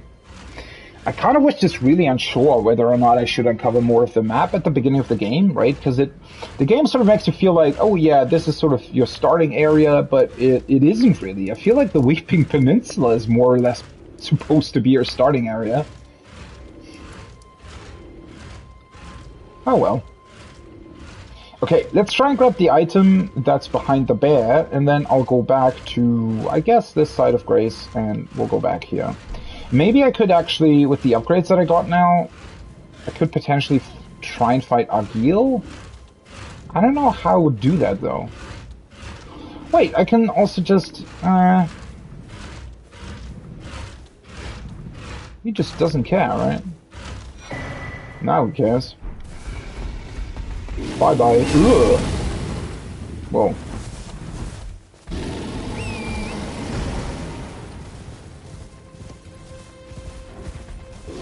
Fuck, he's fast. I did not expect him to be this fast. Holy shit. Wait, what was that? Wait, can he do some kind of roar or something? Oh, that's awkward though, right? That is so awkward that they just... They can sort of... They just reset enemy positions if you're walking too far away.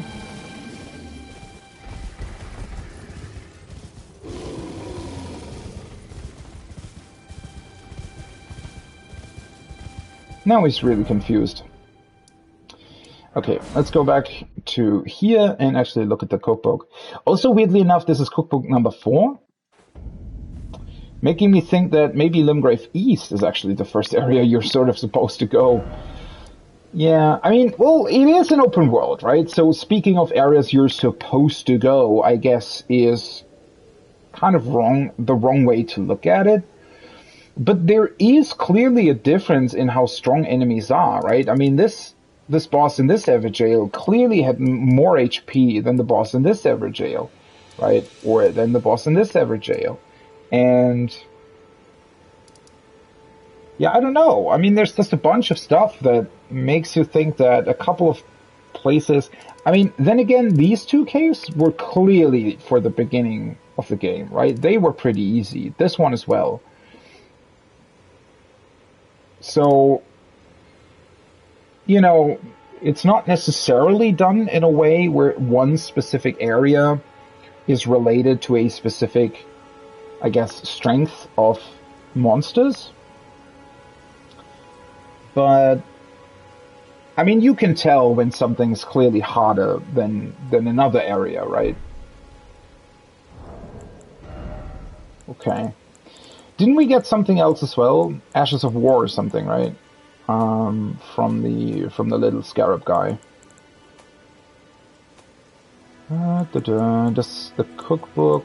So this is number 4 then. Fetid pot, and the roped version.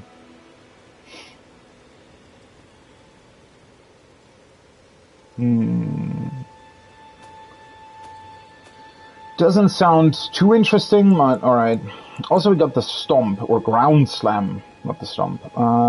Heavy affinity, Ground Slam. Jump up high into the air and crash down on the ground ahead. The resulting pratfall sends a powerful shockwave in all directions.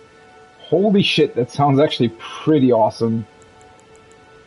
Yeah, at some point I definitely need to play around with these a little bit more. I just wanted to get acquainted with the game more in general, right? I feel like I'm still not grasping a couple of sort of the fundamental things. Especially how iframes on the dodge roll work, stuff like that. So, you know, I didn't want to complicate things further, I guess. And, well, we got the map fragment as well. Where are the map fragments again? Oh, they're down here as well. Limgrave East. Other than the Mistwood, which envelops the south, it is known for its lands which led to Caelid, a path trod by many a soldier in the past. So Caelid is the red-looking area then?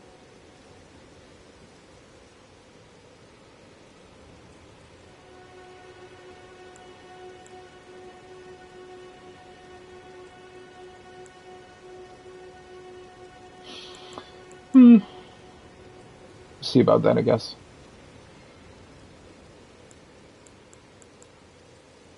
Also interesting, we found a bunch of these nomadic warrior cookbooks, but only one armorer cookbook and only one missionary's cookbook so far.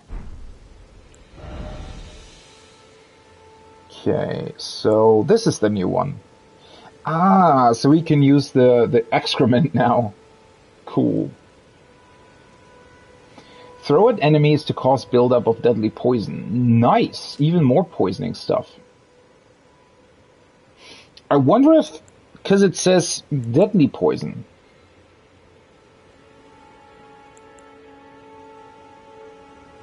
So either deadly poison is more effective, or it's just a different description for the same thing. It is somewhat strange, though, that it's referring to something else, huh?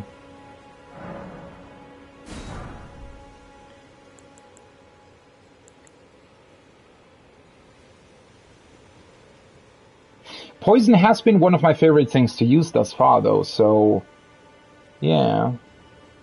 Wonder if this might also be pretty good to use. Interestingly enough, it scales on Arcane. Which is also... so this scales on Strength? I didn't even notice that before. The Fire pot scales with Strength? What a weird thing. The Holy Water scales with Faith. So technically I should use this one, right? Since Faith is my highest skill?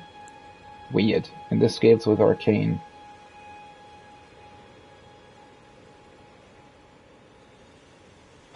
At some point I actually have to level Arcane at least once, right? Looks kind of sad there, being not being double digits.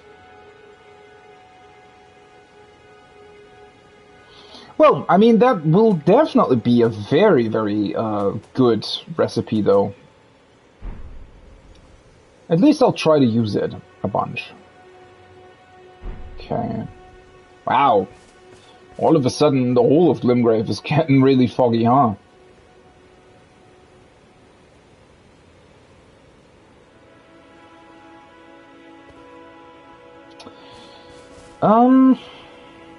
Okay. Let me actually take a small break. I want to get some water. I want to just...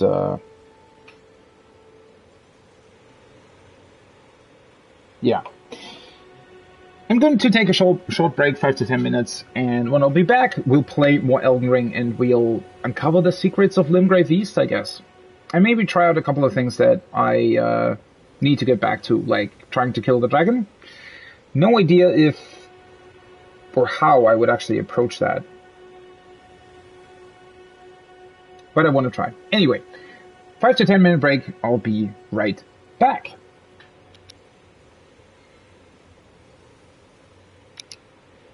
Alright, I'm back.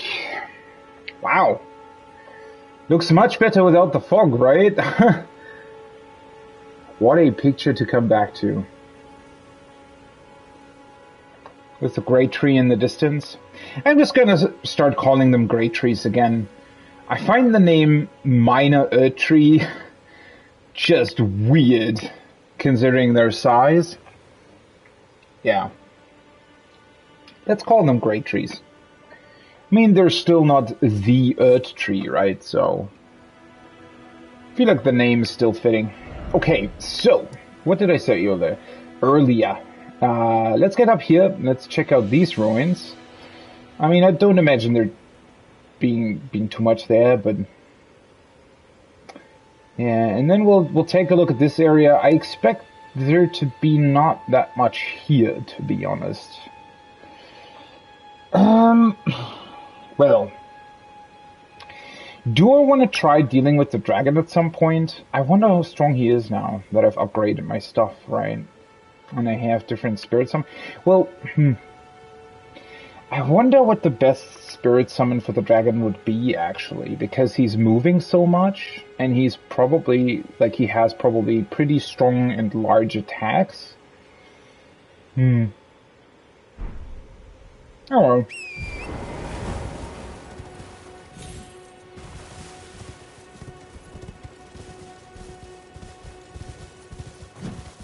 Wait, how did I... what?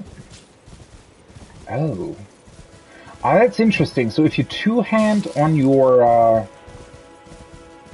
if you two-hand on your horse, you can actually... swap your weapon. That is interesting. I did not know that. Wait! Look at this! They're transporting something again.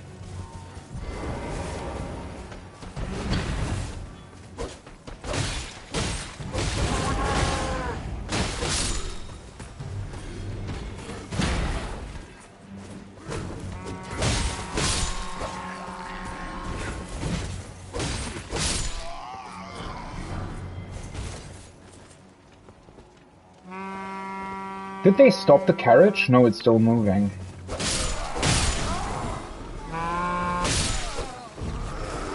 Oh.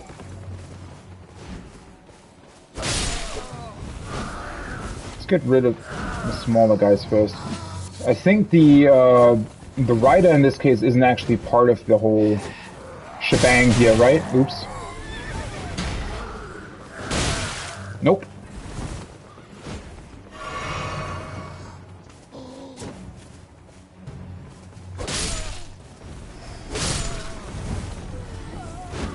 Quite funny since you can hear him so easily. Unless of course a guy's hitting you with a torch and stun locking you.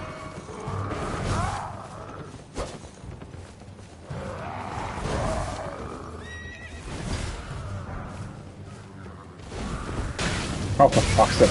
I hate these frickin' torches because they're not really doing anything. You're sort of just awkwardly running into their hitbox.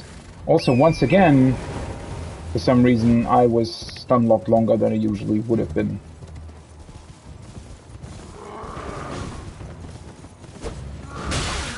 Can you please just die? Thank you.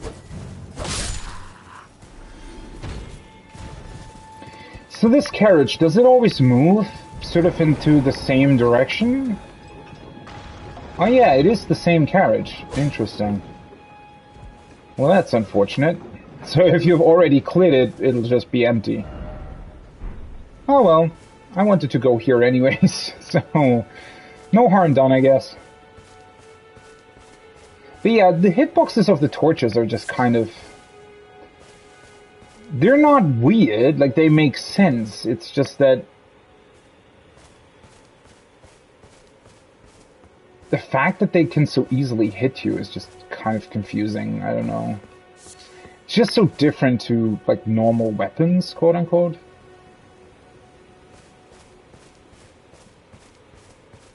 Okay. Well, let's just clear out a couple of dudes here.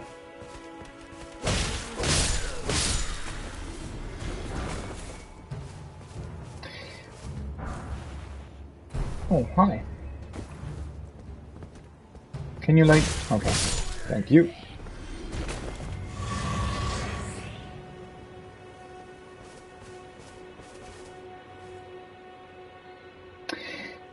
Does that tree look somewhat different than the other one, or is it just because we're further away? I guess it hasn't loaded in the leaves on it, right? Yeah, I don't think that they're different. Right? Yeah. I mean, from a distance, at least, they look exactly the same. Oh, there's another one of those flower things in there. Cool. Do I still have... Yeah. Let us use that. Right, now I remember what I was going to say. So, one awkward thing, sort of, is that while you're just traversing normally, obviously I'm with my normal weapon, it would be kind of cool, although probably way too modern for this game, to make it so that when you summon your horse, you would automatically switch to another sort of weapon set. I mean, I said that at some point in the past, that I think, considering like how many weapons there are and just in general how much stuff there is, there should be a way to save gear sets and equip them as well. Obviously it should take some time, right? I don't think you should be freely be capable of freely changing gear sets on the fly. But while you're out of combat, I feel like that should be an option. And on horseback as well, I think when you're summoning your horse out of combat, it should automatically switch it over to whatever gear set you've saved to your horse. So that in my case, for example, it would automatically switch from my sword to the halberd that I've upgraded. Yo. Another one of these weird dudes. What's your problem? O sapling, sweet sapling of glorious gold, has your crystal teardrop ripened? He's looking towards the tree, the crystal teardrop. Interesting, because so far I think the crystal tears for us have always come from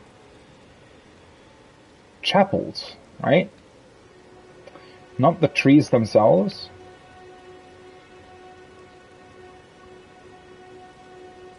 Why is this white thing, this white tower, why is that so much bigger than everything else? Or I guess the white towers are probably the same size, it's just that that's way further back. God, I just love how absolutely stunning the Erdtree looks, though. Considering we now know how far away its base is. That is kind of insane. So that's definitely the strong suit of this open world, right? And that's why it definitely makes sense, in my opinion, to have this game be an open world. It's just the sense of scale and the fact that, well, how they've built it up, right? Because usually open world games, while they are open world and they're really huge, usually your open world games sort of pride themselves on the size of their map, right? And obviously you can see distant landmarks, but what I find so interesting in this case, especially with the Erdtree, right, looking like this, is that they've taken such a fundamentally different approach to open world game design. What do I mean by that? So I think it was something that maybe it was even Todd Howard, I don't remember, but when you look at, for example, Skyrim's map, right? Well, The Witcher does that slightly differently, and The Witcher also has its map broken up anyways with loading zones, right? It's technically not one giant connected map. It's like 3 giant maps.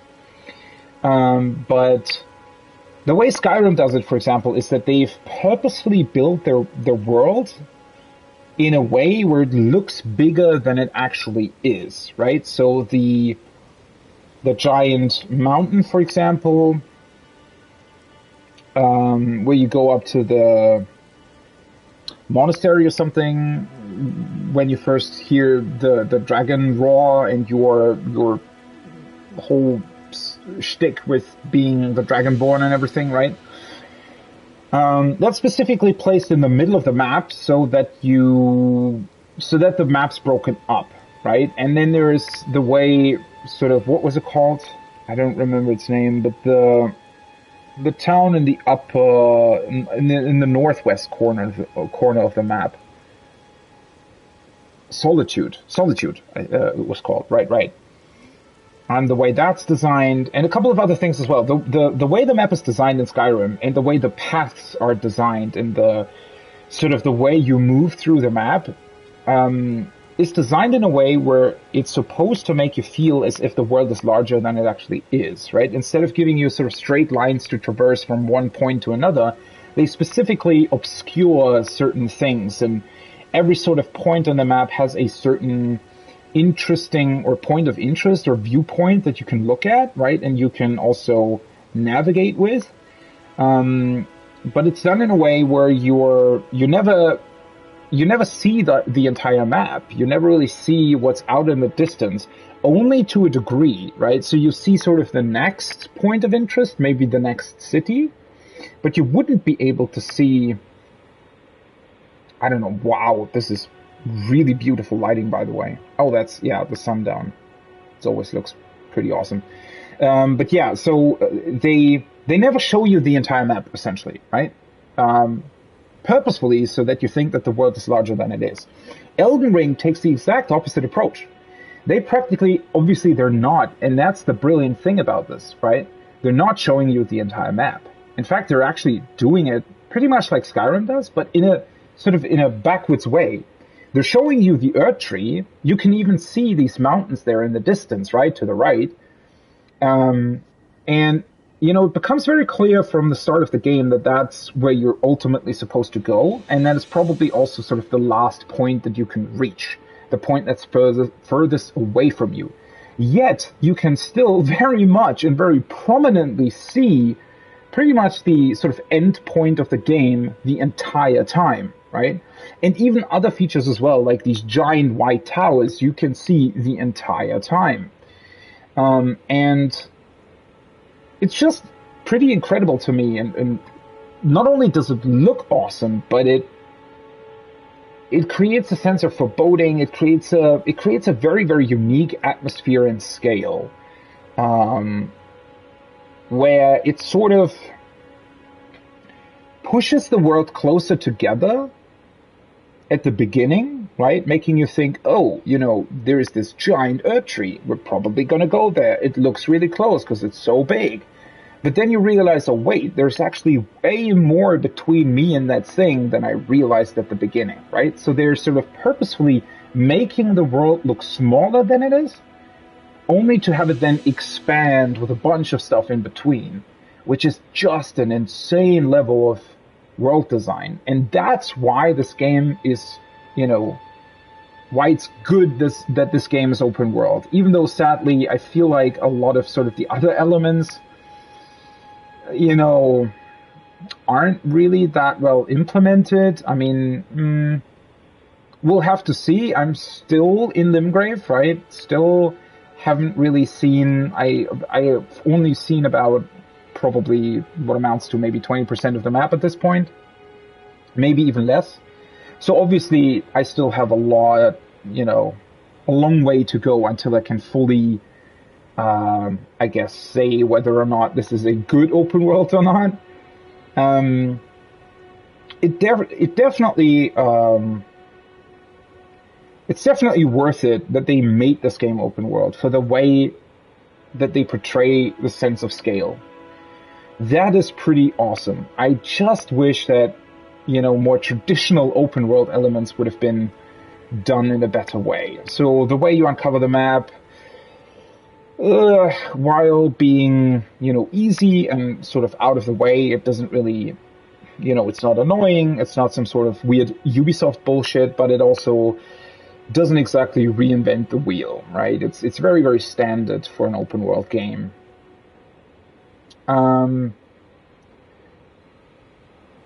then a couple of other things as well, where I feel like, yes, optional dungeons in terms of their level design are good, but they definitely reuse a lot of assets and stuff in a very, very obvious way, where I wish they would do that slightly differently. Parts of the open world also do feel kind of empty, with a lot of nothing in between. They sometimes they reward exploration really, really well, and sometimes they don't reward it at all. And then obviously there's traversal, now having seen how well Breath of the Wild implements the glider and stuff like that, and you being able to pretty much climb everywhere. The approach to that whole thing, climbing especially in this game, feels very outdated, right? Not necessarily bad. I don't think that the game necessarily needs the freedom that Breath of the Wild has. It isn't really needed. It's just that what we have here does feel outdated in a couple of ways. It just doesn't really, impact the game in a negative way, thankfully, right? The game still does just enough to not feel too outdated, right? Like giving the horse a double jump, having these wind currents that can sweep up your horse, for example. The horse in general being a fairly quick traversal option. All those kinds of things are definitely good, but there's also a couple of elements here where, these ghosts, for example, are very much repeated. The weird statues that just point you at a dungeon you would have found anyways. Right? There is a couple of things that, where they kind of seemingly just sort of tried to copy over a couple of popular open world design elements, and while they did make them their own in a way, so they didn't make them as bad as Ubisoft does them, right? They definitely have this FromSoft touch to them, right? That does feel somewhat unique, but at the same time, it also feels like they just don't do enough with that to really warrant a lot of, I don't know, things. Why is it sometimes so awkward trying to target something?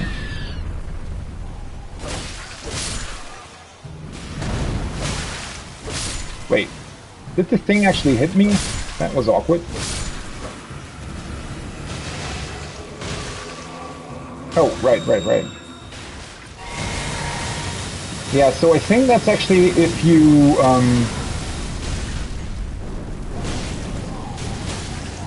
you summon spirits, right?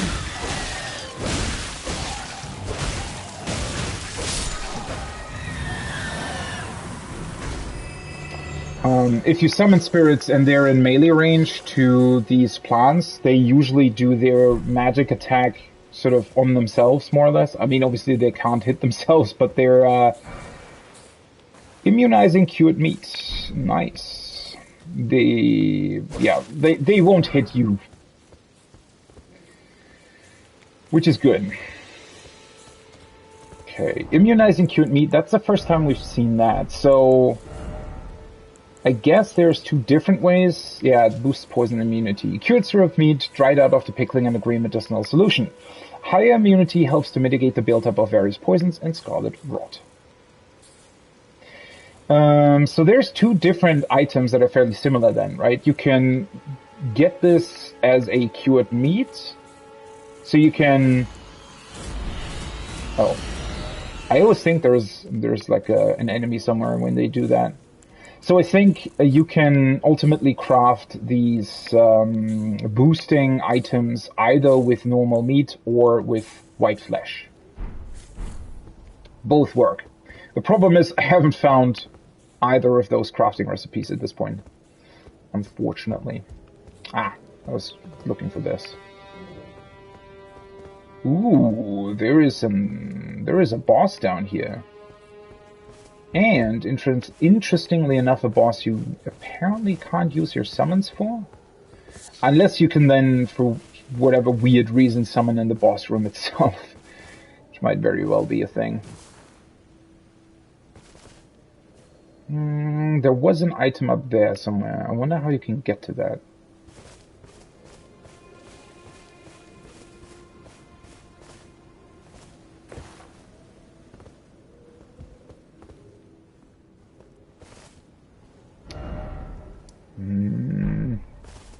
Well, we can check this place out later on. Or not this one, but the other one. Over there, I guess. Although, well, then again.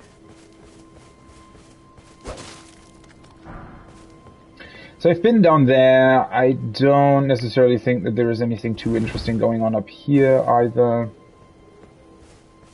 No, I don't think so. I don't think so.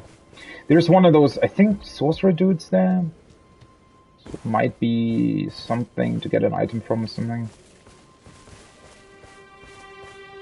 Okay. Well, oh. I missed something here. Oh, the loot from the flower itself. Okay.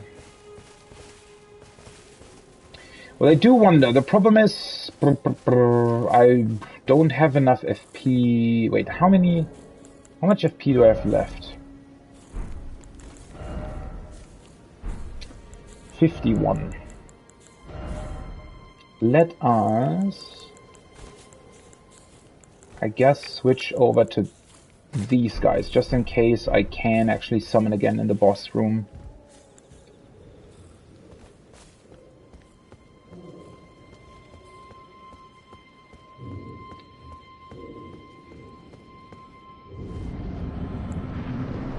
Why? Mad Pumpkinhead.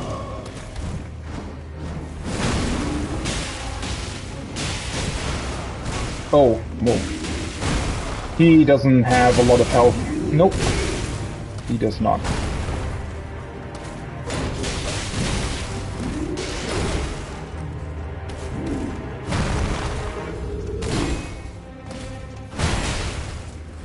It doesn't even really cost that much stamina, right?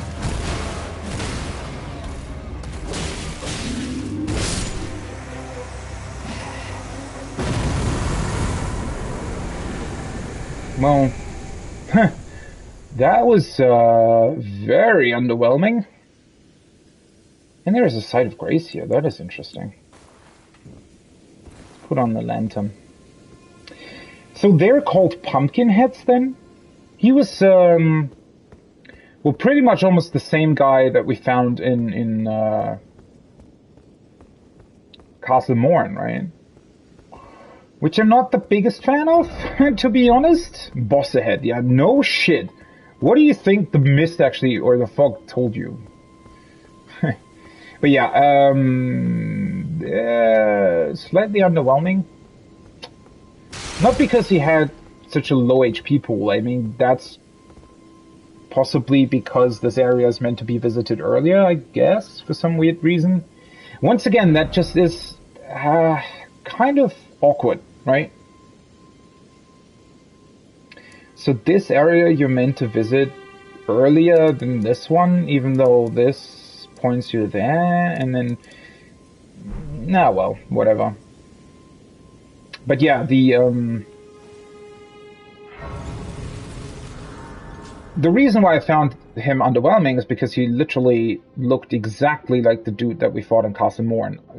Just that in that case, it was just a normal enemy, and now it was called a boss. I mean, he had a different weapon, fair enough.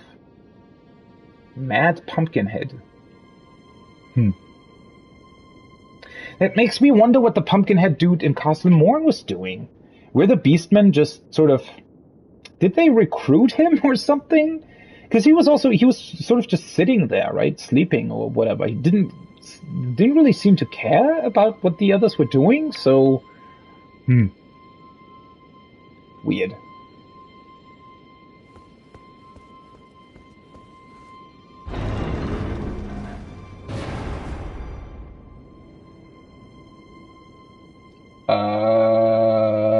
Hello? I think, I know your, sister, or something? What? So there's more of them? Were you trapped here, or what? That's a bunch of crystal.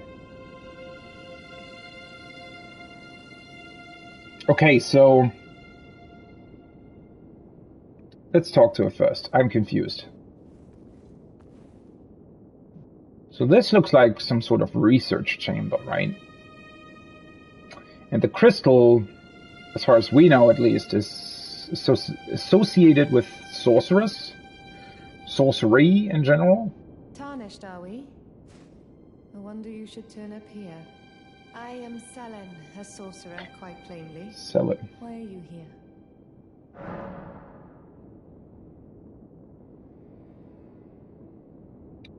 Weird mask with green crystals on head.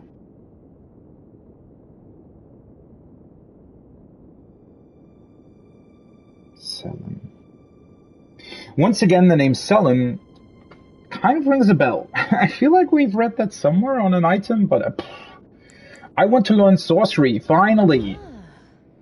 A yen for glintstone sorcery? Yes.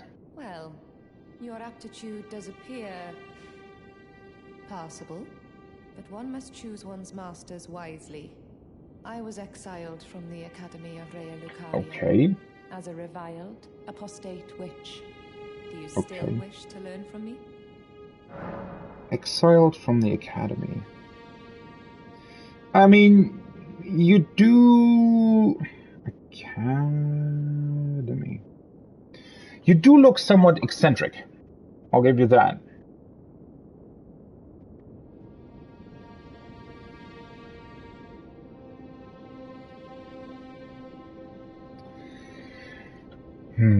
I wonder if that's why they're wearing these masks. But the robes, wouldn't the robes be associated with Raya Lucaria? Why were they exiled? Yeah, I still want to learn. Well, you are a piece of work. Very well. You are now my protege in Glintstone sorcery. Okay. But I refuse to coddle or cast kind words. Never. Anticipate grievances, young apprentice. Not in thought. You get a nodding emote? Seriously? Ah, that's great. Okay. Well, I wonder then if the other sorceress that we found that was like shackled, if she is also exiled? Or maybe this weird outfit that they're wearing is actually part of the academy. It could also be the case. Sorceress Selen. Why? So, I hate that I have to keep bringing this up, but, you know, when you go to the Round Table Hall, for example, right? And you go to the smith, you can specifically ask him why he's bound, like why he's also shackled up, right? Why he has shackles on his feet. You can ask him that. So if you can ask other NPCs stuff, why can't you ask her why she's wearing that mask? That is just really, really annoying. Also, by the way, if you come here like really early on, the boss is just really easy to fight, right? So I find it interesting that you can literally miss, you know, a sorcery trainer for 60 hours in my case, just because you decided to go into a different direction first. Wow. And she can teach me a bunch of stuff. Glintstone Pebble, Glintstone Stars, Glintstone Arc, Crystal Barrage, Skull's Armament, and Skull's Shield. Very, very awesome. Finally. Okay, let's look at these things. Glintstone Pebble. The most basic glintstone sorcery of the Academy of Raya Lucaria. The glintstone serves as a conduit, launching magical projectiles at foes. The sorcery can be cast repeatedly. This is a universal first step on the journey to true knowledge of sorcery. Glintstone Pebble. Yeah, I wonder if this is so... I mean, this seems a lot more basic than the one that I have, but the way this is written does make me think that it might track enemies, or maybe it doesn't. Then we have the Glintstone Stars. Fires 3 magic shooting stars that pursue the target. Never mind. Okay, then this literally just... that's a magical arrow, essentially, right? Does seem somewhat more targeted, though, than the one that I have currently. A sorcery of the Olivinus Conspectus, which attracts sorcerers from Celia, town of sorcery. Ah, that's... see? What the fuck? What the fuck? That's why it seemed so familiar. What are they doing with their names? Like, seriously. So the town of sorcery is called Celia, and this sorceress that we're talking to is called Selen. Why would you name them so similarly? My God, FromSoft. I mean, it's one thing to try and, you know, hide things or make up weird lore that is hard to understand, but please don't make names that all sound similar, like Godric and Godfrey and Godwin, and then we have Selen and Celia. Yeah, I've heard about Celia. No idea. This doesn't even explain what the Olivinus Conspectus is supposed to be. The Olivinus Conspectus, which attracts sorcerers from Celia. So I guess it's some sort of magical, some specific magic school or something? Olivinus Conspectus.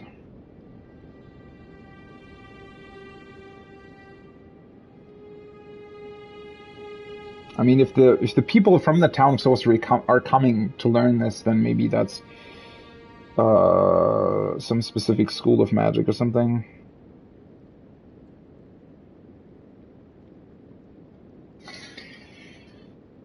Okay, so these pursue the target. That requires 14 FP, 12 intelligence. Interesting. Then we have the Glintstone Arc.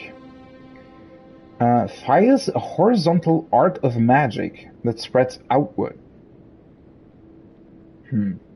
Granted to sorcerers who depart from the academy to embark on journeys in order to fend off large groups of would-be adversaries. Fools often roam in packs. Okay.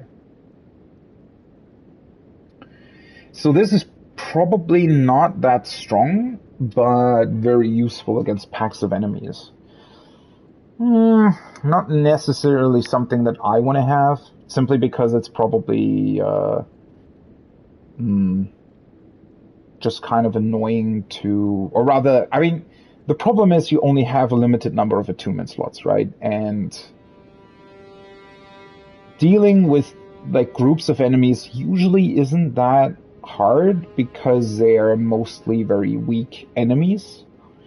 So having a specific sorcery for them just seems kind of useless, to be honest. And then we have the Crystal Barrage. Fires a volley of glintstone crystal shards. That also requires 23 intelligence, so then getting to 23 intelligence might be the way to go. It's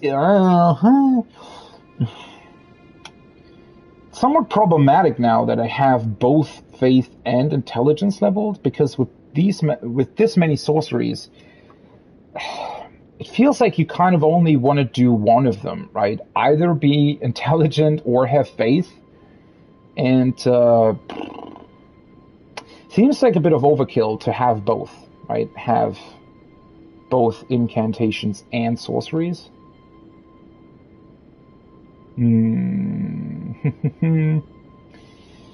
Yeah. I don't know. I mean, on the one hand, it's pretty cool if you're capable of swapping them, right? So if I know, for example, I'm going to go somewhere where there's like these weird flowers or something weird to fire, I can always swap to my fire incantations. And then in normal cases or for normal enemies, I can use these ones. Yeah. That does mean that I want to get to 23 intelligence next, though. I mean, I still need to level mind and vigor somewhat.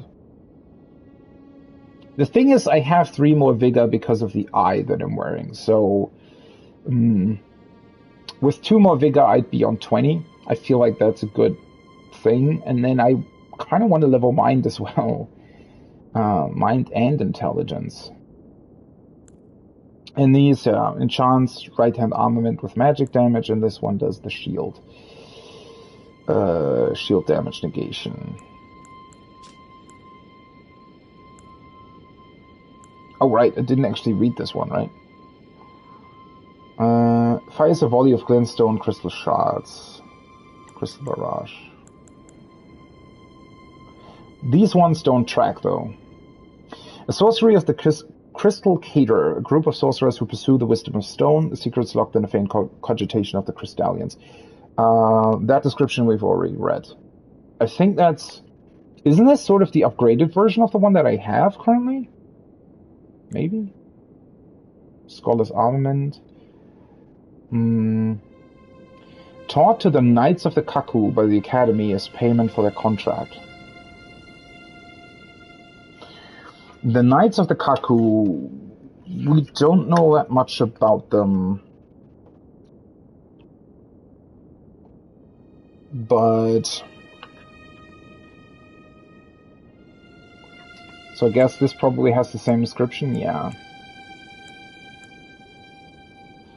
So, Scholar's Armament and Shield. Wait.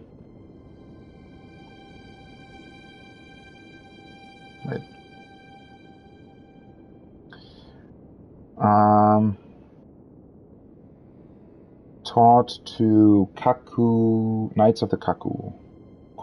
Kaku, Yeah. So whoever these knights are, I assume, so because we know that they use glintstone sorcery, right?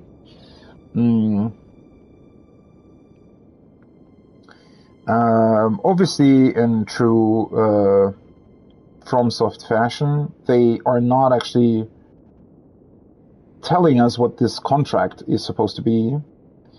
But I guess we can assume that maybe these knights get tasked with collecting crystals, right? Because this is based on glintstone sorcery, so it's based on the magic that's inherent to these blue crystals. That's also why, obviously, this sorceress here has all these blue crystals around her. And that means that they probably have to get these crystals from somewhere, right? And so we know that the Knights of the Kaku, they use these Kaku crystals. We got the description of that from the crystals, right? So, yeah, I guess the assumption here would be that these knights have a contract with the Academy to get the crystals. And as a payment for that, they were taught these spells, right? Which are then in turn probably make it more easy for them, or rather, it enhances their capabilities, right? If they can upgrade their shield and weapon with magic, then they can probably I don't know, find more crystals or fend off adversaries that also want to get to the crystals or something, right? So that's quite interesting. Okay, let's get the homing missiles first. I definitely want to have those. The crystal barrage as well, probably, even though I can't use it yet, but I mean, at least we have a goal. And even though I won't use it, let's get this as well. Okay, what do you have to tell me about glintstone sorcery? Upon the powers embedded in glintstone. I knew that much. But what is the nature of such power? Glintstone is the amber of the cosmos. Golden amber contains the remnants of ancient life and houses its vitality, while glintstone contains residual life and thus the vitality of the stars. Okay. It should not be forgotten that glintstone sorcery is the study of the stars and the life therein, a fact lost on most sorcerers these days. Interesting. Study of the stars. Amber of the cosmos. So,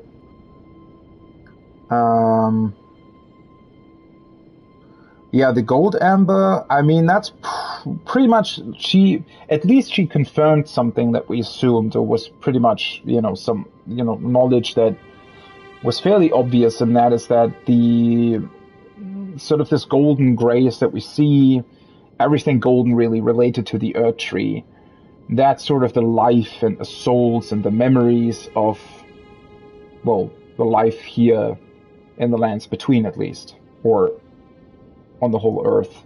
We don't really know.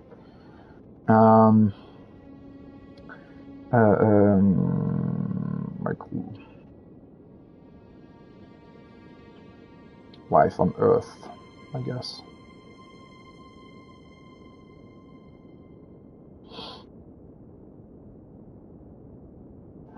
Life of the stars. And then, yeah, so this stuff, or these crystals, at some point came from, well, meteors or something, and were brought in from outside, essentially. Huh.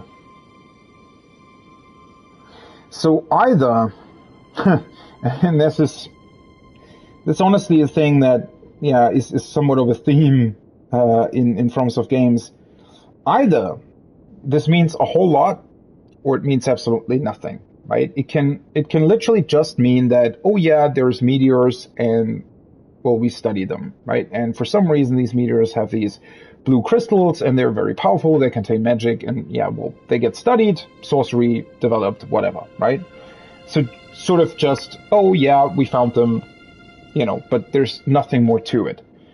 Or it could have vast implications about the actual lore of the game. Obviously, we don't know, right?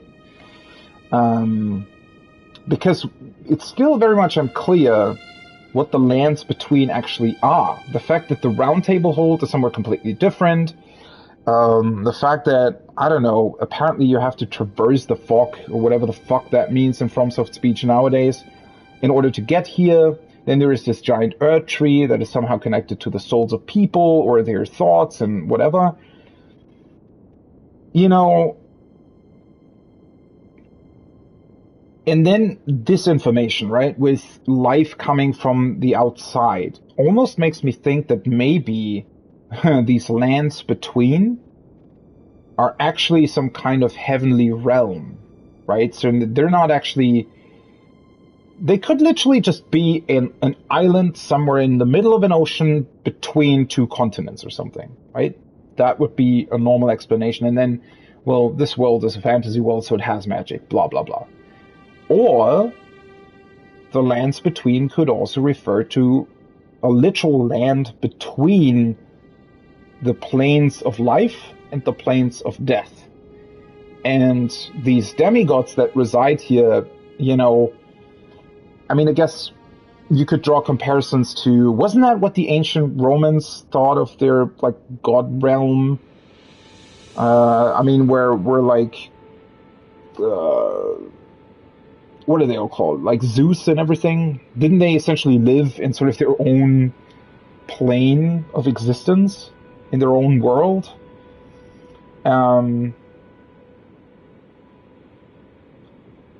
Whereas like in Christian, or I think Muslim as well, right? So in Christianity, obviously we talk about God, we talk about, you know, the Holy Ghost, whatever. And but those are sort of abstract concepts, right? I mean, obviously they're not meant to be real. They're just, you know, they're supposed to be something you can sort of... They're supposed to be something spiritual, right? Something that can guide you in a way. Something you can believe in, right? As a concept. But it's not really elaborated what that actually, like, precisely looks like, right? Nobody ever talked about, well, what does God look like, or who is he exactly? But that's not the point, right? Whereas, you know, with those ancient, with Zeus and whatever, I mean, a lot of other cultures have that as well, where they're literally describing what the realm of the gods looks like. And they have, like, relationships with each other. And, you know, there have been gods that fucked up, gods that were banished from the god realm and whatever the fuck, right? There's been demigods. All those are concepts that have existed for thousands of years, essentially, with humanity, right? I mean, I think even the ancient Egyptians, weren't their gods also essentially just some godlike humans, in a way? That's why they're portrayed with humans with animal heads or something. I don't really remember that much about, like, Egyptian gods and stuff, but that's very much a concept that they have as well, right? So if we go off of that, it might literally be that these lands between that we're in are some sort of realm of the gods, a land between the mortal realm, the actual earth, right, the actual just normal living space of people, and then some sort of maybe heaven and or hell, where the people that are actually dead go, right?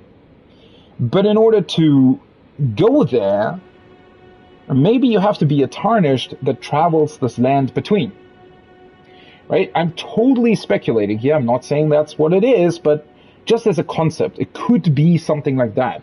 And then I guess everything bad that has happened here, the fact that the Elden Ring shattered and whatever, is just because, well, bad people have been sent here, right? I mean, the people that died probably were literally just bad people, and they ultimately destroyed this realm of the gods or whatever, or the gods themselves became cocky and destroyed themselves. Something like that, right? That could be the case. And in that particular instance, what they mean with life of the stars could just be something from outside, in this case, the actual Earth or something, right? Obviously, that's a lot of speculation, and I don't know. It doesn't necessarily feel like I'm really close with that. Although it might be cool if that was the actual case. But yeah, I was just intrigued by the fact that apparently there is a quote-unquote life force from the Earth tree, a golden one, and then there is this blue one, right? That is from outside, from the cosmos or the stars. Okay, let's give her the scroll. Takes me back to my academy days. Very well. This is sorcery with which I'm not entirely unfamiliar. I like her I'll be sure accent. to incorporate it into one of your lessons. Incorporate. Never lose that inquisitive spirit, my apprentice. Spirit. I like how she rolled her R's. It sounded like Aras. Whatever. Okay, so we get these two then. The Glintblade Phalanx forms the defensive arc of magic glint blades. Intelligence 22. Oh, that's cool. And the Carrion Slicer performs swift sweeping slash using magical sword. One of the sorceries of the Carrion royal family creates a defensive arc of magic glint blades overhead, which automatically attack nearby foes. Wow, that sounds awesome. Bestowed upon the enchanted Carrion Knights, who combine this art with their swordsmanship to maintain pressure upon their foes, striking in waves of steel and sorcery. So we have heard about the Carrion Knights before as well. Question being, can I find that? The Carrion Knights.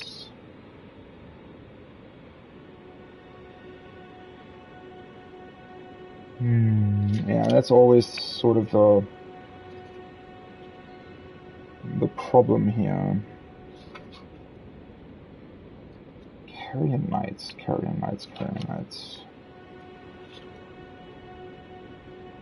I absolutely don't remember when we might have heard about that. Might have been some time ago.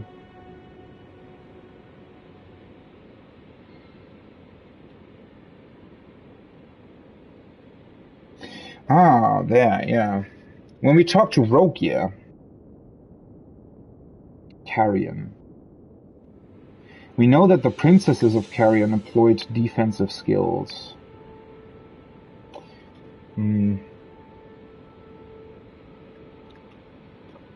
But that's kind of all I know about that, which is a bit unfortunate. Trying to carry knights. Well, this doesn't tell us much about them, right? Conjures a magic sword and delivers a swift sweeping slash. Sort of sounds similar to the Ash of War that I have. Even among the Carrion sword sorceries, this is a notably effective technique. Well, I kind of hope it is. Certainly a bunch of stuff that we can buy from her. First things first. You are a tadpole when it comes to magic. Infantile. Without the legs to walk. Well, thanks for the motivation. So, to become a sorcerer, first, you must face your ignorance.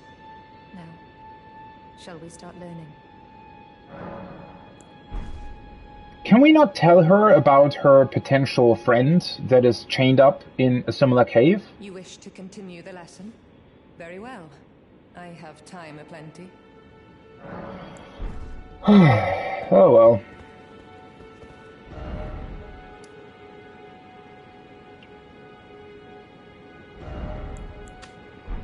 Let's just mark this thing so that we can return to her. That's also why they give you the Sight of Grace here.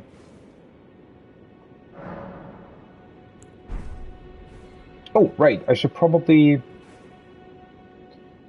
switch up my sorceries then, huh?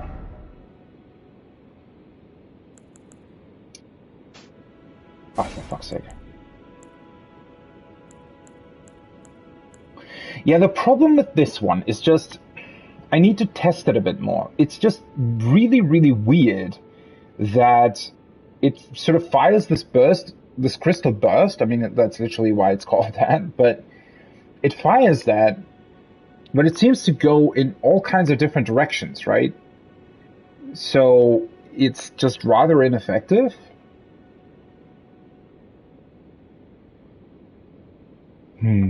What a weird thing.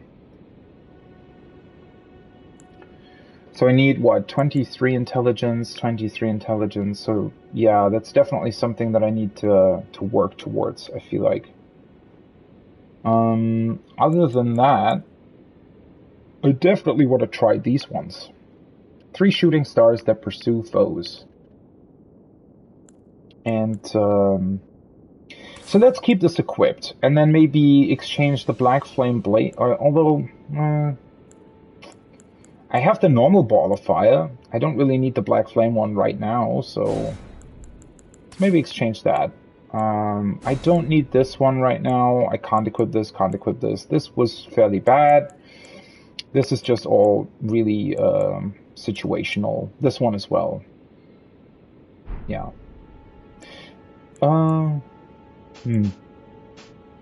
Why can't you sort them? That is so annoying. Just wanted to put the sorceries next to one another. I wonder how many attunement slots you can actually get. How many of these items you can find. Because I got, like, what? 3 at this point, right? Or did I get 2? No, 3. You start with 1 slot, right? So... I mean... Hard to tell, to be honest, how many you would be able to get over the course of the game. Okay, well, this is rather random though, right? The fact that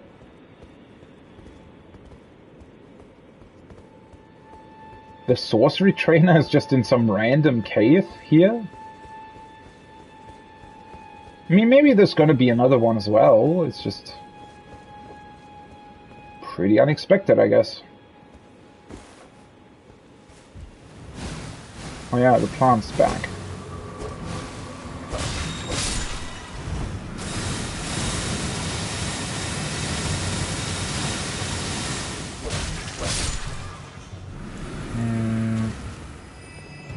I wonder how it reacts to magic. Let me... So yeah, for example, if I do this, right?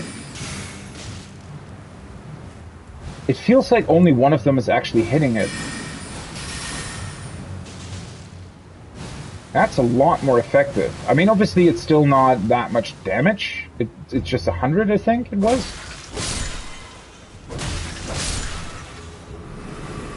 But that being said...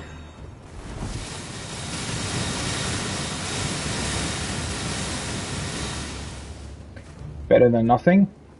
And...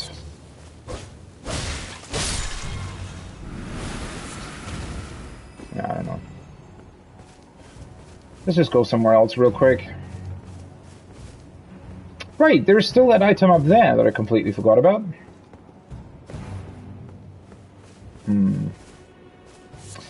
Yeah, I mean, the issue being that enemies probably need to be somewhat weak to magic in order for it to be truly effective. Because 106, I mean, while being bad, it's just so the crystal burst just feels so bad, right? I mean, look at this. Oh, oops. Because it's shooting off into all kinds of different directions. Either you need to be, you know, maybe you're meant to be right in front of your opponent or something to use it. I mean, I'd imagine if it looked like, right? It looked like the plant was hit by one of those arrows, essentially. So if you'd be able to hit an enemy with all of them, I guess it would be better than the homing laser things, right? Issue obviously being that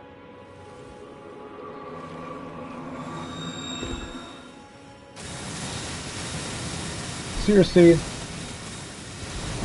4 Trina's lilies? Well, that's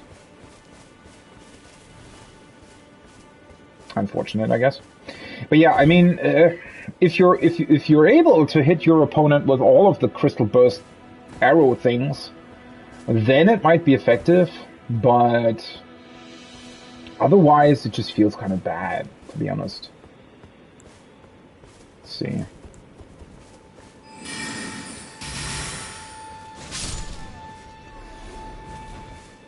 Yeah, I mean, sure, that's good, isn't it?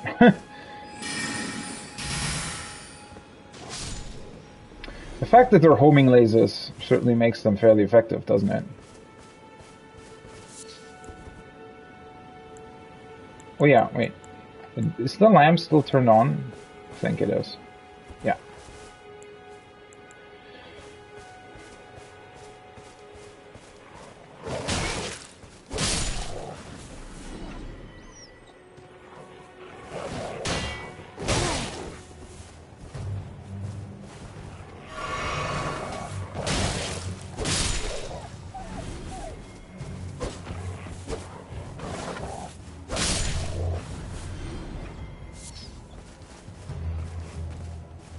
Oh, for a second there I thought it was running away. I wonder why that last hit just hit him. Because he looked like he was out of range of my weapon, but...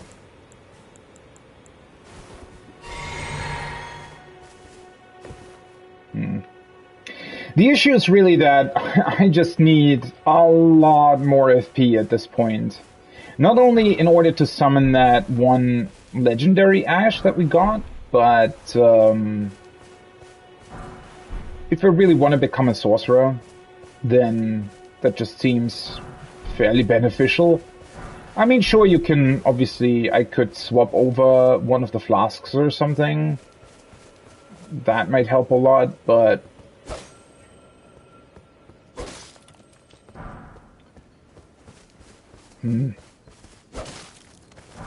Well, the problem is I also want to level to intelligence 23, right? Not only to make my sorcery stronger, but just in general, that might be a pretty good idea, so... yeah.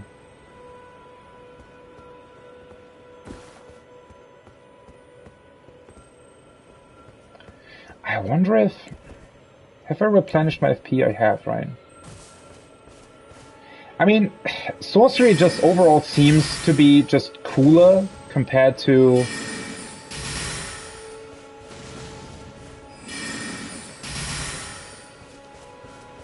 Seriously?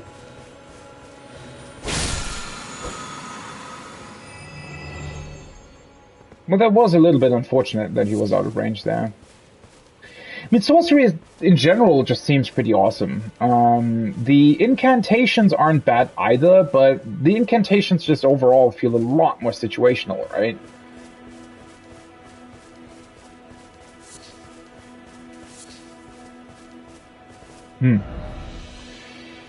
Okay, where do we go next, though? So much to do. I do kind of want to go back to this grave, but I don't want to fight the weird spider thing. That just still seems fairly hard. Although, no, maybe I'm underestimating myself after a couple level ups. It's a little bit hard to tell. Well, then again, I technically haven't really checked out this area at this point. So, maybe I should do that. I mean, there wasn't... I think we've been to most places here, but I still kind of want to finish it first. Although I could also kind of look at this area. There's still this hut. I wonder if that's where the Flask of Wondrous Physique is. I don't think it is. But if it is, maybe I should go there, huh?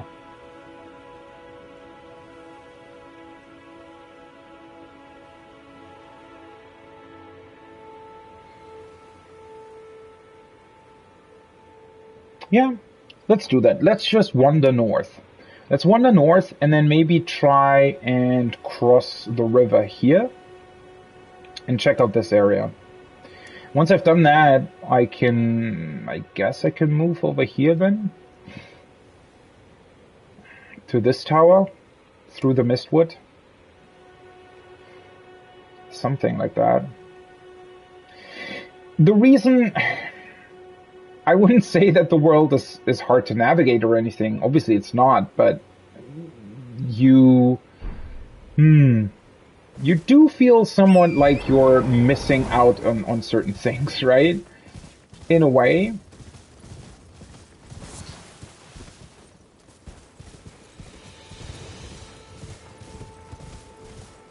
And I can't even really use my runes just to upgrade my level, because I still want to buy a couple of these sorceries as well. Maybe I should actually start farming runes somewhere, at least a little bit.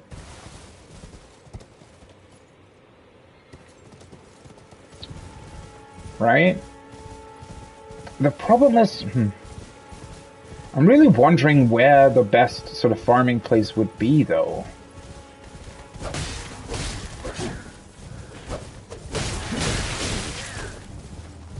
Yeah, that is so awkward that they can essentially...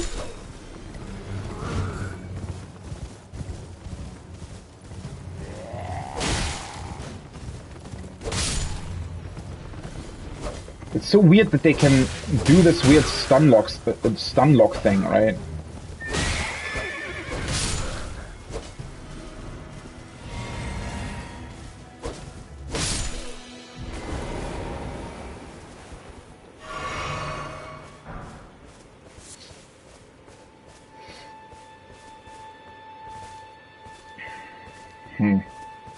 I mean...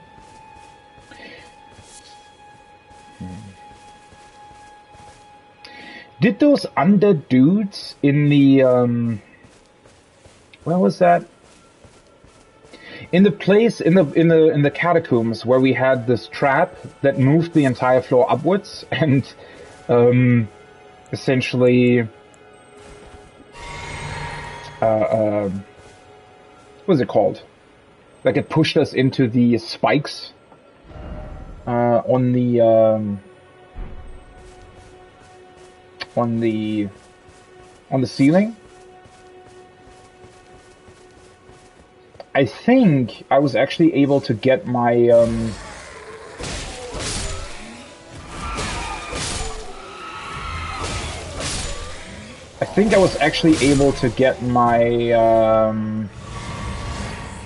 fuck, what is it called? I was actually able to get the runes, even though they got back up the entire time. So with like a rune enhancing item, maybe that might be a good farm spot, right? I mean, just go in with a weapon that can deal a lot of AoE damage, maybe the halberd or something. Although they were quite strong, right? So I probably actually want to use my...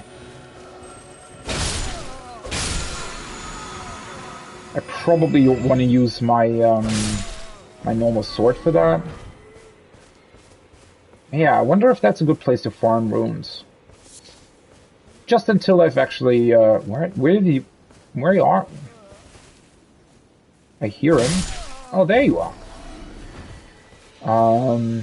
Yeah, just to farm a couple. Maybe to buy the sorceries or something. I just want to know whether or not it even works, right? That's sort of the main reason why I want to try it. If that's a viable option, or if you're just sort of... I mean, it might very well be the case that you're just standing there spamming, like, R1 for, I don't know, 30 minutes, right? Until you get a level. In those cases, obviously, you probably don't want to be doing that. Ooh, what is that over there? That looks interesting. Is that an enemy?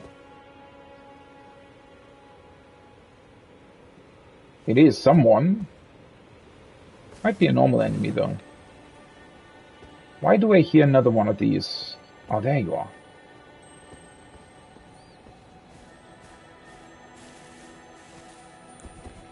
It's another red one, right?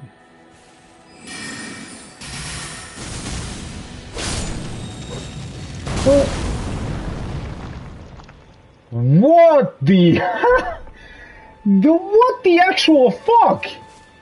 I mean, at least that didn't do a whole lot of damage. Holy fuck, if that would have killed me. Okay, okay. That was a nice trap. That was an actually nice trap. Also, there is a site of grace down there. Do I want to get that? I mean, maybe. It would be kind of hard to get back up, though. Yeah, I mean, I think that's just a campsite. It does look very cool. I mean, that would be somewhat of a realistic way of creating a camp, right? Out of these fallen ruins. Pretty good place to defend, all things considered.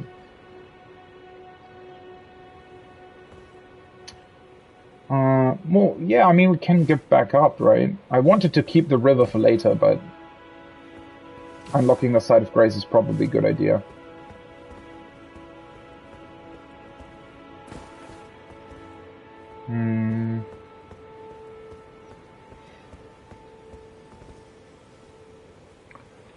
I wonder, I mean, clearly there have to be some enemies in this river, right? It's just that I'm kind of wondering what its purpose is. Murkwater Coast.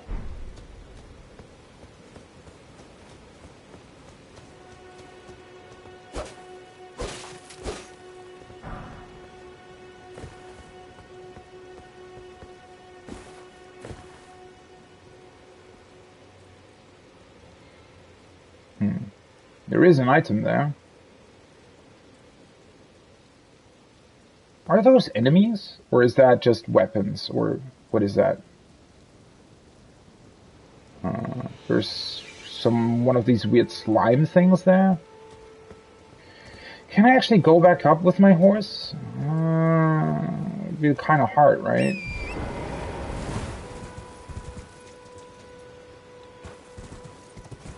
That's what I mean sometimes. I feel like this game, you know...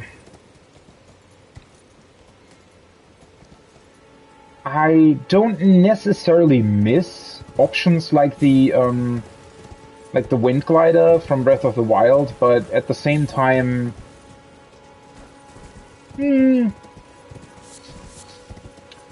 I do wish that you got a couple more traversal options. I'm kind of missing something like the hook thing in Sekiro. Obviously, you know, implementing the exact same thing in this world probably would have been very, very hard.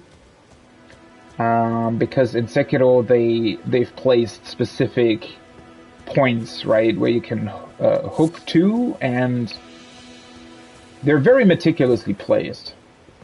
They have a very good sort of, what do you call that? A very good flow to them, right? And doing that in an open world like this would have been a bit too insane, I feel like. Hey, another painting.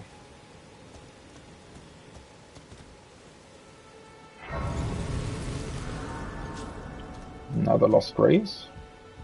What is this depicting? Artist Shack. I mean, well, I guess it's a magical painting.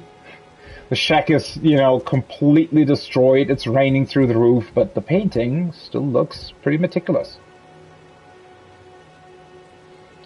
I think I know where that is. Maybe. Homing Instinct painting. I think I know where it is. Wait, so... Work of a wandering artist. Reminiscence of a painting titled Homing Instinct. This painter said... Oh, right, they missed a 2 there. Yeah, okay, so the description of the paintings is always the same. I mean, isn't that... That very much looks like... as if it would be... I think it was... sort of here somewhere. Because you have these giant arches here, right? And I think what you can see through the arch is the Weeping Peninsula. And I do remember there being gravestones in this area as well. So it might be there. I mean, since there is a site of grace here, I could go back and check, probably. And then just warp back. Check out the rest of this area. Potentially. Although, wait, let's check out this small area, right? Since we have a site of grace here. I don't expect there to be too much here, honestly. And then we can warp back here and check out this area. And once we've done that, we're pretty much done here. And then we can move on to checking out things down here, I guess. I kind of want to keep the sort of upper levels here for later, because this entire bridge and everything just seems more, I don't know, not endgame certainly, but just higher level, I guess, right? We'll check that out later on. Also, when I have completed all of this, maybe we're just gonna try and fight the dragon. Just complete everything that I sort of left uncompleted here. Yeah. I think we're gonna do that. God, I love the sunset. Or is it a sunrise in this case? Sunrise and sunset are just awesome. I do very much like the color scheme that the game uses overall. I think they've done a pretty good job of both having, somewhat of a more toned down color scheme that's still very much reminiscent of the other FromSoft titles as well, right? Where it's sort of a bit more gray, a bit sort of bleak. Wow, that like giant skull over there, right? Holy shit. Especially with this light. That just looks insane. I wonder what happened to that place, that it's so, well, reddish, but also just, has a giant skull and dead trees and whatever.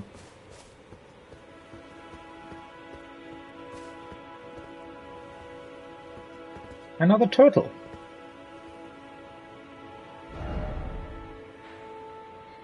Okay. Let's just get on the horse. I mean, I don't think there's just too much here. That's the Mistwood. That looks like a chapel. That's this one, right? I mean, it is north of the Mistwood. Shit. Fuck. Now I kind of want to go to it. Just to know whether or not it actually has this flask. Ah, well. We'll get to it eventually, right? I don't even know if the flask is really something that I could use. So... yeah. At least it's something we can look forward to, right?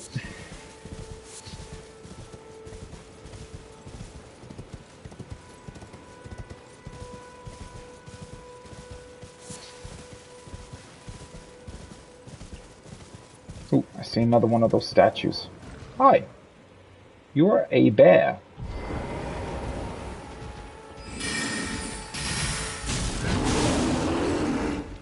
You are a fairly strong bear.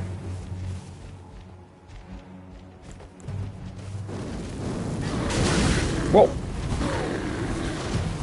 Or not. At least his attacks aren't that strong. 2 hefty beast bones. Do we even have a recipe that uses hefty beast bones? I wonder if it has enough range. No. Well, that's annoying. Great dragonfly. That's a bit unfortunate, considering that oh, for fuck's sake.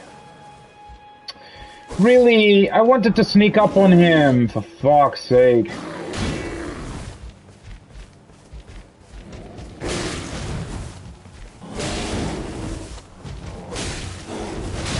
Ooh.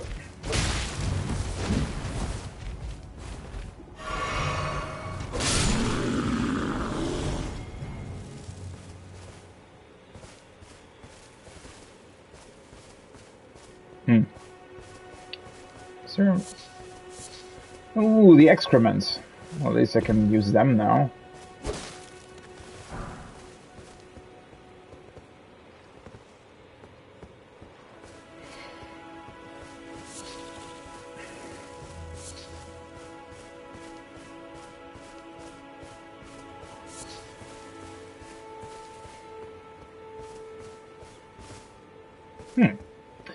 Not that much more here. But yeah, there's the statue over there. I mean, whatever it's pointing to, we probably would have found anyway, so... Let's take a look. Is there like some waterfall here or something? There is a bridge. Another one of those tentacle things. Yeah, I mean, that looks more like what I would consider to be a highway bridge. But it's very, very far away of the Mistwood, making me think that maybe this is, you know, the chapel that they're talking about. That being said, I mean, there is no bridge to like close to it, right? So, it's kind of hard to tell.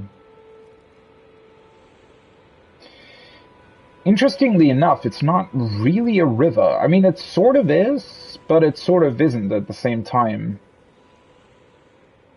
Maybe it can be a river sometimes.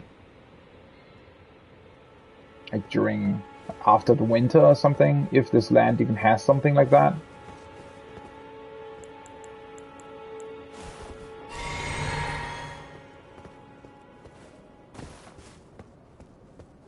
So the statue's pointing... Where is it actually pointing? Somewhere here, right? I mean, once again, this is just obvious, right? Look, you can even see this on the map. There's this giant river, right, that leads up to this place. And then there's like a gap or I don't know, whatever you want to call this, right? Clearly there is something down there.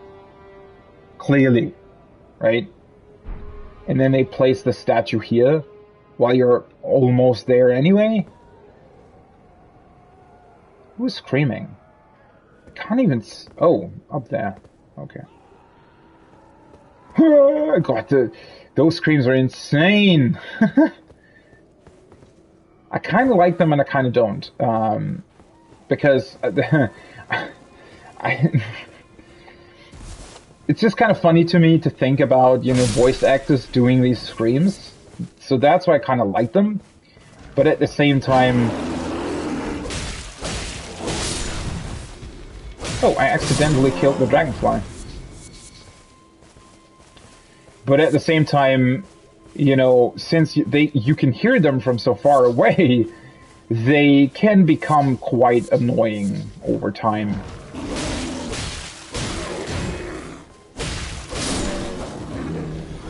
Well, these normal bears, they're quite easy to deal with. So these gold-tinged excrements are mainly from bears then, I guess? Oh, that's a bloodstain.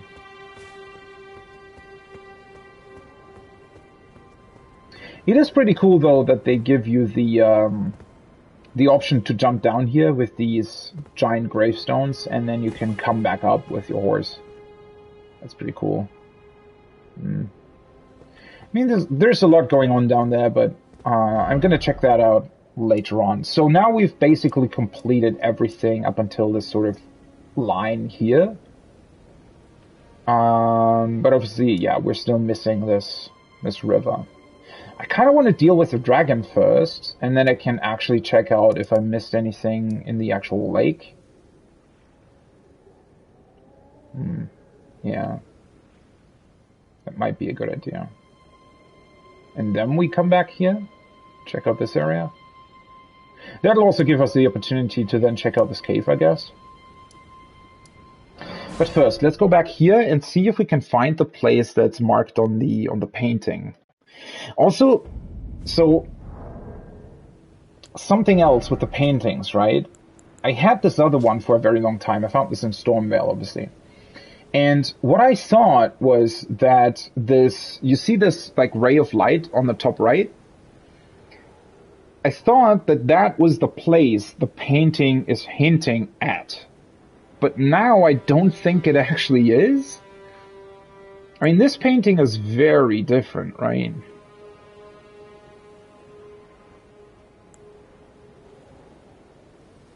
Because the golden ray in the background might have just been those golden rays that the Earth Tree emits the entire time anyways, right?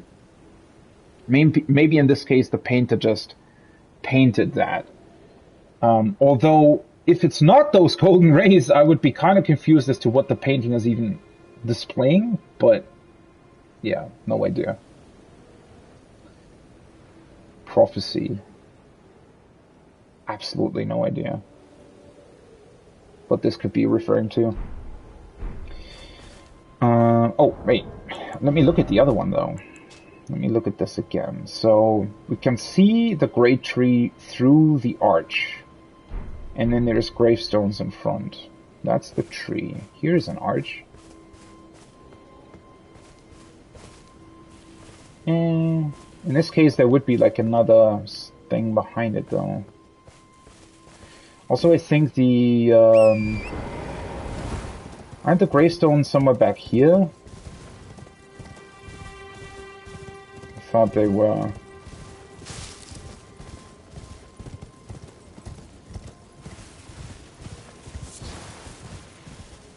Is the dragon even there still? Oh yeah, there he is. He's just chilling. Yeah. See where all the messages are. Aha! And now we have this guy. Incantation Scarab. So I guess that's what we got from this. First off, look carefully. Yeah, so this is the painting. This is the painting. Visions of house, in short, visions of friends. Yeah. Okay, but was that literally just what we got? I guess it was, right? Because I've definitely been here already.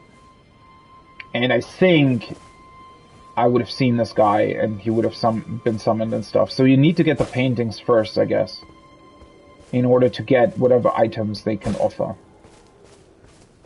Maybe that's a ghost of the painter or something. Do we still have the painting now? I do. It doesn't even mark as completed or something. And what did we get?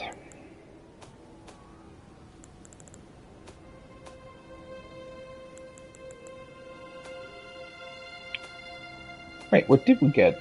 Where is it?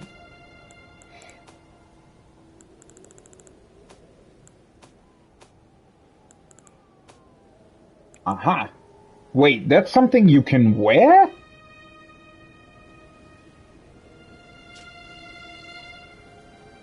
Huh? What? It gives you negative damage negation? That's a thing? I've never seen that before. I think ever. Do items like this exist in Dark Souls or any of the other FromSoft games? I don't think they do they? It literally just gives you negative stats. The fuck? Golden Scarab worn directly on the head. These scarabs roll clumps of incantations during their labors. Clumps of incantations, okay. He actually looks kind of cute. Look at his head with the like little beetle eyes. Slightly reduces the FP costs of incantations, but increases damage taken. As a scarab approaches death, it abandons its rolled treasure and stretches its wings wide for the long journey to its home nest.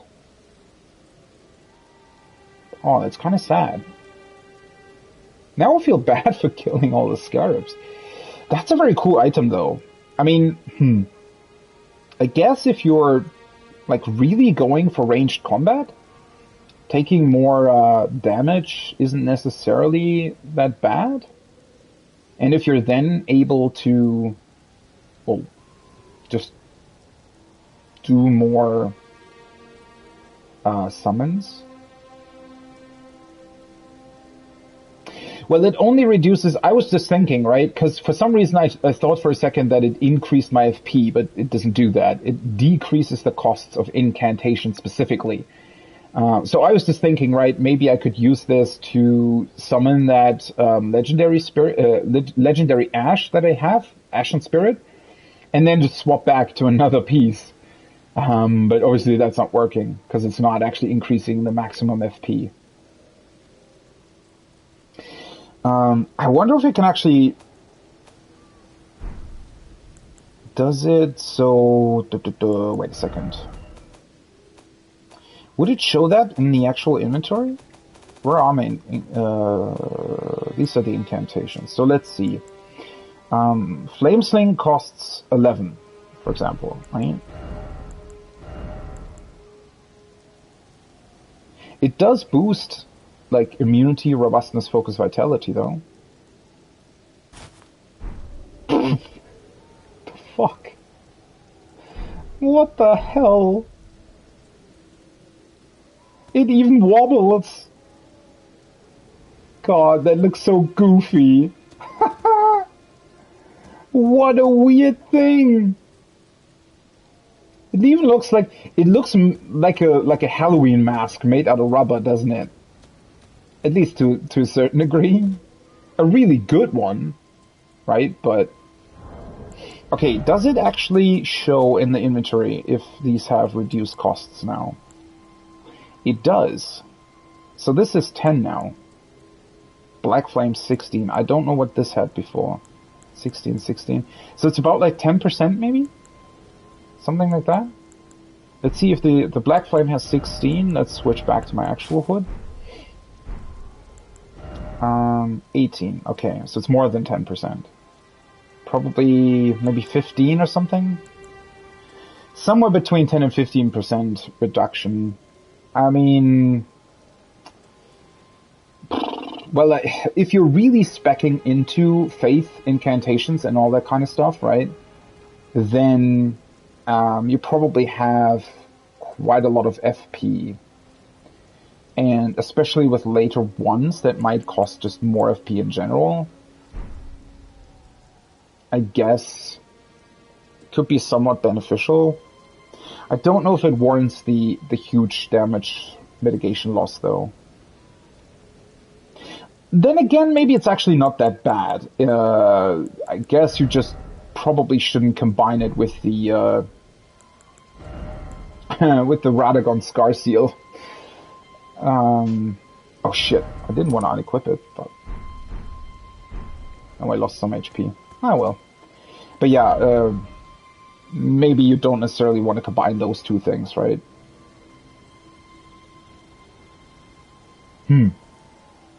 Well, what now? Do I want to try the dragon? Do I want to go back up here? Do I want to try the Everjail? Do I want to try the grave? So many choices again. Now I am wondering what the other painting says, though. Wait, so... Let me think. Since I did slightly misinterpret it, right? I think I'm pretty positive that I already visited these coastal areas before I went into Stormvale, right? Meaning that if there is something on the beach down here or something that we can find through this, I wouldn't have found it because I just haven't been there again. Well, I have been here at the coastal cave. I have been where the merchant is, but I haven't been anywhere else. The problem is, it's really hard to make out what the painting's trying to tell you. Right? I mean, this is very clear. Okay, yeah, the gravestone's in front, but this? What does this mean? Or is there something else that I missed? Something it's pointing at? I mean, it's not even really pointing at anything, right? It has a whole bunch of things in it.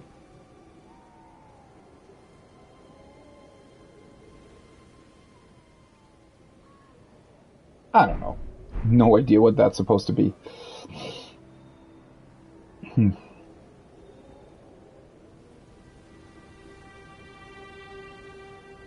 don't have that many runes. I kind of want to try the dragon. I kind of really want to. Can I? I don't remember if there were spirits that you could summon. I wonder if these guys would even be helpful against him.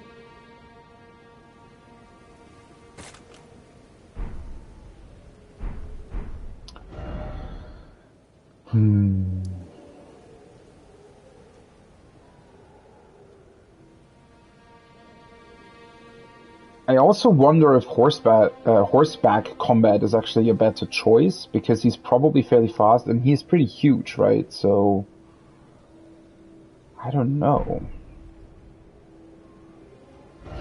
I could, you know what? Let's just quickly go back here. I think I can spend at least a couple of my runes so that I don't lose everything if I die. Hey, I'm back. My apprentice. Shall we commence the lesson?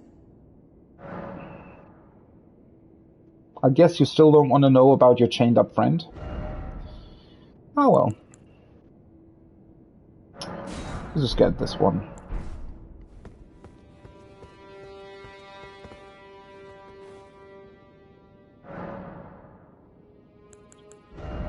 Let's see. So I guess this one is just not really good then, right? So either I do want to keep this. Either I could go back to the Black Flame. That might be a thing. Or I could try that sword thing, right? But I don't know. I just bought it because I wanted to have it, not necessarily because I wanted to use it. I think, honestly,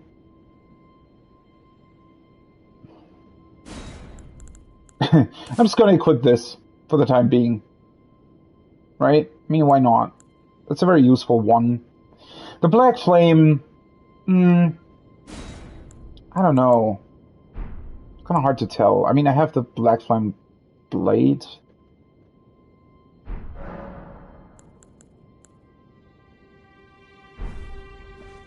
The only thing that might really help against the dragon will be the glintstone stars anyways, right? Those might hit him for some sort of damage.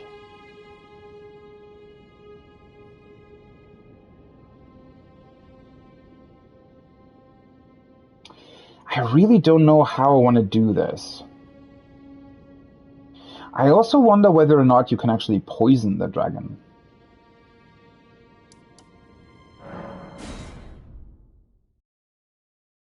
Because that might give me an edge as well, right? If he's going to be poisoned, because I don't know how well I can hit him.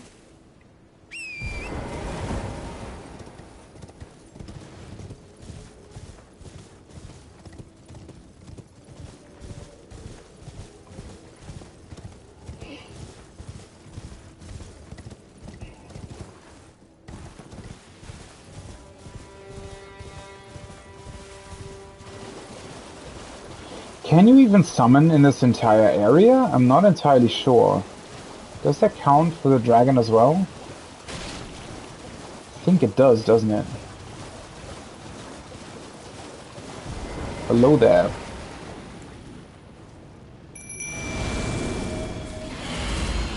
Let's see if I can poison him.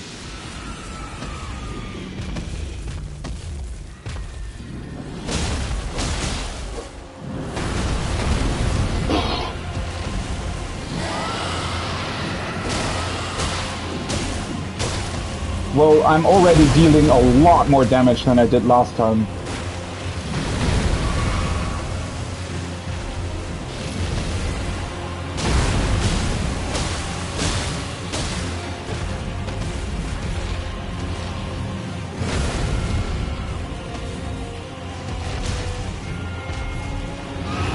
I think Yes, he's poisoned, he just doesn't take a whole lot of damage from that.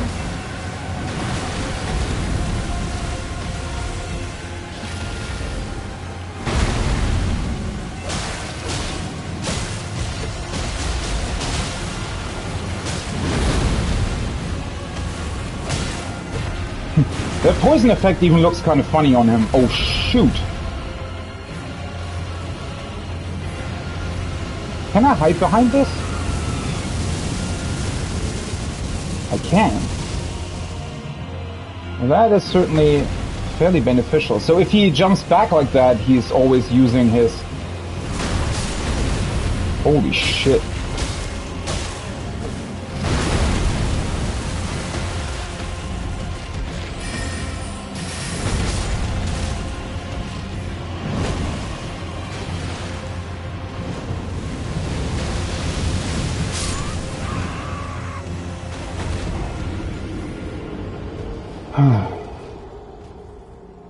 Well, that was unfortunate. Shit. So the poison is somewhat good. Definitely. The poison's pretty good. Because he still takes damage even when he flies away, right? And it was... I mean, it added up over time, right? It looked to be quite a lot. And I can definitely kill him. That's not the issue. The problem is that he does fly away.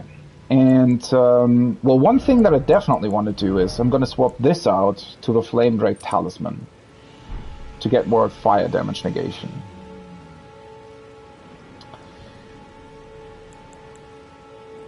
Do I have a shield with more fire negation in general? This one. That'll give me heavy load though. Oh, that's unfortunate. It's 59. 66, but that's a very heavy one.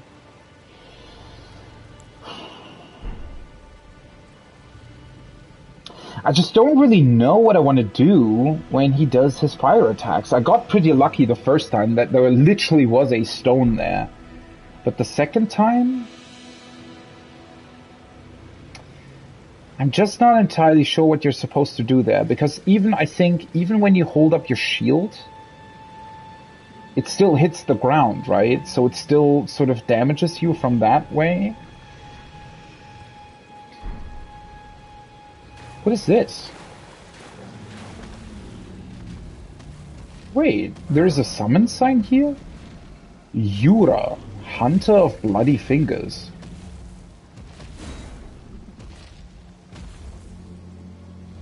Wait, I've seen this helmet before somewhere. I think. Wait, have I? I'm not so sure anymore.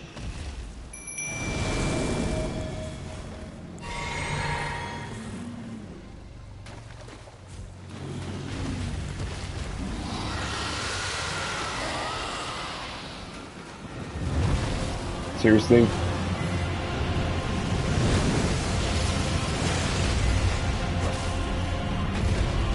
Of course he's starting with a fucking fire.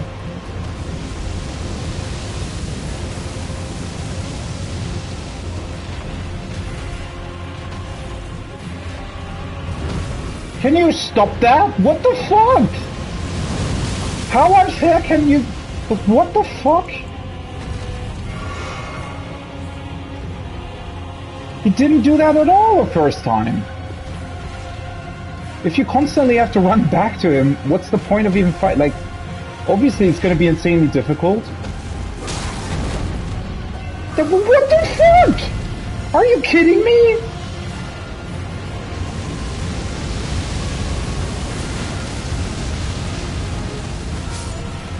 Like, what the fuck? And now, of course, my fucking thing has run out.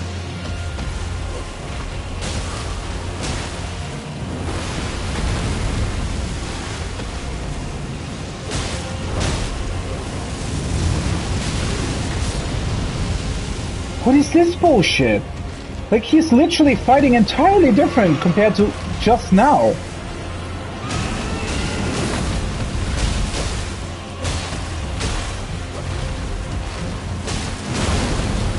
That is... What the f... Oh, I hate something like this. Why? Why? The fight was so awesome, and now they're doing this bullshit. Are you kidding me? Really?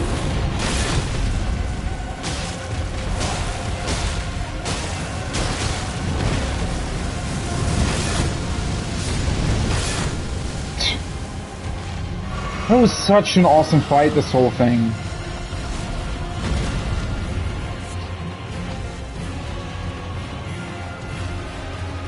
Man, seriously? The fuck? How can you mess up such an awesome fight? Yeah.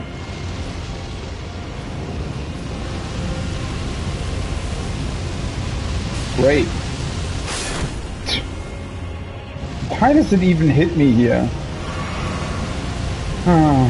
Just kill me, honestly. Just kill me, let's reset this whole thing. This is just dumb. Why would you do that? Why would you have a fight that is this awesome and then mess it up so big? What the fuck? The first time I fought him was such an awesome fight. It honestly was entirely awesome. And then he literally follows it up with flying away, I don't know what, 5 times in a row or something? Oh hey, they don't even let you They don't even let you respawn at the fucking Sign of Marika because the dragon flew so much out of its own arena. I mean, I guess there isn't really an arena for this fight, it's just kind of dumb. Why? Why? I had so much fun. It was such an awesome fight, and then they're doing this bullshit. Oh, you can only hold 10 of them. I didn't realize. Also, now he's looking this way the entire time. What the fuck?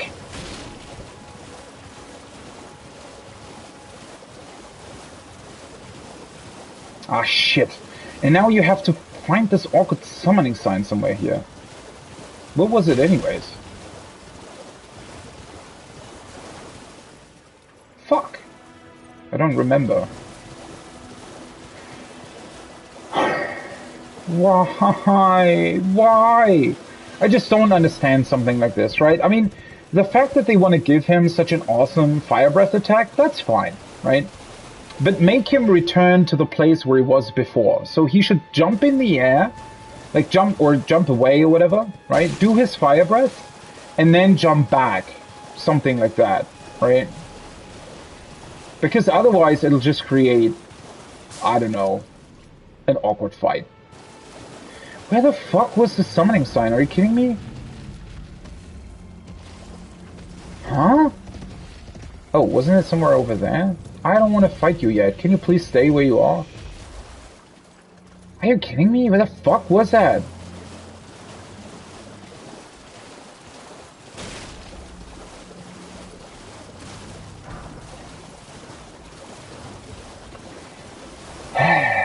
God damn it. Maybe it disappeared or something? Ah, that doesn't make any sense. The other ones were always there. Not that it helps much, to be completely honest. I don't know how much help the MP... Well, I mean, they provide a distraction, I guess. Although they also might have been the reason why he flew away so much. Although, yeah, doesn't make it any better, does it? Are you kidding me? The fuck did they do to hide it so well? Wasn't it on the other side of the ruins? Oh, it's here. Oh, okay, so it's next to the respawn point. Well, that makes sense then, I guess.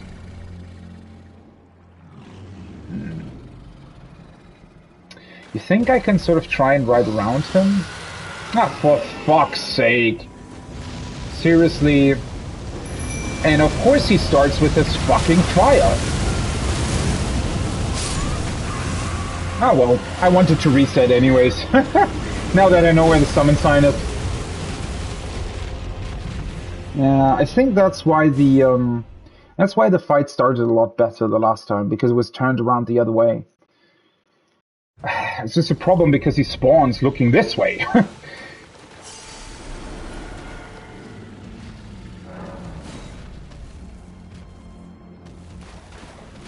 Can you please stop coming over here? What the fuck? Wait, did it not? Are you kidding? Oh, okay. Never mind. I don't want to sneak around him the entire time, though. You think he'll turn around at some point? Oh, hard to tell.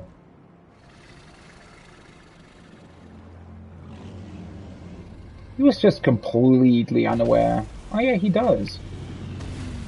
Or not. Shit. Just turn around. Nobody's here to hurt you. I still don't really know how to deal with his fire breath, though, if it comes out from... you know, if he does it at a place where you can't really find cover. Not really sure how to deal with it, like in general. He's just casually knocking over trees. Can you just please turn around the other way? He's just staying there. Not really knowing what... Oh, for fuck's sake. Of course.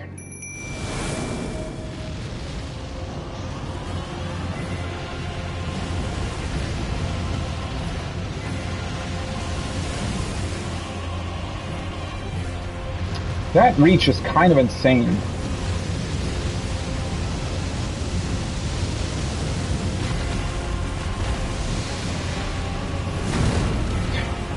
I swear to God, that's just, like, what the fuck? Wait, what?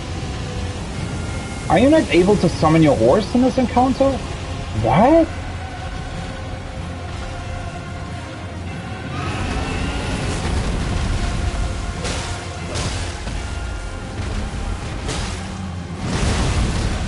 I dodged that.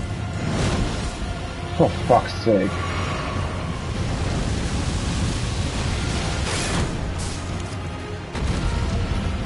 What the fuck is that? He's...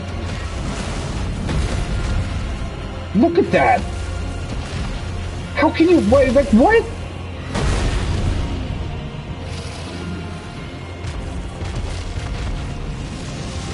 What the fuck kind of... Why can he fly outside of this lake? That doesn't make any sense.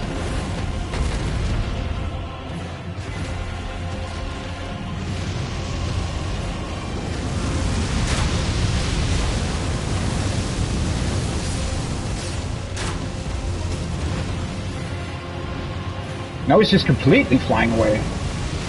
Or I guess he isn't. Wait. What? Oh, there you are.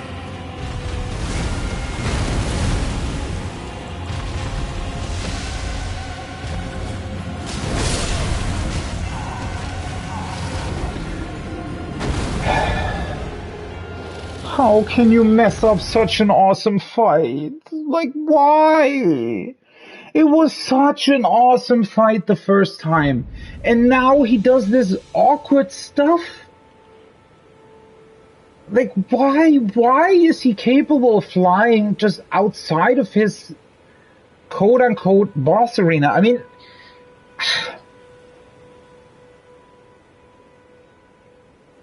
The problem with that is, it wasn't even a fight. Like, how long did that take for me to die? I don't know, what, 3 minutes, 4 minutes, something like that. 90% of the time, I wasn't even close to him. Like, not even slightly close to him. What's the point? I mean, that's not a fight at that time.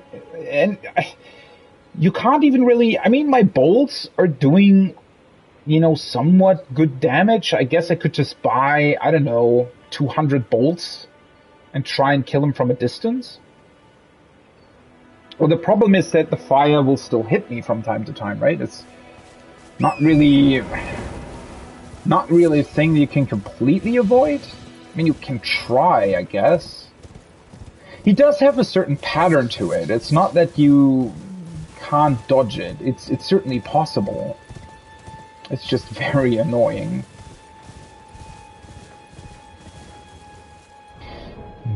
I wonder if maybe the summons are the problem.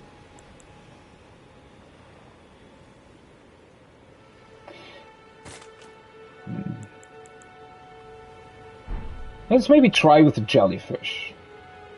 Because that can also poison him, right? The problem is I'm activating my grease and I literally can't do anything, right? Because I'm just... well... I'm just... Ah, okay, wait. So, if I decide to fight him on horseback... No, wait, what?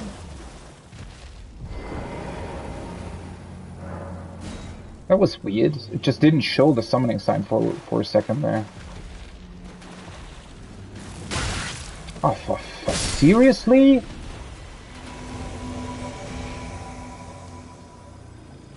Okay. So, once you cooperate, you can't use your horse anymore. What a weird thing.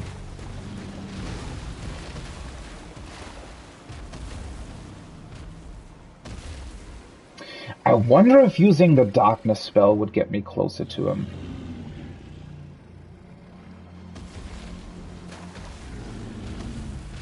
I wish he would just turn around in general. I mean, I get that it's... but... the problem is, right, if I would start running towards him now, the only thing that does is he would fly away and breathe fire. So, I wouldn't even be capable of properly starting the encounter. Which that in and of itself is just weird. I don't know how they intend you to do this, because this is literally the site where you're supposed to respawn, right? Wait!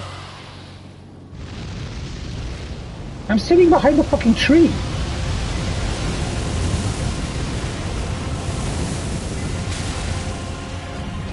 He's just blasting the NPC.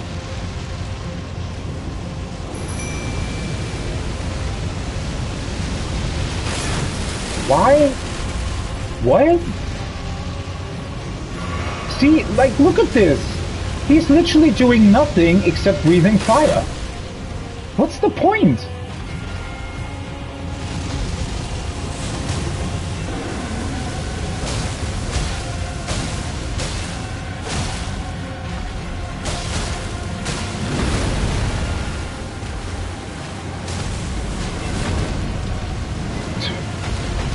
I swear, this is, like... how can you mess up such an awesome fight? This is how can you make one of the best fight, or possibly best fights in the game, the worst one?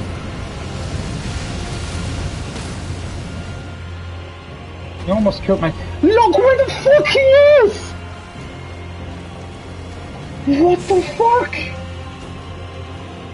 Like...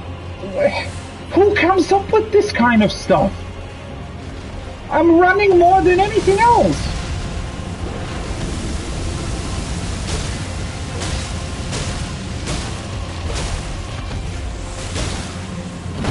Oh shit, that was bad timing on my part. What? I thought he was using his, like, tail swipe thing. And now he is.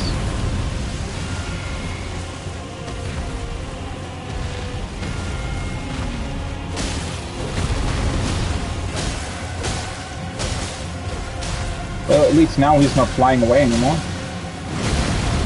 Ooh, I got lucky on that one. Is he point? Okay, well that was some bullshit. Why did he specifically walk that way only to then finally do his tail swipe? Is he poison? He might be.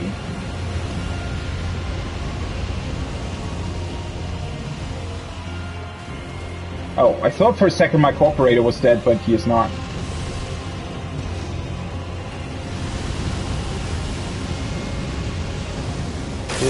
Yeah, that's just bullshit. That is so weird how it sometimes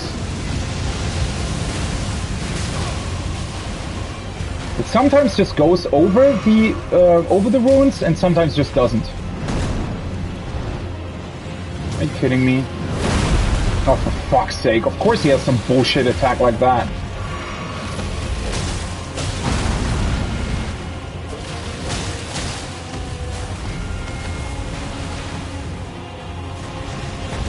Why can I only target... Oh, fuck it.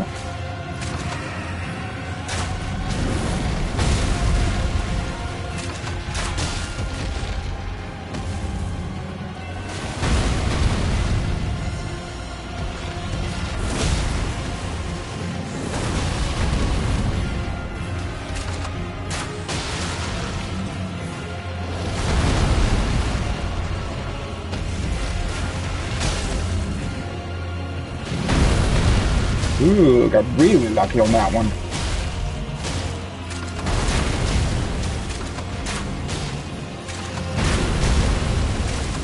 Please tank for me. Thank you. Great enemy failed. Okay. And a dragon heart. A new draconic power is available at the Cathedral of Dragon Communion. Oh, my poor jellyfish almost died. Oh, good jellyfish. Wait a second. Hey! Wait, you even do... Can you... Hey! Well, that worked in the end. I mean... Well, that's the problem, really, right? This fight, the fact that he does fly away and breathes fire is not a problem in and of itself. It's just he should have more of a... I don't know. They need to implement something that limits his movement somewhat. Because the problem is this whole entire place is clearly designed as a way for you to fight the dragon, right? Clearly. The problem is he can jump backwards onto the cliffs. And as you saw, right? I mean, he literally got stuck sort of halfway in the air, where he wasn't able to hit us, and we weren't able to hit him.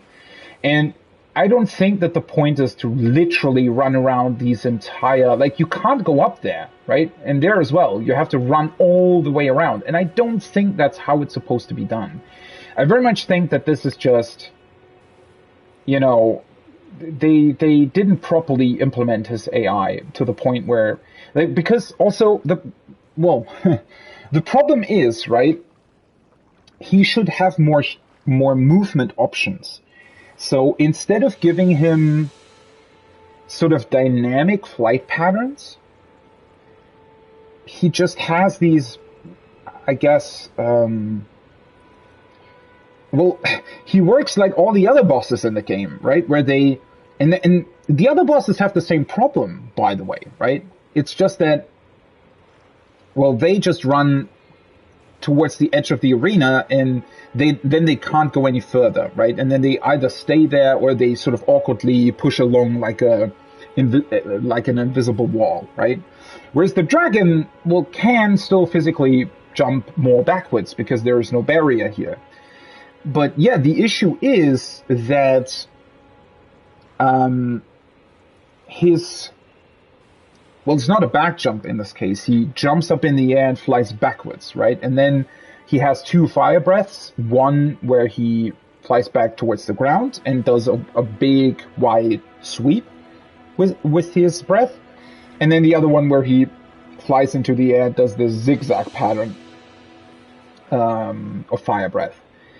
But the problem is both aren't dynamic. They're sort of based on where he was before, right? So he's always doing the exact same animation. And I think that's probably a limitation of how they usually do animation for bosses. It's just a problem when you suddenly do or use the same things for flying enemies and for flying attacks, right? And because of this lack of dynamic adjustments, I guess what happens is that he ultimately just fly somewhere without any regard as to what kind of terrain is actually there, right? I wonder though why he suddenly decided, like, and that's another thing. So that's one problem, obviously. He shouldn't fly up onto the cliffs. Obviously, logically, it makes sense, right? A dragon that can fly would literally just fly up into the air and attack you from there. But they can't be realistic in this case, obviously, because we would have absolutely no way of dealing with that, right? Unless there would be some sort of magical bubble that completely shields you from fire attacks or something, right? So they have to bring the dragon down to the ground, which that in and of itself already makes you question, well, should you implement a dragon enemy if your game is not like built for flying combat? That already is somewhat problematic, right? I mean, Skyrim did that as well. I feel like it worked better in Skyrim. The dragons in Skyrim, while also being somewhat awkward in terms of how they interacted with your environment, they were pretty dynamic. I mean, if you consider that Skyrim came out, what, like 13 years ago or something, they did a pretty good job of like actually implementing dragon fights that could take place literally anywhere. I mean, you have to think about that, right? The fights in Skyrim were able to take place pretty much anywhere on the map, and the game would sort of dynamically adjust for that and was capable of doing that, right? Whereas here, it's clearly designed for this particular lake, and fails at that as well. Yeah, so I don't know. It creates a couple of problems. So either the game should have some sort of hookshot or something, like Sekiro, right? In Sekiro, for example, and that's another great example of what Sekiro does really, really good and what's sort of lacking in this game, and in the other FromSoft games in general, is, again, one of the worst things they can do, and this dragon sadly does it a couple of times, is when enemies jump backwards. Because that destroys the pacing of the fight, right? You want the player to have fun. You want the player to be engaged with the boss. And I'm not meaning fun in terms of having no challenge or in terms of having, being able to attack the boss. What I mean is that you're engaged with the boss, right? It's this cool back and forth of, evading the boss's attacks, attacking yourself, evading again, right? If you're really good at that, there is like a really, really good and fun flow that can come from that, right? But if the boss jumps back, that flow is broken, right? In that particular moment, it doesn't matter how good you are at the game. No matter if you are very skilled or bad at the game, the boss jumping back will always break the flow of a fight. And you can use that to your advantage in a way. If a fight is really crazy, if the boss is doing all kinds of crazy moves, him jumping back and sort of giving you a breather, right? Creating this back and forth of really fast-paced attacks and then exchanging that with, kind of a breather and then going back in for fast-paced attacks. That can also be a very awesome thing. Don't get me wrong. I'm not saying that back jumps of bosses are generally bad. There's always some kind of niche use case for everything, obviously, right? But you should definitely limit it. Or do what Sekiro does and give the player a narrow window of opportunity to take advantage of that and to bring the pace of the fight back up to your pace, right? The pace that you want.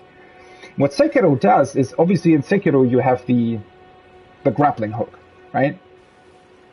And certain enemies, and it's actually, I think, a skill that you can unlock, which I think it should be unlocked by default, but whatever.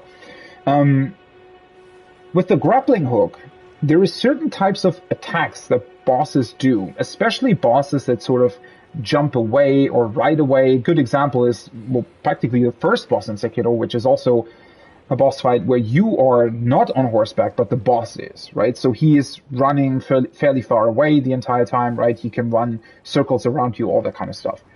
But he has an attack where there is a narrow window after he has executed his attack, where you can grapple onto him and literally jump right on the boss, right? And attack him. And you need to be careful with that as well, because he will counterattack that. Not immediately, but he will, start attacking as well. So, but what that does is that it brings the pacing of the fight back up, right? It makes it suddenly really fast-paced again. Even though a moment ago you were really far away from the boss, right? And if this game had something like that, where you could jump back to the dragon really, really quickly, maybe some kind of teleportation magic or something, that would be awesome, to be honest. Then it would be fine to have the dragon jump back that far. The fact that he does it without you being able to run back to him, that's kind of an issue. Because then suddenly the fight just becomes running. And that's not fun, right? Now, that being said, you don't want the dragon to be stationary the entire time as well, right? That's also bad. So if I was able to attack him up close, right, it was somewhat easy to evade his attacks, especially since I had a cooperator and my jellyfish with me, right? So it was fairly easy to, well, not that easy. Obviously, it was only my, fourth attempt or fifth attempt or something. So I didn't really know all of his patterns and timings and whatnot. But obviously, it's a bit too easy if the dragon's just up close, because he's fairly slow. He has strong attacks that hit in a wide cone, but if you're staying at his feet, he can't really do that much. He can stomp, but that's fairly easily avoidable. So it's good that he does have these fire breath attacks, and they look stunning, right? The visuals of that is pretty awesome. When he flies up and he does this zigzag fire breath from high up in the air, that is it's very cool enemy design. But the problem is they should have implemented the AI in a way where it goes back and forth, right? It's down on the ground, it's fighting you a little bit, then it flies back up. That is actually something that I think Skyrim does. Skyrim doesn't do that perfectly either by any stretch of the imagination, but Skyrim, if I remember it correctly, had at least somewhat of a, sort of different phases to the fight, where it was flying in the air, and then you had to attack it a couple of times, and if it got weaker, sometimes it would fly back down and be on the ground, and you could fight it there. And then it would fly up again, and you fought it at range. And then if it got weak enough, it would eventually crash down onto the earth. They actually had a pretty cool animation for that. And then for sort of, I think it was somewhat around the last third of the fight, it would mostly be ground-based, right?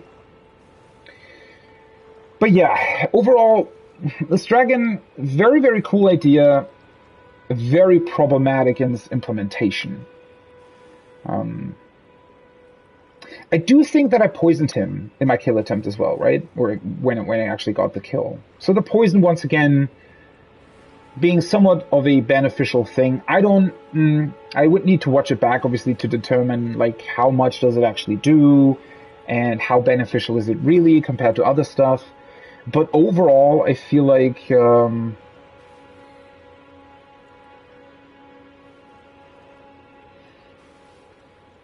I don't know. It's just well, in this case, when you have these sort of random patterns to the whole thing as well, it is somewhat weird because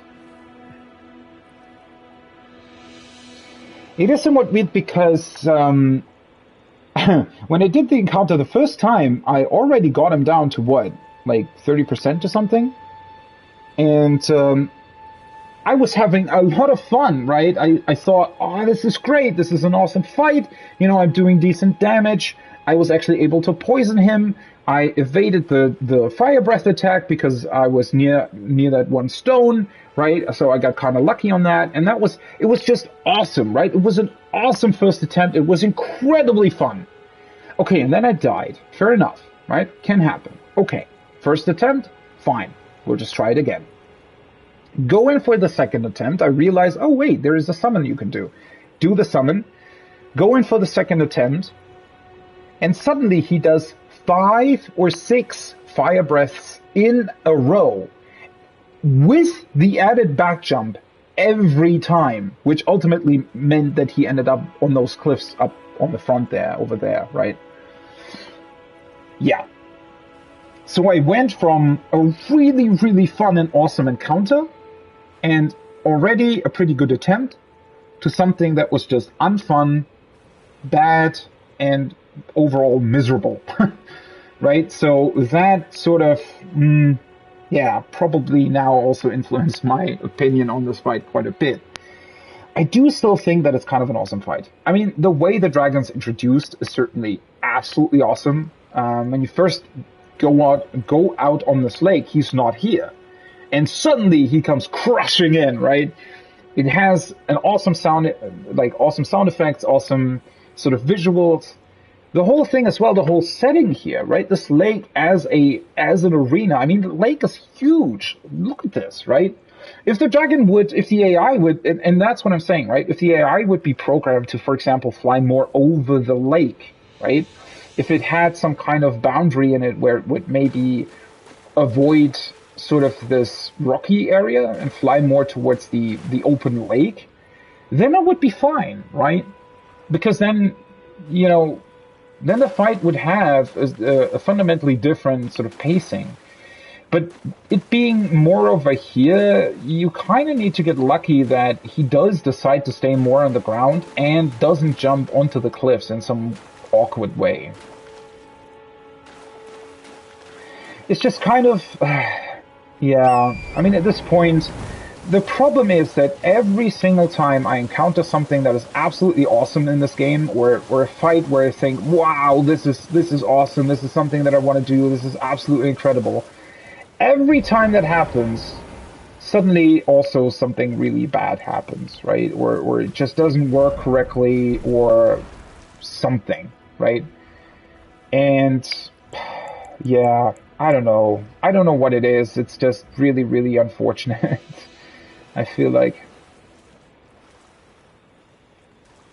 Okay, before I do anything else and check out the rest of the lake, at least we managed to kill it, right? So that's a good thing. Seriously? No, my poor jellyfish. Oh, seriously? What the fuck happened to that tree? What the fuck is happening? Did you see the tree? The tree literally just sort of turned around, and now the crab is trying to... Yeah, I don't know what it's trying to do, really. Yeah, so there's clearly some bugginess to this whole thing, right? Which is just overall... It's just... Once again, the problem with the bugginess here in this game so far is just that it's so much fun when it functions correctly, right? When everything works, like that first attempt with the dragon, right? The game's just this absolutely phenomenal experience. And so it's... I very much think that it's an absolutely awesome game, but the better your game is, and that's actually, at least sort of in my opinion, or for how I play games, right? The better your game gets, the more disappointing it is if it has disappointing elements to it, right? If you suddenly realize, oh, was this attempt just luck? Was I getting lucky that it was such a fun attempt? Right? Or was it actually meant to be this fun? And that's a problem, right? When that happens, when the game suddenly sort of bugs out and you kind of question yourself, well, it was really fun before, but maybe that was luck. Maybe it wasn't actually the game being well designed. Maybe it was just me getting lucky with certain variables that made it fun, even though it wasn't actually designed that way, right?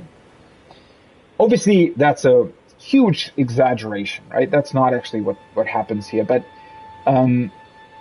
it's just to illustrate my point, right? It's just if you're really, really having fun with the game, if you feel like it's really awesome, and then something happens that is just really weird or really buggy or I don't know, right, takes your fun away, even for a moment, then that particular instance will just feel even worse. Right? If the game's otherwise exceptional. Or if you're having, like, really, really like, imagine, playing an absolutely awesome game, playing a game like this, and it's suddenly crashing.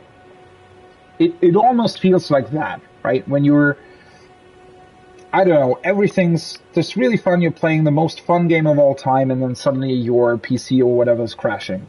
And then it does a Windows update, right? So you can't get back in the game for 30 minutes. Imagine that, right? It just drags your mood down, right? It's not necessarily even the game's fault in that case, right? If Windows is doing something stupid. But the game can be, the best thing of all time. If something like that happens, it affects your mood, right? It affects your fun. And, well, in this case, the game can do something for it because it's the game that is being buggy. But, again, same principle applies. The game can be the absolute most fantastic thing of all time, but if it is being buggy in a certain way or being awkward in a certain way, it's not necessarily buggy, but just maybe a bit weird. I mean, the dragon being able to jump up on the cliffs, that's not necessarily a bug. It's more of an oversight, I feel like, right? A sort of design element that has been either forgotten or wasn't really implemented that well. And if something like that happens, just with a crash or whatever, it just takes your fun away, right? And that's just unfortunate. And it's, again, it is more unfortunate the better the game is. And that's why that's why I felt so strongly about it, because the game's really fun and I had so much fun fighting it, and then it suddenly does this weird bullshit where he flies back like 5 times in a row and just takes your fun away. Well, let's move on. Still an awesome fight. The sort of thing that I'll remember is still an awesome fight. And now we have a Dragon Heart. Gain power of the dragon at the Dragon Communion altar. Dragon Heart seized by a Dragon Tracker. Whatever that means. Wait? Seized by a Dragon Tracker? So am I supposed to be the Dragon Tracker in this case? Riddled with gravel stone, this grotesque organ continues to beat vivaciously. Vivaciously?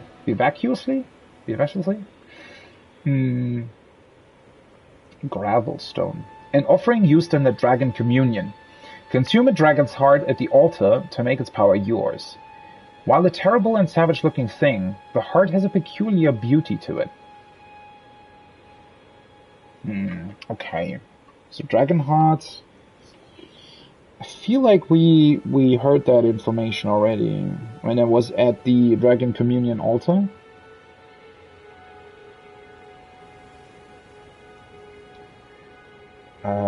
Riddled with gravel stone.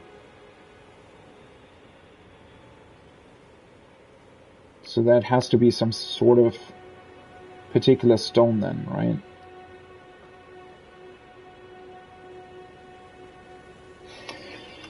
Okay, gives us a reason to go back to that island then, right?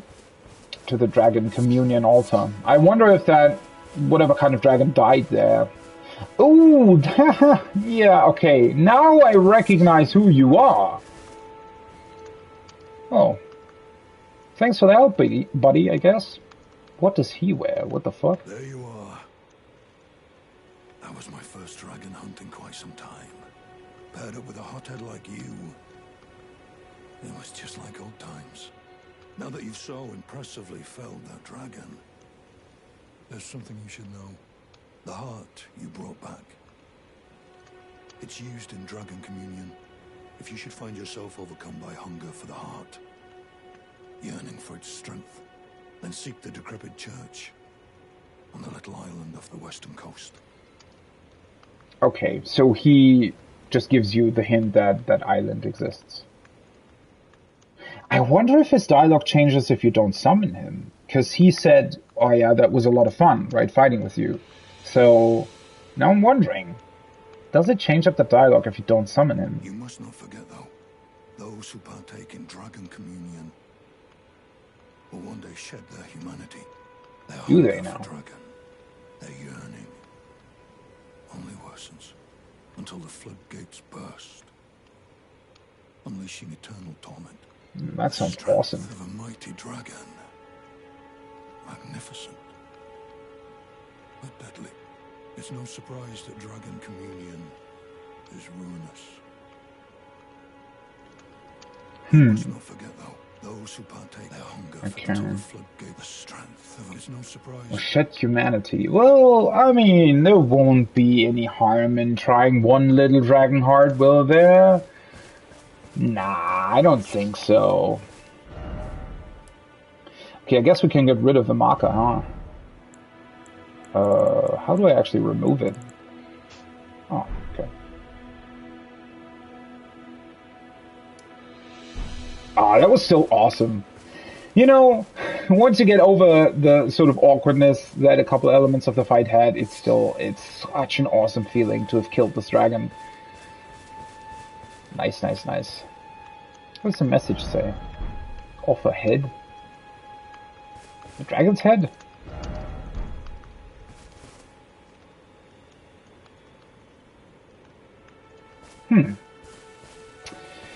Well, yeah, one little heart isn't doing any harm, is it? Let's see what happens here. I mean, it very much looks like they wouldn't have put this dragon so close to the dragon communion place if they didn't want you to test it out, right?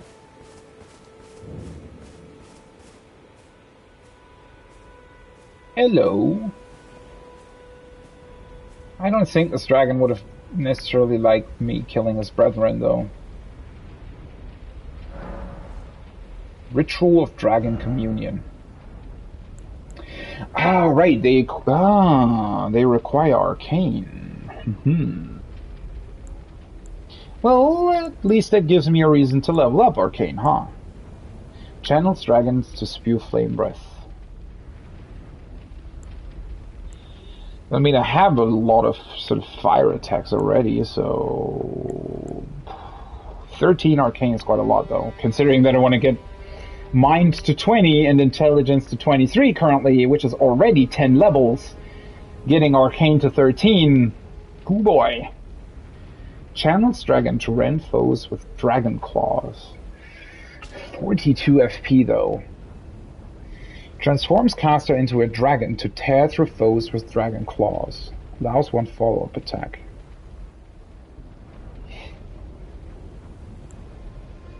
I mean, sounds pretty awesome.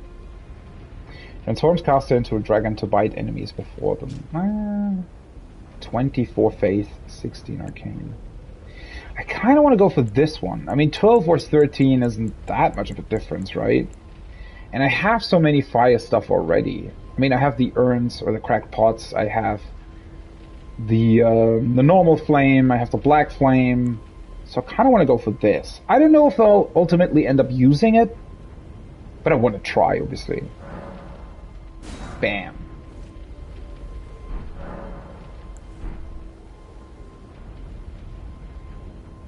Didn't really change anything, though. What? I mean, cool, I guess. Okay. Thanks for dealing stuff with me, I guess. What did I want to look at? So now we just have that here, right? Okay. Shit, there was something that I wanted to look at just now. Oh yeah, right. I want to exchange this again. I wonder if I should go back to this. I mean, I'm not using guard counters that much. I could actually do this though. Instead of increasing my attack, I could increase my HP. That would mean that I wouldn't necessarily have to level Vigor for the time being.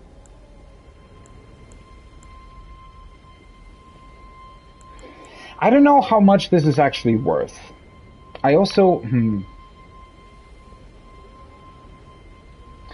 It is hard to tell... I mean, the cool thing about this is, right? What is... Oh! Wait, you have to equip the twig as a talisman slot? Ah, so it works... Actually, it works like the ring from Dark Souls. That is interesting. I guess that makes sense.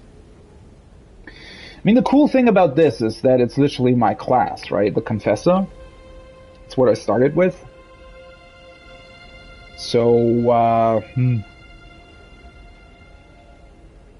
it's just kind of hard to tell since, I mean, I guess in this case against the dragon, for example, if you fight an enemy that's fairly slow, it might help. But it's just very unusual that you actually get a sort of 5 combo attacks on an enemy, right? Most normal enemies where that's sort of possible will just die after 3 or 4 hits anyways.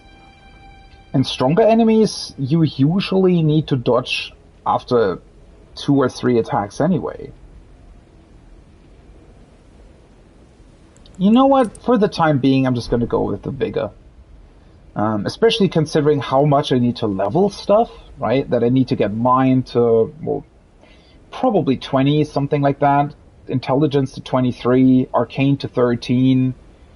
That's so much leveling that it'll probably be helpful to not have to focus on Vigor too much. At least for the time being. Okay. Well. That was the dragon. I guess... Wait, where was the other thing? So there's still this grave that I haven't done, and there's the Everjail. And then there's still an item here that I need to get, although I don't think that that's necessarily... there's not necessarily anything too special. But I need to check out this area at some point anyways, right? So at that point I can just come back up here, do the Everjail, get the item. Also I need to get this item as well, which potentially... You know what? Let's do that. Because I've streamed for 7 hours now, I don't think that I want to continue much further at this point.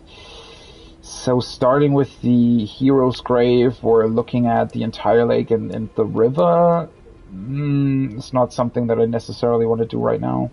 I kind of want to continue playing, but if I do, it'll just end up getting way too late. So let's just check out the beach as somewhat of a sort of last thing for today, and then what was that?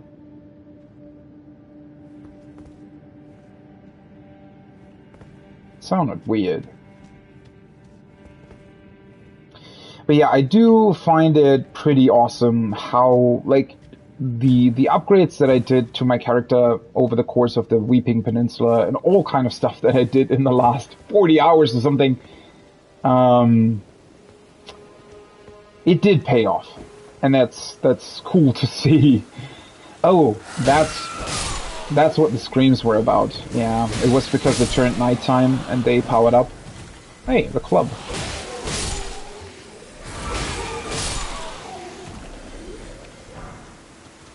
Also, I should be able to level at least once at the end of the stream, I hope. Because I do have a bunch of stuff that I could sell. A bunch of like weapons and stuff as well. I'm still slightly confused as to why you're able to summon spirits here. Because other than those 2 tentacle things that aren't necessarily too like hard to deal with, there's nothing else here, right? Okay, so I guess I need to hit the ground instead of the actual thing. It's gonna be somewhat hard, though. I hope I'm doing this correctly.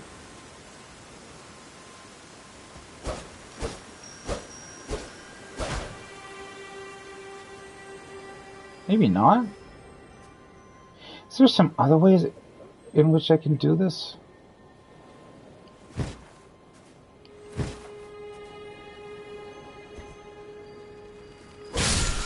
Aha! Stamp sweep. Okay. Also, I'm getting better at switching to two-handed. I think it's actually much easier than I thought it would be, because the game's somewhat awkward in how they display the UI, right? So when you hold triangle, you see that? like the pouch sort of gets faded in, right? And I'm actually holding triangle quite a long while before it fades in, right? So this kind of UI delay makes you think that, you know, any sort of action that you're taking while pressing triangle takes like a longer time or something. But it actually doesn't. If you just walk around and do this, right, you'll two-hand. Even though it doesn't... See? It doesn't even display my pouch. It's a very quick action. Way quicker than I thought it would be. So that's kind of awkward. That's a weird... I mean, I guess they wanted their UI to be a bit more fluid. I can understand that. And once the player recognizes that, you know, it is this Quake, you don't need to wait for the UI to change, then it's fine. Kind of another weird thing, though. And something that a lot of other games probably wouldn't do, or would try to avoid. Stamp. So we have the Storm Stomp, and then we have a Stamp Sweep. Heavy Affinity, brace armament and step into a low stance that prevents recoil from most enemy attacks. Follow up with a strong attack for a sweeping strike. Okay.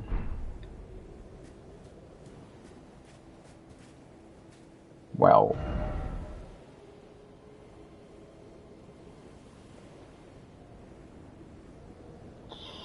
I guess...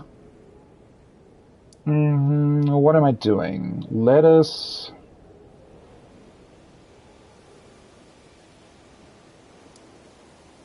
Well, I need to go back to a merchant or someone, right, to sell stuff. Guess let's go back to the Church of Agheel, since we're here anyways. I wonder if I'll be able to level up that easily, though. So... let me see... So I need Smithing Stones 3 at this point in order to upgrade my weapon further. Oh, the Erdtree's giving us his grace. What does that raise? Rune acquisition, right? Yeah. Okay.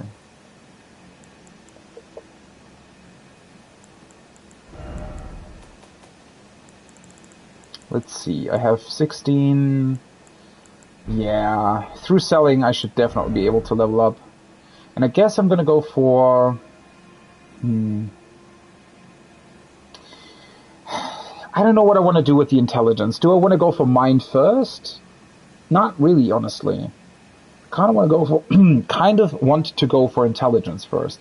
That being said, mine's at 15 right now, so I think I'm gonna level mind to 16, then level intelligence to 23, and then come back to mind.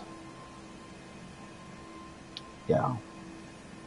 I think that's what I'm going to do. Okay, so we need what? 9,956. Oh, I'm nice. I'm on the right last digit again. So I'm gonna go out with 0 runes. Yo. Always a pleasure. Always a pleasure. Can ask him about the Mistwood? The howl of a wolf. In the Mistwood. I suppose he must still be skulking about. Okay. I know. Why not meet him for yourself? Okay. Next time you hear the wolf's howl, make this signal right under the source. Oh, don't fret. There is nothing to fear. I just have an inkling the two of you might hit it off. Wait. Okay. Make finger snap gesture? That's cool.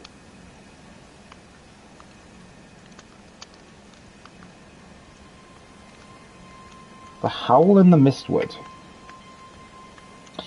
That Mistwood place seems really enticing. That's cool that you can ask him about this. Once again, right, the game can do it if it wants to. Why can't you talk to the other guy? That is so weird, right? We still have that weird woman that's chained up in the cellar that looks like she's from the Academy of, what's it called? Rara Lucaria or something? Raya Lucaria, right? Yeah. No idea what to do with her. And then with Edgar as well. Edgar just disappeared, right? Because he saw that his daughter was killed, and he wanted to exact revenge, but he just disappeared. He didn't tell us where he would go. He didn't tell us anything. At least this merchant tells us something. Yeah, and the same with the weird, the sorceress lady, right? The weird head thing that she's wearing. Why can't we ask her why she's wearing that? Why is that not an option? Why can we ask the smith why he has chains on his feet, but we can't ask the sorcerer about her weird head thing mask? I just don't like inconsistencies like this in games. That's exactly like the voice acting in Japanese RPGs, especially, like a Persona or something. Why isn't the entire game voice acted exactly? Like, why? Why? There's so much voice acting in Persona 5 already. Why not voice act everything? Same with 14, right? I mean, there's other games. If a game like Star Wars The Old Republic was able to voice act literally everything, why isn't 14 doing that? And that's an issue in a lot of Japanese RPGs or Japanese games in general, where they, for some reason, they always voice act a couple of things, or, well, most things, right? They voice act sort of like 60% of the game or something, and then for some reason they just don't voice act the rest, and you don't really know why. And FromSoft games are very similar, but in another way. They always let you do sort of 60% of what you expect out of an RPG, but they never let you do the rest for some weird reason. I don't know. Oh well. What was it? 9956, right? Okay. This. What is this? 3. So that'll get us to 8-3. And now we need to sell a bunch of other stuff as well. Maybe I should craft a little bit before I sell more? Yeah, let me actually do that. Before I sell stuff. Just so that I don't get rid of anything that I still need. So the mushrooms I definitely need a lot of, right? Because they're always used for the pots.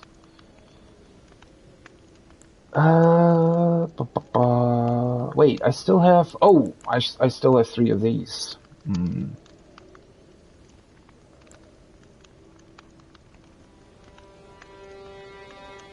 I want to test these out, so I'm going to craft these for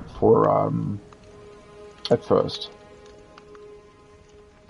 And I have 6 of these. Well, now I have the incantation that'll let me do the same thing, right? Do I need the cave moss and herba and dragonfly heads for anything else, though? I don't think so, right? At least not something that I can craft right now. 36 of these, so let's craft a couple of these ones. I'm actually running low on root resin. It's a bit unfortunate. I mean, it's not too difficult to get. I would just need to think back to a couple of places where you might be able to get it. Also, is there even any reason to keep this stuff? On horseback, feed to Torrent to restore HP. I don't think so, right? I mean, while you're traveling throughout the open world, Torrent doesn't get... Even if Torrent gets killed, you can just summon him back anyways once the encounter is over, right? And if you're doing an actual boss encounter, like against one of those Knight Cavalry dudes, then if your horse gets killed, most likely so are you. So, I mean, I can always craft them again, so I guess I'm just going to get rid of them. I kind of want to empty out my inventory just a little bit, because there's quite a lot of stuff in it. Okay. What is it? Where are they? Here, right? So let's get rid of these for now. Also, I have the frozen raisins, right? So if I really wanted to do it, I could just use these. Let's just get rid of 7 rainbow stones as well. I did sometimes use them so far, but, you know, not really. Polished rune fragment shines brighter. Emits light from the location it's placed. Effect is short-lived. Let's keep 5. I don't think that I ever actually need these. If I didn't have a torch or something, I don't know if you even then, right, would you really use them? I don't know if maybe there's some point in the game where they play a larger part. I don't really see it right now, but you never know, I guess. Let's sell 8 of these to get it back to 25. Well, these things I need to spend, right? So I definitely need to, considering how many levels I want to get, it might actually be worth it. I kind of want to try farming runes at some point. I just don't know how annoying it will be, and if it's actually worth it, or if it's just boring. I mean, considering how much of the open world I still have to explore, does it really make sense to farm? I don't really know. Then again, I mean, the absolute sort of amount of runes that you get doesn't change, so technically it doesn't really make a difference at what point you're farming, right? It's just that later on, obviously, there might be a place where you can farm more easily. I don't know. It's just that I kind of want to try it out in that particular catacomb thing, right? Because the enemies there respawned. I'm just not too sure if I got... if I actually got runes every single time I killed them. I thought I did, but I'm not that sure anymore, to be completely honest.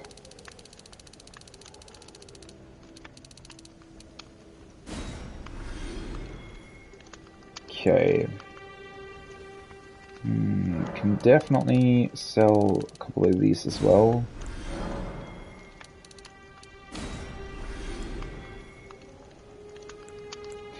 Well, most of the other items I now actually need, right? So... Ah, shit. I should have started with weapons and stuff. I completely forgot. Because I thought I had a couple of things that I wanted to sell. Yeah. Can definitely sell the club. Can sell this one as well. Let's sell the whip. Okay. Ah, well, that's fine. I mean, yeah, okay, I get these as well. We'll sell them next time. Let's go back and sell a couple more raisins then. Wait, where are they? Here. So, what was it? 9956, correct?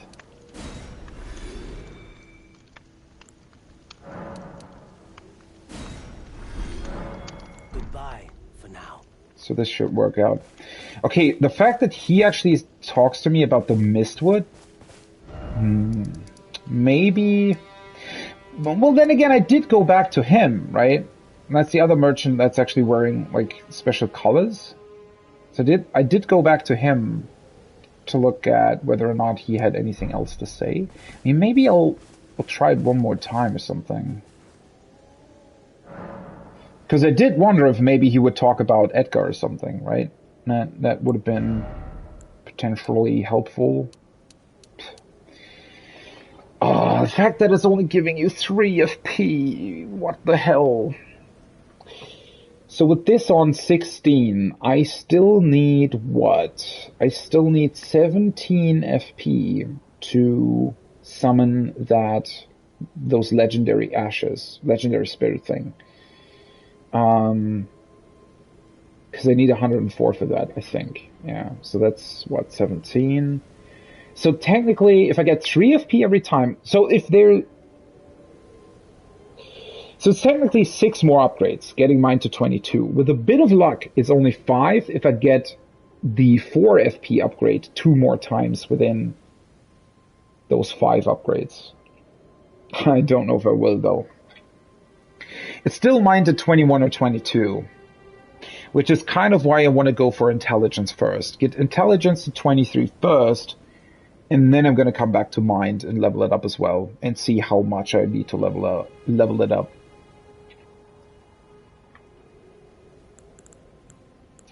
Well, then at some point I'm going to level up Arcane as well, but that's a little bit in the future.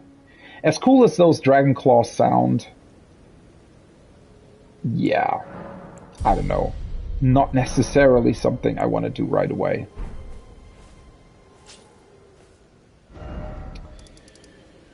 Okay, that is that, I guess. Yeah, the Mistwood sounds pretty awesome, to be honest. Going to be interesting what else it has to offer. It is kind of mind-blowing to me. So this is not the entire map, I'd imagine, right? I think it still expands sort of eastward. Which makes me think, well, I mean, looking at it from this perspective, I guess Limgrave and the peninsula could be about 25%, right? If we assume that the map sort of expands eastward a little bit more, then I guess it could be about 25% of the game. Maybe a bit more, although it's very, very hard to say. It also could expand further, though, right? It's not necessarily the northest point, I guess. I'm just wondering, because I think now I'm about 70 hours in, and judging by this, it's going to take me about 250 hours to even uncover the entire map, never mind clearing everything, because this is certainly not cleared, right? Which is, well, I mean, yeah, I can see that. It's about the time that I spent in games like The Witcher 3 or Persona 5 Royal. Yeah. Does make sense. And I am very much looking forward to it. I'm still having a ton of fun with the game. As I said before, right, when I start complaining, it's usually because there is some like minor issue that I wish this wouldn't exist, or I feel like, you know, the sort of issue isn't that sort of, or shouldn't really exist in this capacity, but unfortunately it does, and so it's just all kinds of awkward, right? Wait, let me actually see. Can we get a cool perspective on the lake? Since that's sort of the last thing that we did. Maybe.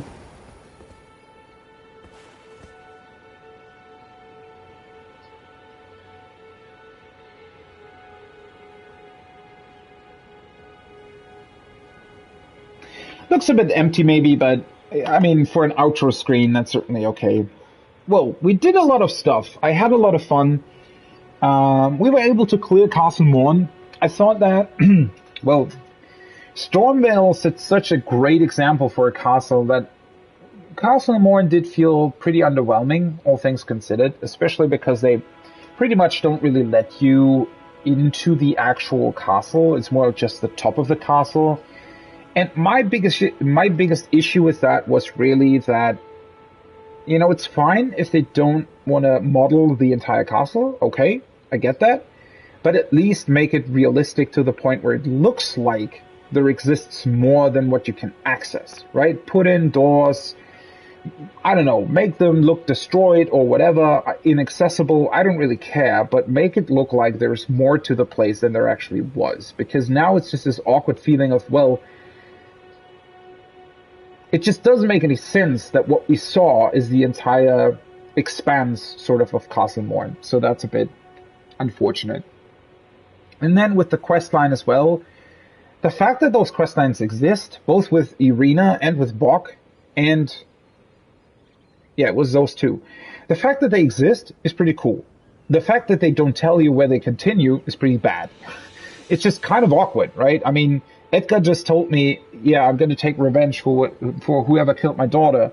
And I'm just sort of standing next to him, well, wasn't it the guys that I killed like 3 times over in the castle? and the big boss that we fought together, weren't those the guys that killed your daughter? I mean, I guess it wasn't precisely the guys that killed his daughter, because those were outside of the castle while we were fighting the boss. It's still just weird, right? He says that and then just nopes out of existence and wasn't seen again. No idea where he is, no idea where he's going to come back, or if I need to look for him, or whatever happens, right? No idea. Game just doesn't tell you, NPC doesn't tell you, I don't know. And the same with the Bog character. That started off being pretty funny. I mean, the fact I didn't really expect a quest like this to exist in this game was very reminiscent of The Witcher 3, by the way. Right? You randomly ride around, you find a tree that's talking to you. Oh, the fox coming back in. Yeah, you find a tree that's talking to you. You realize, oh, it's a person and it has been cursed, and you lift the curse. They're talking to you. They're mentioning a place. You help them. You help them find the needle, or I guess in this case I already had it. And then they talk to you and say, oh yeah, now I can't die, right? I need to do something with this needle, blah, blah, blah. And he just nopes out of existence. Just isn't there anymore. But he also doesn't tell you where he's even going, right? So absolutely no idea. I mean, I am fairly certain that they'll come back at some point during the game. Or at least if they haven't come back at a certain point, I'll just try and look for them again. But it's just so frustrating, right? Because finally we have, after like 70 hours, we finally found something that at least sort of resembles a quest line. And, we aren't really able to continue it simply for the fact that the NPCs don't really tell you what they're up to. I don't know, it's kind of weird. Overall, though, yeah, as I said, a lot of fun stuff that we did. The castle boss in Morn, well, it was kind of fun. It wasn't that difficult with the summons, obviously. If I had fought it alone, I don't think I would have had that many problems either. Would have just been a bit more boring to do it by myself, I guess.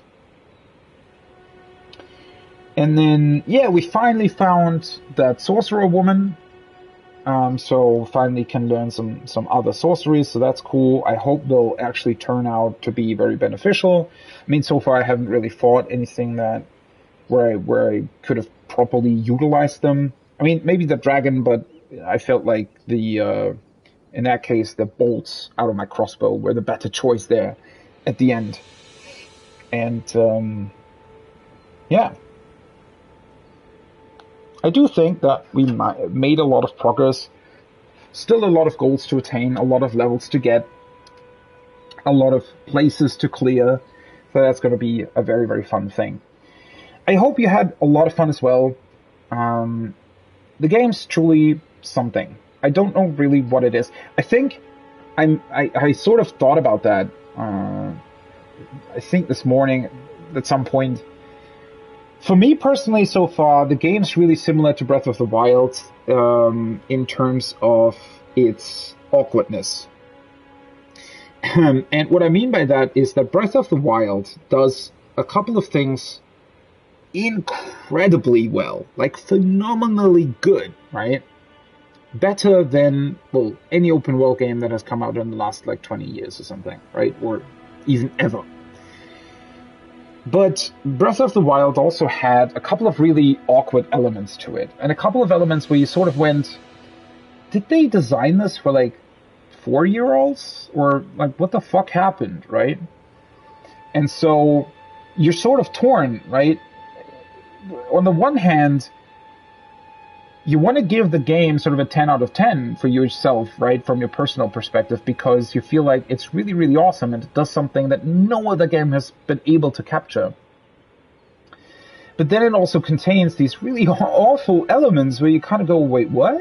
What happened here, right? And that's how I feel like with Elden Ring so far. I feel like that the game has, like, overall is really, really phenomenal, and because of how FromSoft designs games, it does a bunch of stuff that no other gaming company really does. And I like that. I like that a lot, right? And it has a lot of really, really cool elements. But then it also has a couple of just awkward or weird elements. I wouldn't say that they're as bad as the weak elements of Breath of the Wild, but they're still overall detracting from the entire experience. And you just can't completely ignore them, or I can't completely ignore them, right? That's problematic. And yeah, I think that there's a couple of things here and there that definitely needed a bit more testing. There's a couple of things here and there where I feel like they fundamentally needed to go into another direction, where they kind of just stuck with what they'd always done with their other games. And I feel like this game should have warranted like a different approach for a couple of systems and things. Yeah. It's just kind of that, right? Doesn't change the fact that I'm still having a ton of fun with it, though, and it doesn't change the fact that I'm going to play through it and I'm going to love it, right? And I'm going to look back on it and say, yeah, it's an awesome game. But yeah, it could be better. That's the thing, right? At the end of the day, it could be better. And that's sort of my gripe with it, right? It's an awesome game, but it could be better. And well, it's just, I guess you sort of have to go sort of into yourself and really try and figure out, well, is that really feasible to ask that of this game, right? What is feasible to ask, right? Because every game can be better, obviously. But whether or not it's actually feasible to expect that from a game is an entirely different matter, right? And that's where I'm sort of struggling. Are the elements that I'm expecting out of Elden Ring that the game doesn't have, is it actually fair of me to ask the game to have those elements, or is it not? I feel like in a couple of ways it is, in a couple of ways it isn't, right? It depends on the particular thing that we're talking about. But yeah, that's where I'm currently struggling.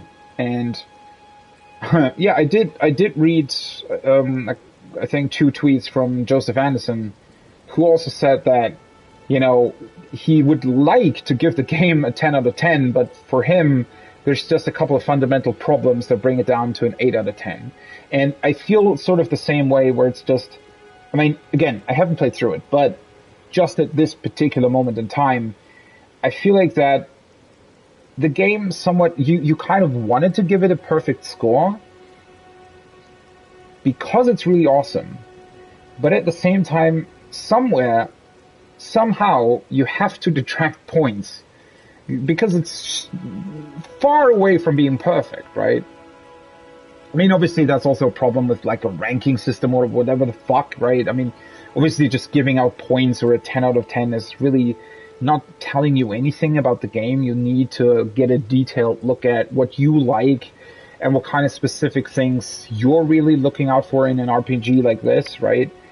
There's certainly going to be elements, again, for a big story guy like me, that's just a huge element that I can't overlook, right? The bad storytelling in FromSoft games is just something that unfortunately will always sort of be, you know, something that where I just wish they would do it better. And Sekiro, you know, they were like very close to actually making some improvements, but sort of, I don't know, gave up after like 10, 20 hours of play. That was really unfortunate. Yeah. So it's going to be very subjective, obviously, right? But, you know, you just can't deny that there are fundamental problems with this game that don't necessarily make it the worst game. It's just, it could have been better. And if something could have been better, and it's also feasible to ask that, and, you know, there's certainly a couple of things that they potentially should have done or could have done, then, you know, that also means that they definitely didn't do like a perfect job, which also means you can't really say it's a 10 out of 10, right? I don't know. It's just, obviously it's semantics, right? It doesn't really matter at the end of the day. What matters how much fun you have. And that's where I have a problem, because sometimes there's just a couple of elements in this game that take the fun away, unfortunately. Even though for the most part it is really, really fun. Oh well. We'll figure it out. So, there's going to be a couple of changes already today. I mean, I changed up the stream schedule on Twitch. The thing is just that we moved our raid from today to tomorrow. And I still need to do stuff in the morning like today. So, tomorrow's going to be an Elden Ring stream that starts at the same time but ends earlier. And then potentially I'm going to do a Final Fantasy stream. Because we've now got our ecstatic complete again. The guy we trialed is going to stay with us, hopefully. So, I think I'm going to start streaming our raids again. But I'm still sort of debating with myself. It's still that this Discord issue of not being able to stream the audio on PlayStation, and the stream then just ending up just being really quiet, right? It's kind of a, yeah, I don't know. I need to think about that a little bit more. But again, as I said, Elden Ring is going to return tomorrow, same time as this stream started. So that's going to be what, 1:30 UTC PM, and it's going to go for about 5 hours, hopefully, and we'll clear out, or we'll take a look at the rest of the lake, we'll take a look at the river, take a look at the rest of Limgrave, at least a little bit, go into the Mistwood, hopefully. So that's going to be really fun. I'm already looking forward to it. Until then, I hope you had a great time. I had a great time playing, and I hope to see you back on the next one. Have a great rest of your evening, morning, day, wherever you are. Until then, bye-bye.